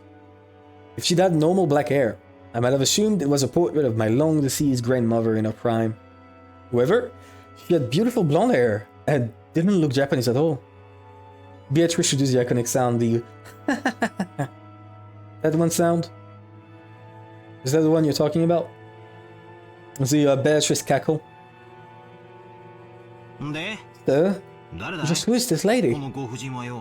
Mary answered the question enthusiastic. Still proud she knew the answer. Hey! I know! She's Beatrice! what? Beatrice. Beatrice. She's a witch. Didn't you ever hear stories about her long ago? Battler's battle cry. What are you talking about? Well, while I'm gonna go pee really quick.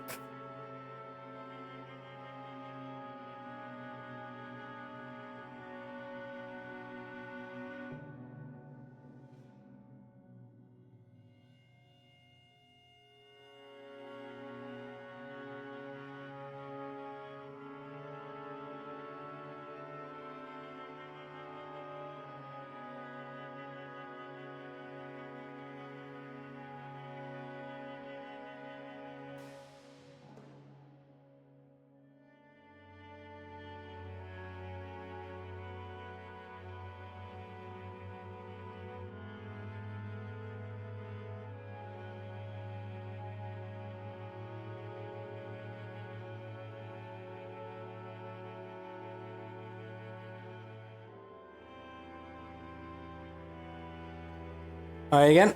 You will see. Oh, wait. Beer.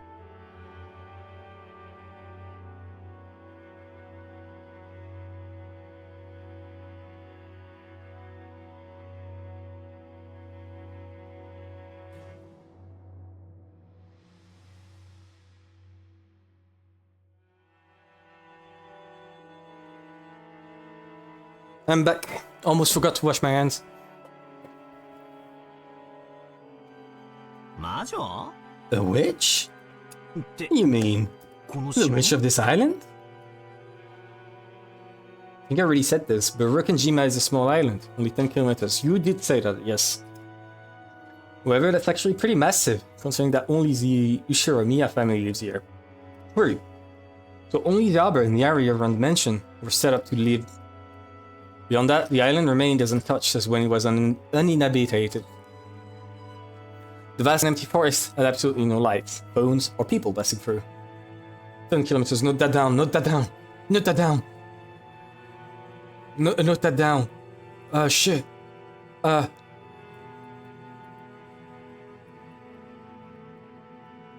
Equals.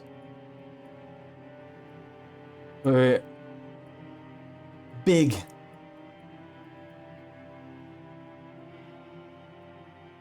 Wait.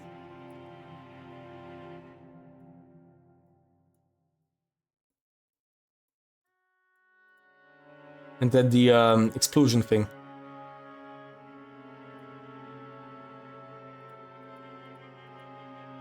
With the brain exploding because like it's so surprised. Voila. Perfect. Okay. Let's note it down. Now we have it down. Draw a map of the Rokkenjima Island and Jeremy Estate. True. Wait. Okay.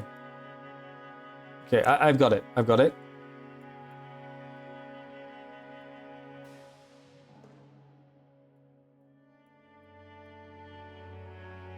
Island. I can't fucking write that small.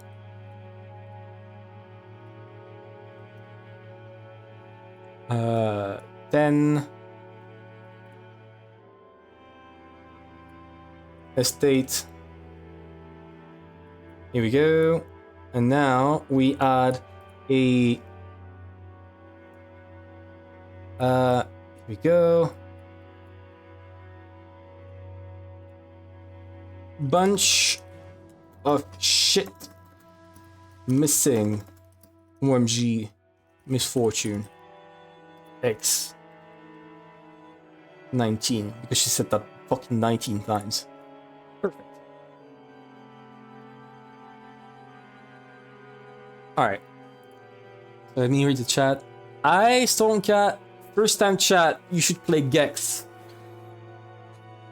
I don't think I will. Probably will, actually. That's probably a good game to play one day. I need confirmation that the ends are more than just books. Okay. If there are branching paths, it is a full-on game. If it is no branching paths, it is essentially a picture book with an associated soundtrack.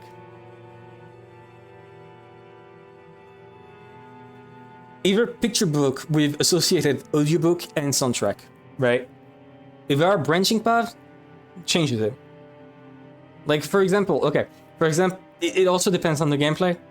Phoenix Wright has no branching paths, but there's a lot of deduction, and you actually gotta think, and, you know, this actual gameplay, you have to use items and shit. So, you know, it really depends on the game. It's the same with, cutscene-based video game, like, for example, David Cage games.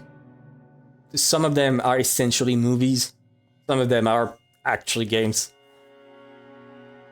Vast and empty forest, absolutely no lights. Phones. Okay, no, I'm sorry. Sorry, I gotta talk about this. Fuck David Cage. He is such a fraud. It's crazy. People actually like his works. Somehow. Like, to be clear, it's like Fahrenheit 501 or some shit. That's like his first game. Then the second one, it's not his first game, but it's a big game in the movie style game. Then the second one is Heavy Rain. And the third one is Detroit Become Human.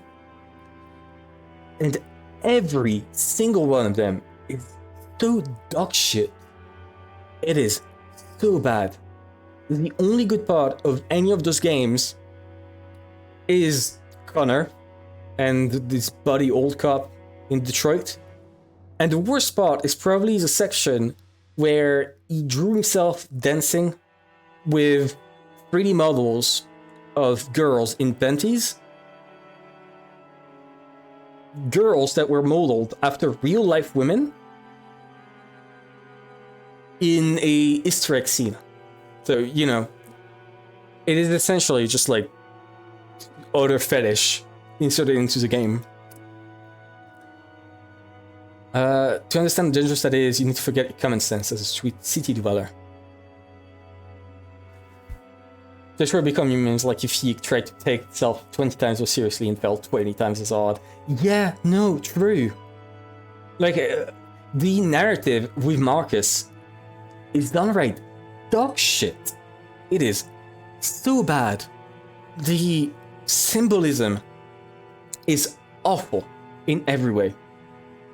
Like, the fucking Marcus thing, it just has the power to hack robots and change their programming, but it doesn't necessarily make them sentient. It just changes their programming. It just does that like with a fucking wave of his hands. He just basically robot Jesus. That is so stupid because he just earns that from nowhere. Fucking what's his name? What's her name? Kara is the worst storyline of the bunch. Actually, no, it's pretty on par with Marcus. With oh bullshit the plot holes are and symbolism is. There's a scene. Okay, I want you to understand how bad it is. There is a scene in Kara's story at the very start where it shows that she's being bullied by anti-robot activists, and as she boards the bus that leads her back home, she actually, you actually find out that the bots are all forced to go at the back of the bus. And they're forced there and they can't go at the front.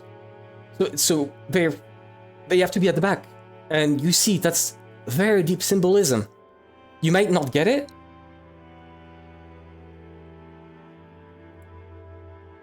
But it's literally alleged that Cage said that all the female characters in these games were whores.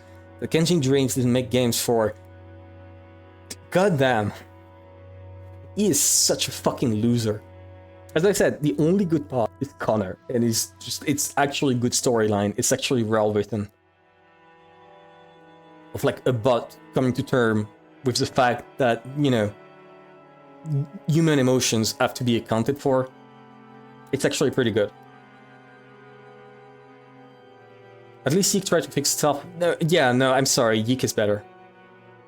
Yeek is genuinely better than fucking, like, plot-wise. Probably not gameplay-wise. Gameplay-wise, at least Detroit is faster. Plot-wise, Yeek is worse. I'm gonna say it. Never mind, I changed my mind. Yeek is worse. The fucking plotline in Yeek is the worst thing ever. I'm not gonna rant about it, but I could. But I'm not gonna rant about it. But I really want to. I need to move on with the game.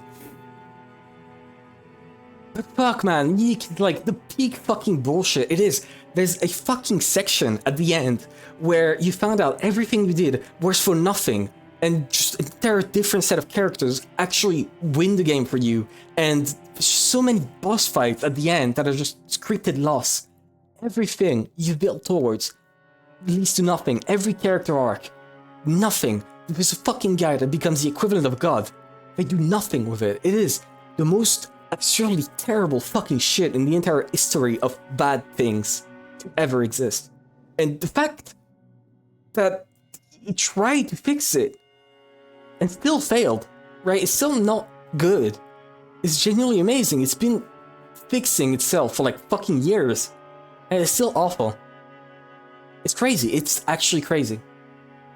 It's the worst fucking story ever. The part where they talk about a girl killing herself under a bridge, which traumatized one of the other characters, being followed by fucking golden alpaca boss fights.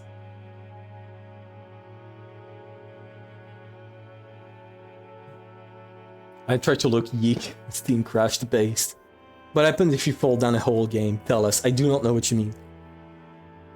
At least Vans are mostly well written and don't have shit QTEs. I agree. After all, if you happen to... I don't agree that they're mostly well written. It's just that the famous ones are. A lot of them are boring. And badly written. After all, if you happen to fall down a hole in the depths of the forest and sprain your ankle, no one will come save you, no matter how much you cried or screamed. Then, once the sun went down, the forest would be wrapped in complete darkness, since there were no streetlights. And since there were no signs, it'd be easy to get lost and confused, losing your sense of direction inside that dark forest. Ooh, spooky. Most people see a forest as a peaceful place nowadays, because the people of bygone eras, before the light of civilization drove out the night, forests were as geographically separated from civilization as the sea. They were oceans above the ground. Fishermen would go out in the ocean and putting their lives at risk by the technical knowledge. In the same way, hunters who go out in the forest are in danger, despite having specialized knowledge of their own. Ooh. I am shitting myself with fear. And you know what I'm shitting myself with? Wanting to drink, so BRB.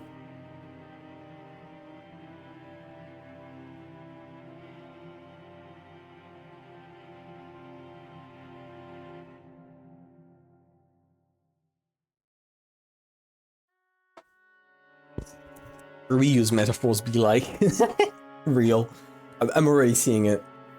I'm sensing a pattern here. If you don't learn to go play in such a dangerous forest, something terrible might happen. You've already said that.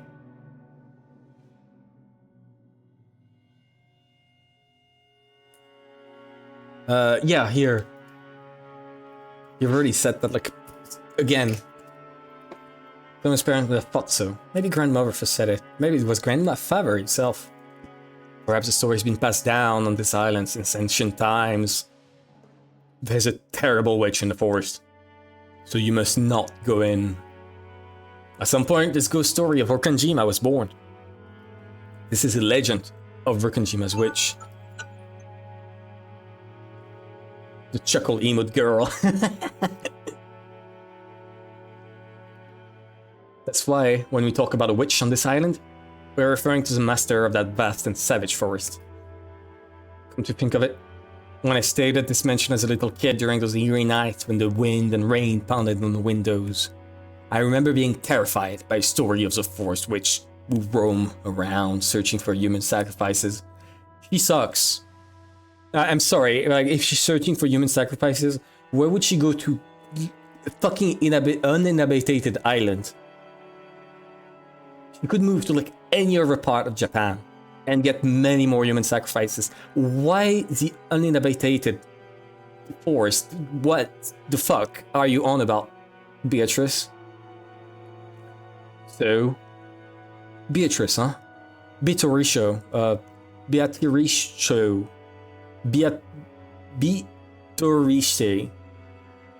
the fuck do we pronounce it? I don't know. When Aniki mentioned it, I searched my memory and was sure I recalled hearing Beatrice. Yeah, something like that. Recalled hearing a name like that when I was little. I see.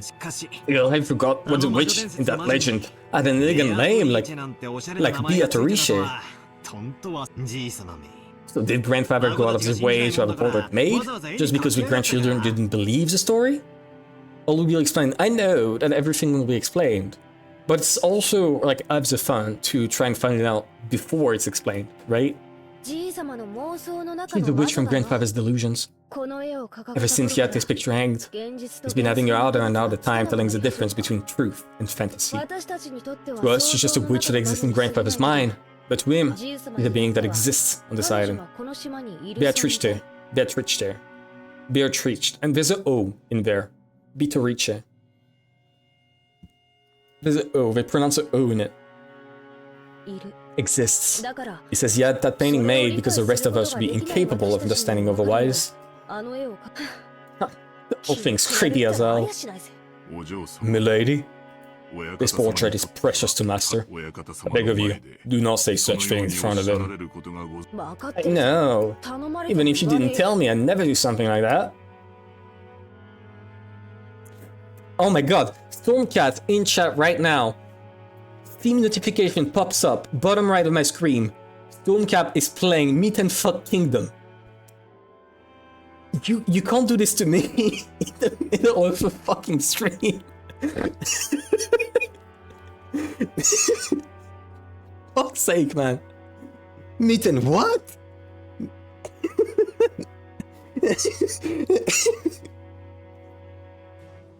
It's too long, I promise. I'm genuinely fucking...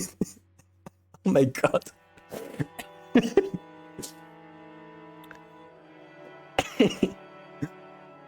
We ask 100 husbands, what game would you aid your wife to walking on you playing? Meat and Fuck Kingdom, Steve.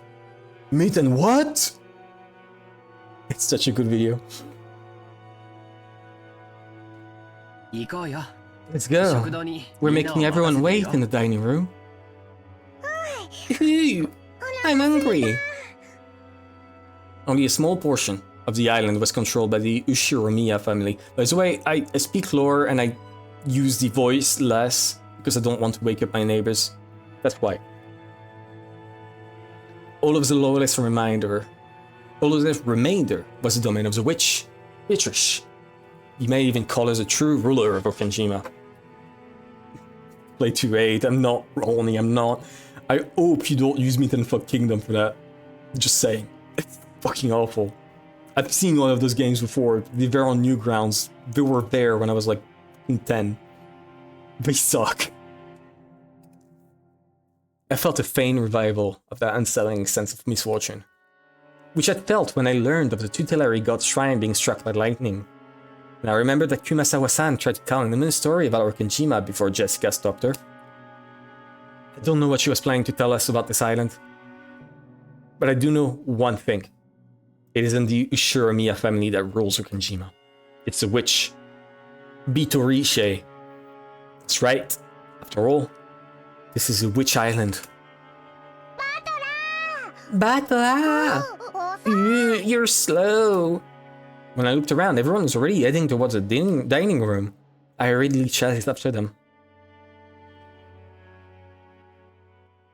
He went super contemplative here. God damn. We walked up to the huge double doors that led to the dining room. Genji-san knocked. I have brought the children. Please pardon the intrusion. The doors were open, and we were invited inside.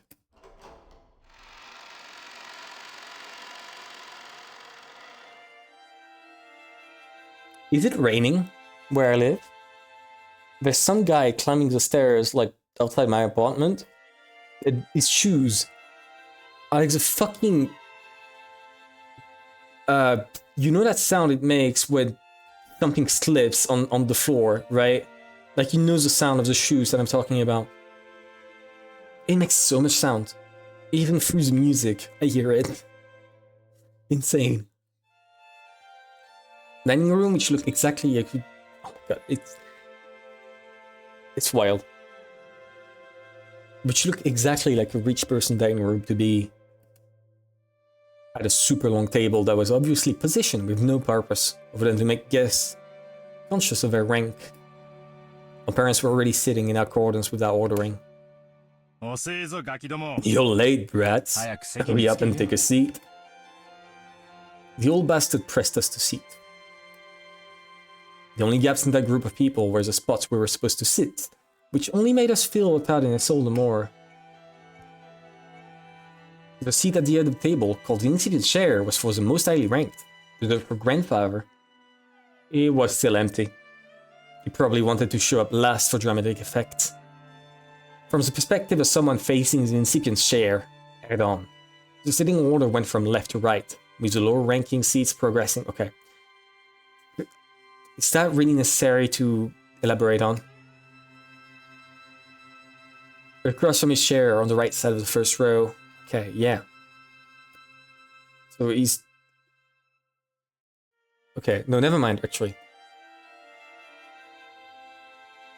Okay, wait. I'm gonna take notes. So, here.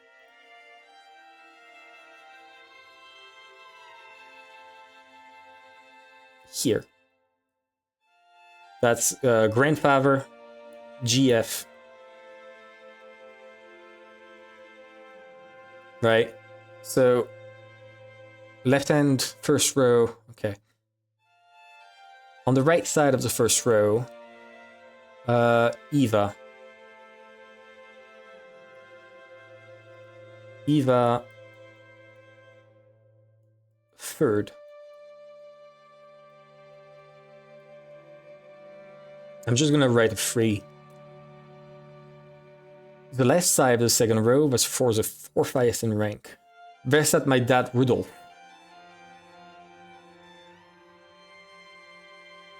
And I guess cross is like 2.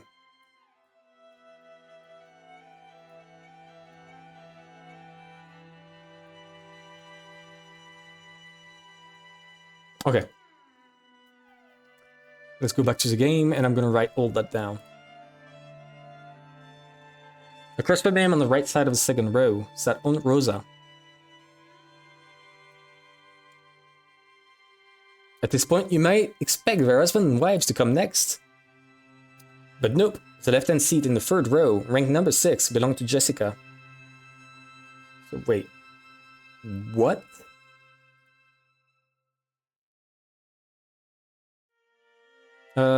Was where Uncle Croft, never mind. I'm stupid. Left-hand side of the first row. That's cross then. Cross. 2. Okay. Seat at the head of the table was called the incipient chair. Okay. I don't know if it's important, but I want to note it down. On the right side of the first row was Ella. Okay. 4th highest in rank, Rudolph.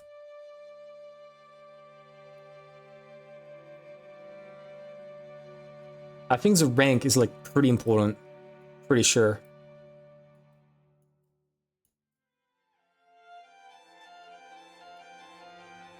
Uh, 4. Here we go.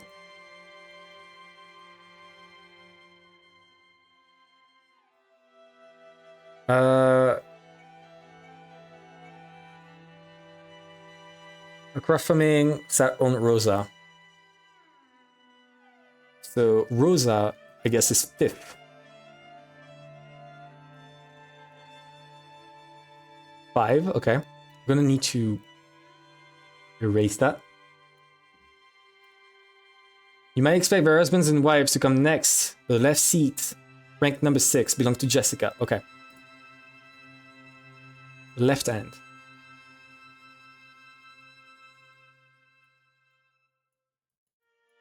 Jess.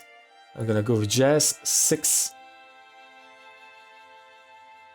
Opposite was George Aniki.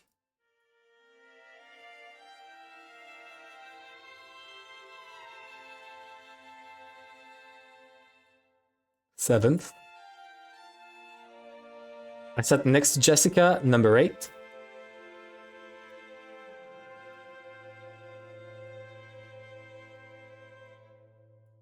Battler.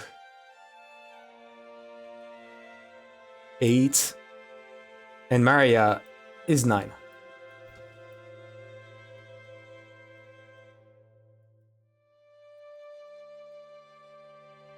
Nine, okay. And finally, next to me sat Aunt, the 10th highest. Aunt Natsui.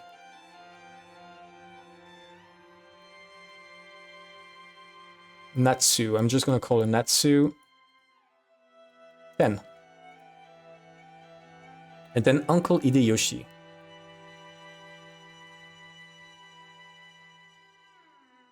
Okay, oh my god, the fucking family is so complicated. Ide is gonna be 11. Oh my god, this fucking table is huge. Holy shit. 6th row final seat.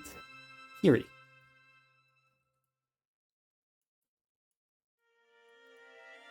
Kiri. 12. And then the seat is nobody. Yeah. Rosa husband. Here we go. And we're gonna switch back to the game. The Last Supper, but VN edition. Yeah, basically. Maria is indeed 9 years old. Fitting. Fitting.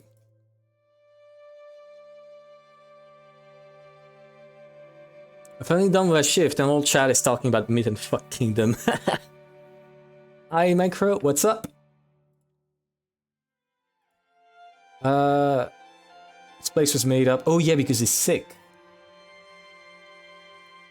Maybe it's a remnant of male chauvinism. Okay, start with the assumption that a woman's womb, there's something to be borrowed, and the children of direct descent would come first, directly followed by the grandchildren. In other words, spouses have no blood ties, and are therefore placed at the end of the line. It's terrible, but I the system. My grandmother would be ranked even lower than me if she were still alive. And very often, they obeyed their father. If they get married, their husband, after aging, their children. It's the old saying, women have no home in any realm. Long ago, when I was still incapable of figuring all this out, I thought it was great that we could all chat in our little groups, adult sibling with adult siblings and cousins with cousins. However, now that I can examine this hitting wonder, they're growing up a bit, there's up some very complicated feelings in me.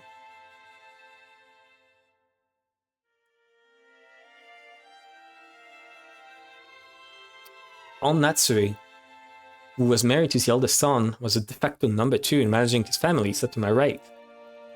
Which meant that she was 2 steps lower than me in the ranking order. It was hard to imagine what might be going on inside her heart. That's why I made a small apologetic gesture towards her before sitting down. Oh, nice to meet you, Batara-kun. You've grown quite tall, haven't you? Yep. 6 long years of eating well, sampling various cuisines, and deriving sustenance from others' bountiful gifts. I'll work, but I pull through. Growing just like a young boy, I see. How tall are you now? Yes, about 180 centimeter. But on Natsui, that's where you're supposed to stay. Sounds like all you did was eat. Huh? Oh, giggle. I'm sorry. After a short pause, she did laugh with me, but it seemed she couldn't quite figure out what she was supposed to be laughing at. On Natsui... Ayo. Where is she? Here. Hers his wife, she manages the household, in place of her husband who takes little interest in the matters. Child, full preparation and arrangement for the family conference. Possesses a strong sense of responsibility and a great deal of pride. However, neither her husband nor his siblings understand her very well, so her position is far from enviable. Okay, fair. I'm gonna... Apparently there can be crashes, so I'm gonna save, like 4 hours in. There we go. Isn't simpler if I just call it Jessica's mother? Feels bad to say it like this, but while I didn't exactly dislike her, I didn't particularly like her either. She hardly ever spoke with us kids. And all of my memories of her involved her talking to the adults about complicated things, with a scary look on her face. In fact, since we hardly ever exchanged words, I spent a long time trying to figure out how I should approach her. All my efforts seem to have ended in failure. Proud low rank bearer she is. True. The silverware sat neatly on the table, but the meal itself hadn't been brought in yet. As a general rule, couldn't start a meal until the person sitting at the head of the table arrived. So long as grandfather didn't come, lunch would be put on hold indefinitely. Who out of all these characters would have a Meat and Fuck Kingdom account? I can answer you this easily. Him. Him. Him. And probably... not him. Him. A canon. Absolutely canon. Like, I'm sorry, but like... It's just obvious.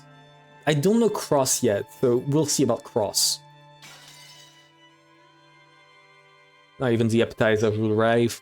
Simply put, silence in this room was caused by our parents enduring their hunger while they waited for grandfather to arrive. Whoever's the grandfather from my memories would always show up on time to a meal like this. He was the kind of person who would never be so late that he kept everyone waiting.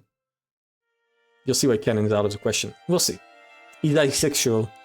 His dick got cut off.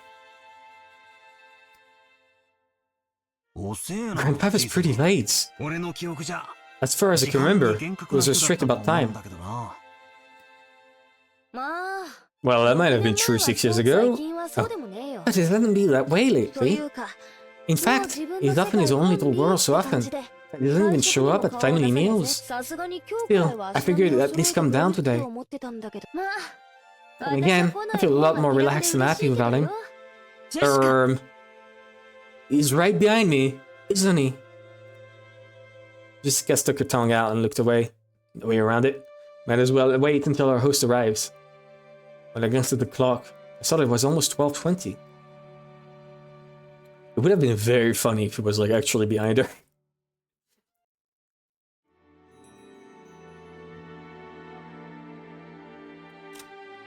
Alright. Let's see. Age Ed. Inventory has already been announced, it's just that a few months to live is bringing with energy. He amassed a vast fortune, he never made any mention regarding his inheritance, which worries his children. Strongly influenced by the West, and is a rabid fan of the occult. Studies packed with mysterious grimoires.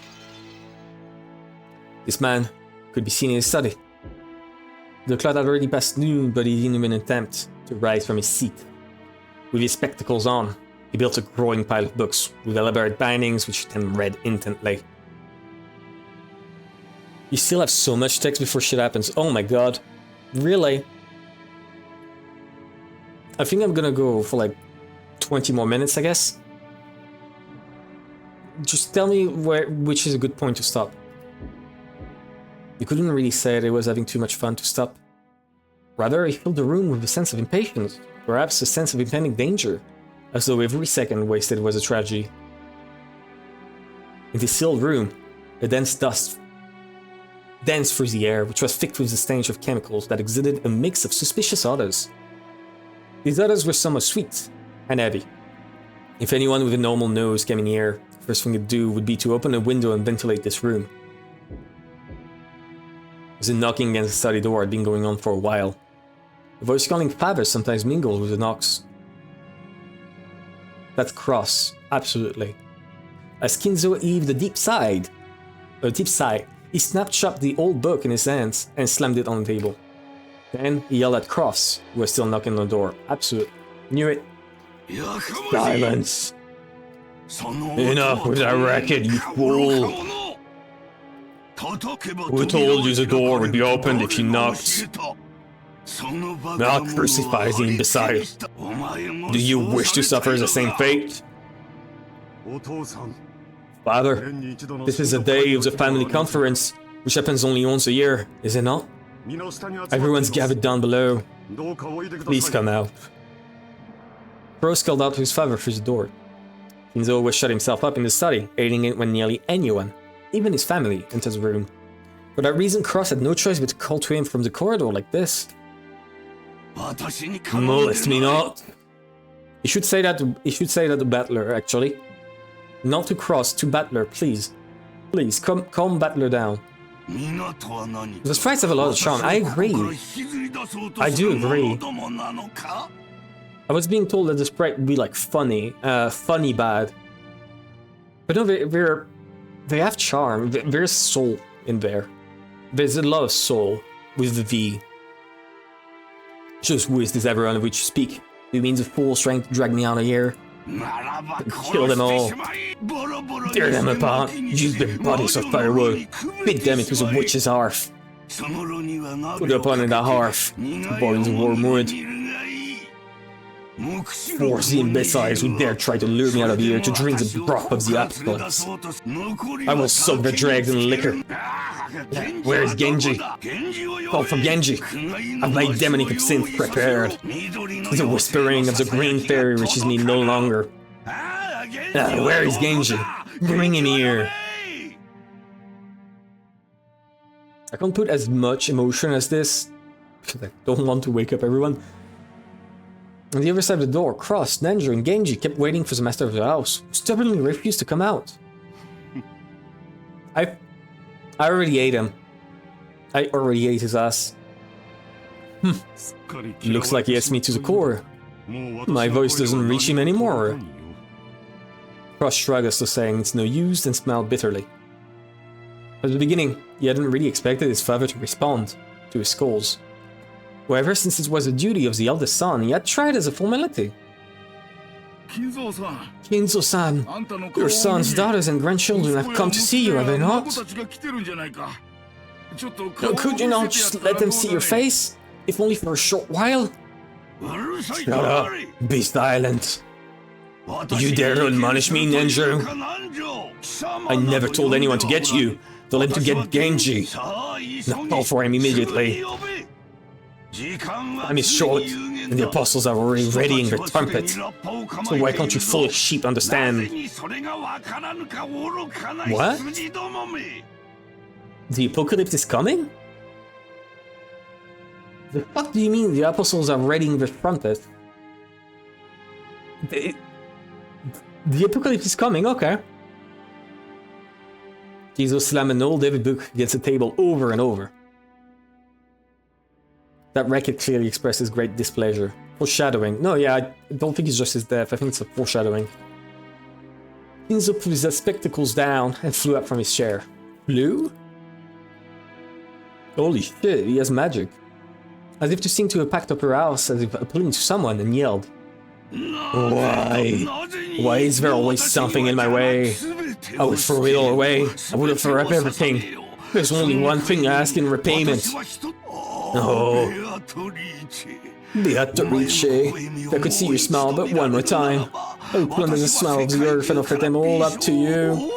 Ooh, come on, it's a legion of locusts. Bring the smile of the earth. Everything is filthy. Everything is irksome. Why must I suffer this impediment, this most precious of days? You're right. That didn't sound like a cough, that sounded like vomiting.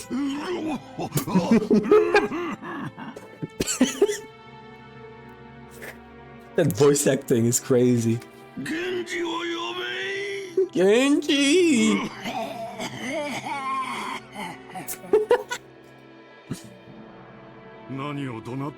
I have no idea what he's yelling about. He's probably lost his mind by now. Cross-san, isn't it a bit too harsh to say such a thing of your own father? My father is already dead. There's nothing here but a phantom of what father once was. At any rate, as long as he has no intention of coming out, there's nothing we can do. Kinzo-san. Choking coughs continue to pour from the study. I'm going back downstairs, and it would be a waste to let the fruits of Goddess Fry's cooking talent get any colder. It's one of the few things a relative can look forward to when they come to this house.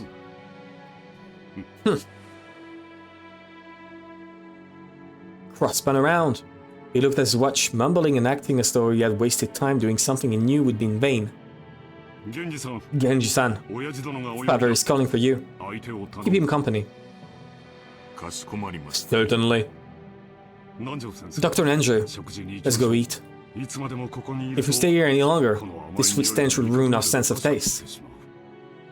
Without waiting for Nenjo, Cross went downstairs. Genji urged Nenjo to go and eat. Nenjo glanced between the study door and Cross's back as it later disappeared down the stairs, then let out a deep sigh. Sorry, Genji-san, but please allow me to leave this in your hands. Yes, please leave it to me. Do what you can to avoid giving him alcohol. That's a habit that's far too difficult to break. Is Genji not here yet? Let's get Genji from coming. Where's Genji? Jesus Christ. Please, allow me to handle the situation here. Very well. Forgive me. Ninja Bolt silently descended the stairs. Genji watched him leave, then knocked on the study door. Master, it is Genji. Genji? Why have you kept me waiting so long? You're alone, I trust? Just got back to my computer, the first thing I hear is... wow. That's what it is. You're alone, I trust, correct? I am alone. Kinzo returned to his seat in the study and pressed an old-fashioned switch on the table. The fuck? There were small delays, the heavy sound of the door unlocking could be heard. Holy shit, okay. Kinzo was convinced that his family wanted to mess with his study. Or perhaps someone make or mess? Make a mess or just mess? Make a mess, okay. Perhaps someone had once opened the window for some air and ended up scattering things that, to him, were important research materials, leaving him in a terrible mood. Kinzo had outfitted his room with a formidable lock, preventing anyone from entering without his permission, and thereby sealing himself in a jail of his own making. Genji, whom he trusted the most, was relatively free to enter the room, but even that didn't always hold. If Kinzo was in a bad mood, even Genji wouldn't be able to enter. Anyone else would be limited to holding a conversation through the door, unable to even see Kinzo's face. And most of the time, what they got could hardly be called a conversation. However, this didn't trouble the rest of the family much. After all, it just wasn't worth the effort to disturb this aging family head. It was impossible to please and always stayed shut away, immersed in his research. Taking advantage of his refusal to leave his room, they supported his isolation, putting his care entirely into the hands of the servants. Genji, my usual.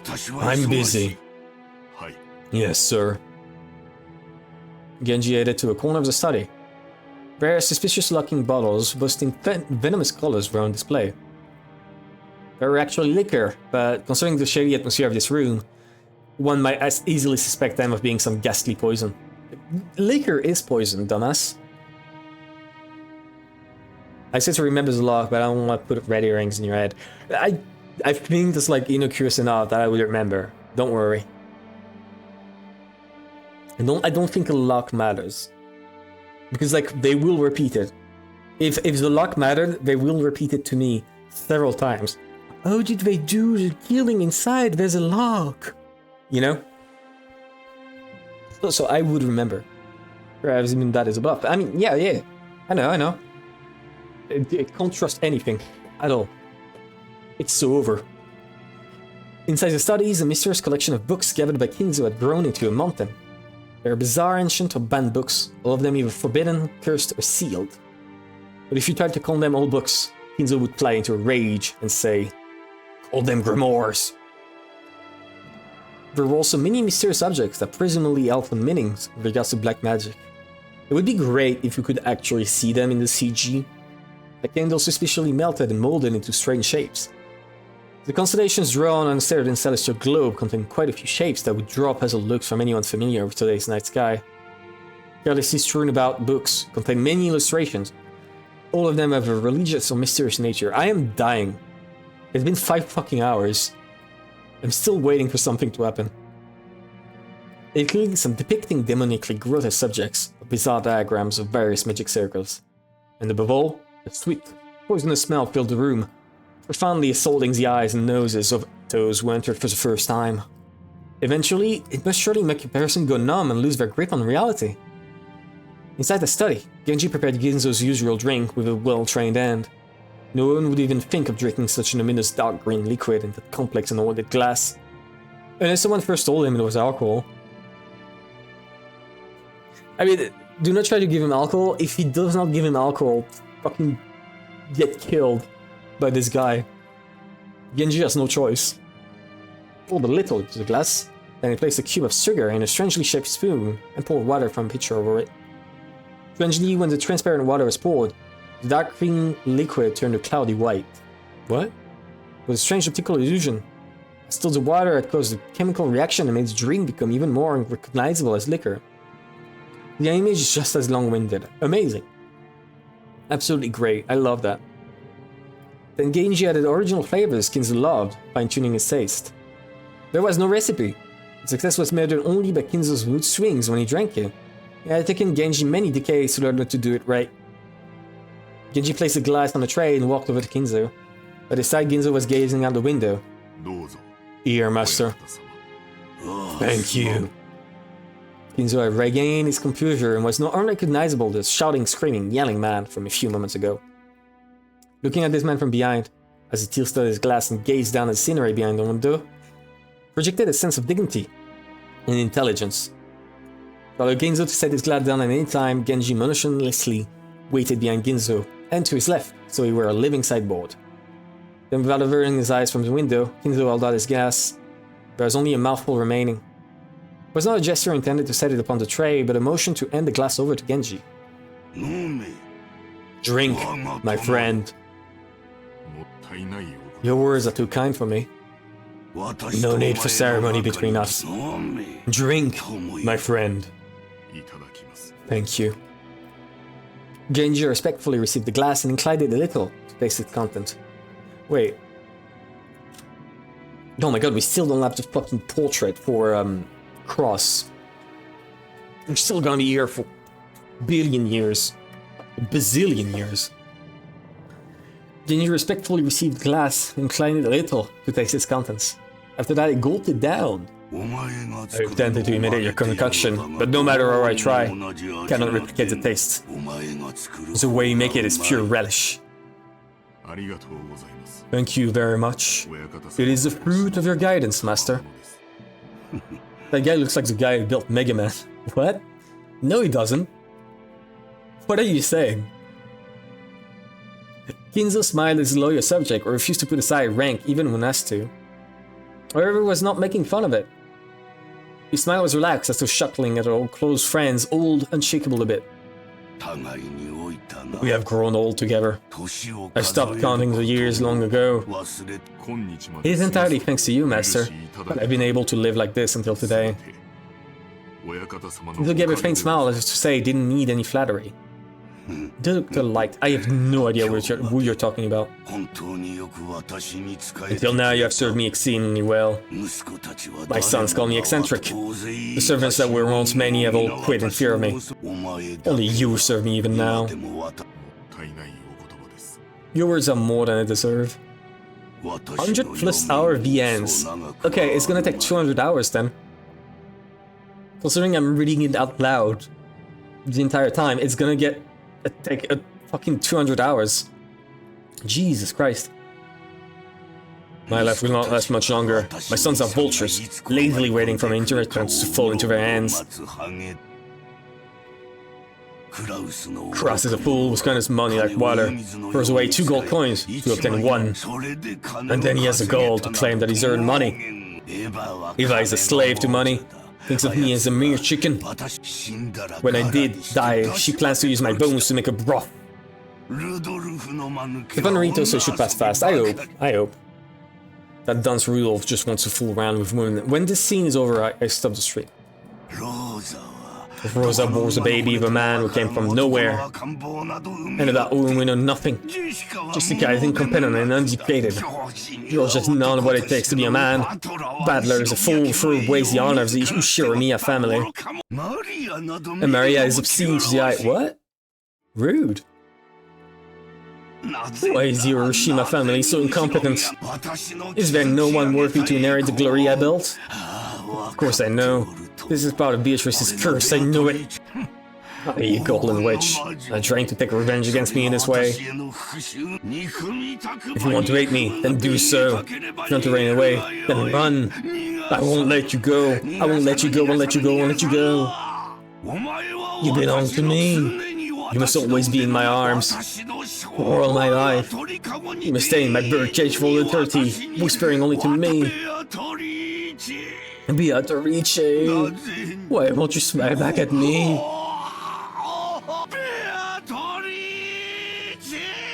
I'll let him do his voice.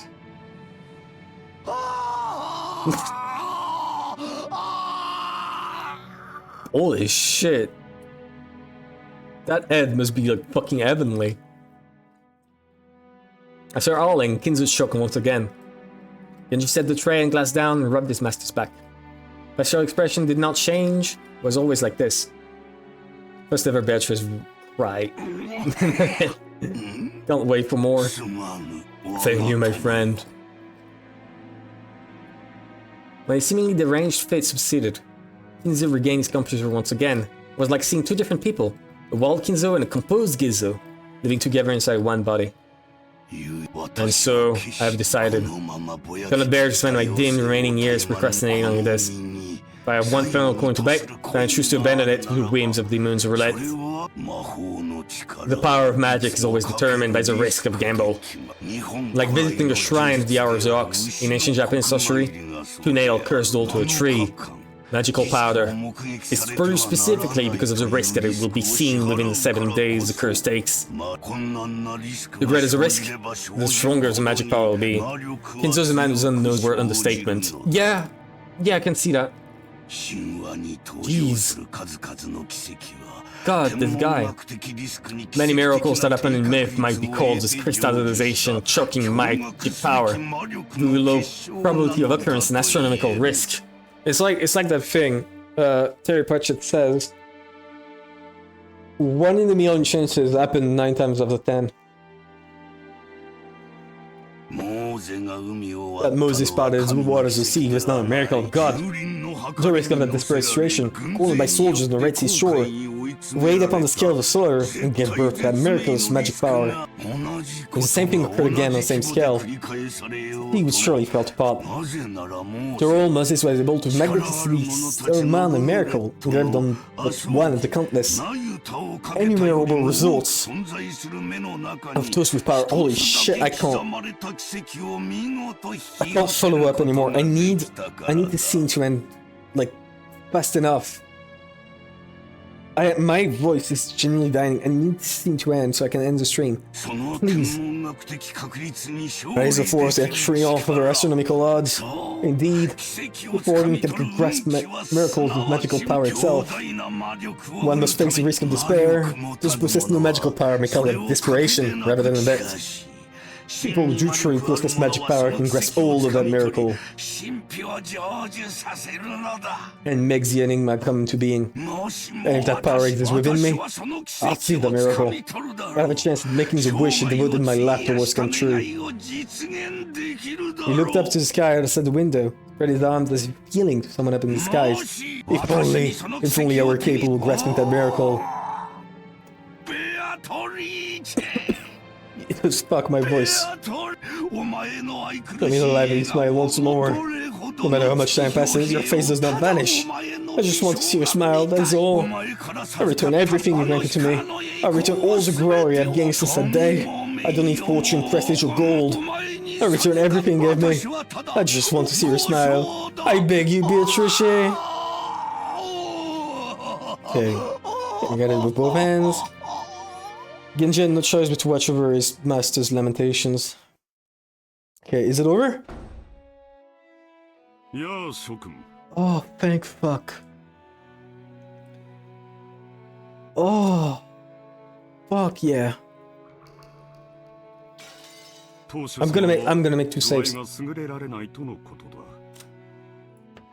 Just in case. You'd die if you did it every time he said Beatrice. Amazing. Absolutely amazing. What?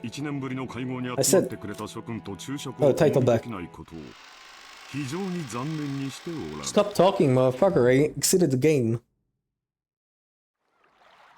Here we go. Alright, well, that was a good stream. I think I'm gonna alternate between playing Tuhu and playing Umineko, I think that could be good. I was thinking of doing a schedule thing, right?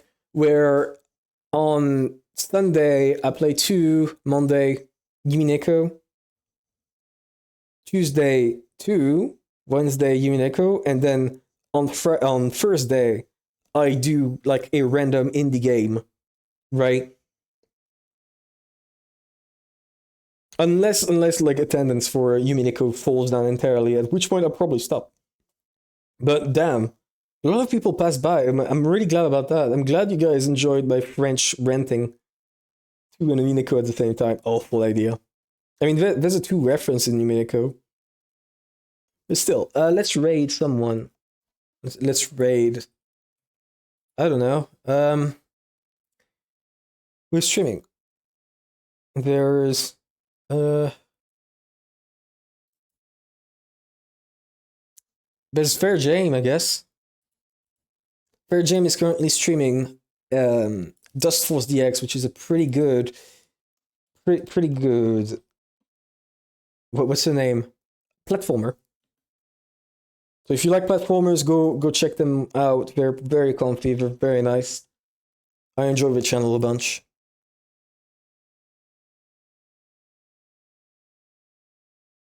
So, bye-bye everyone. Thank you for passing by. Thank you for checking out my stream. It just sucks that it's plus 40 hours. Yeah, checks out. But yeah, bye-bye. Don't forget to say I, by the way. Here we go.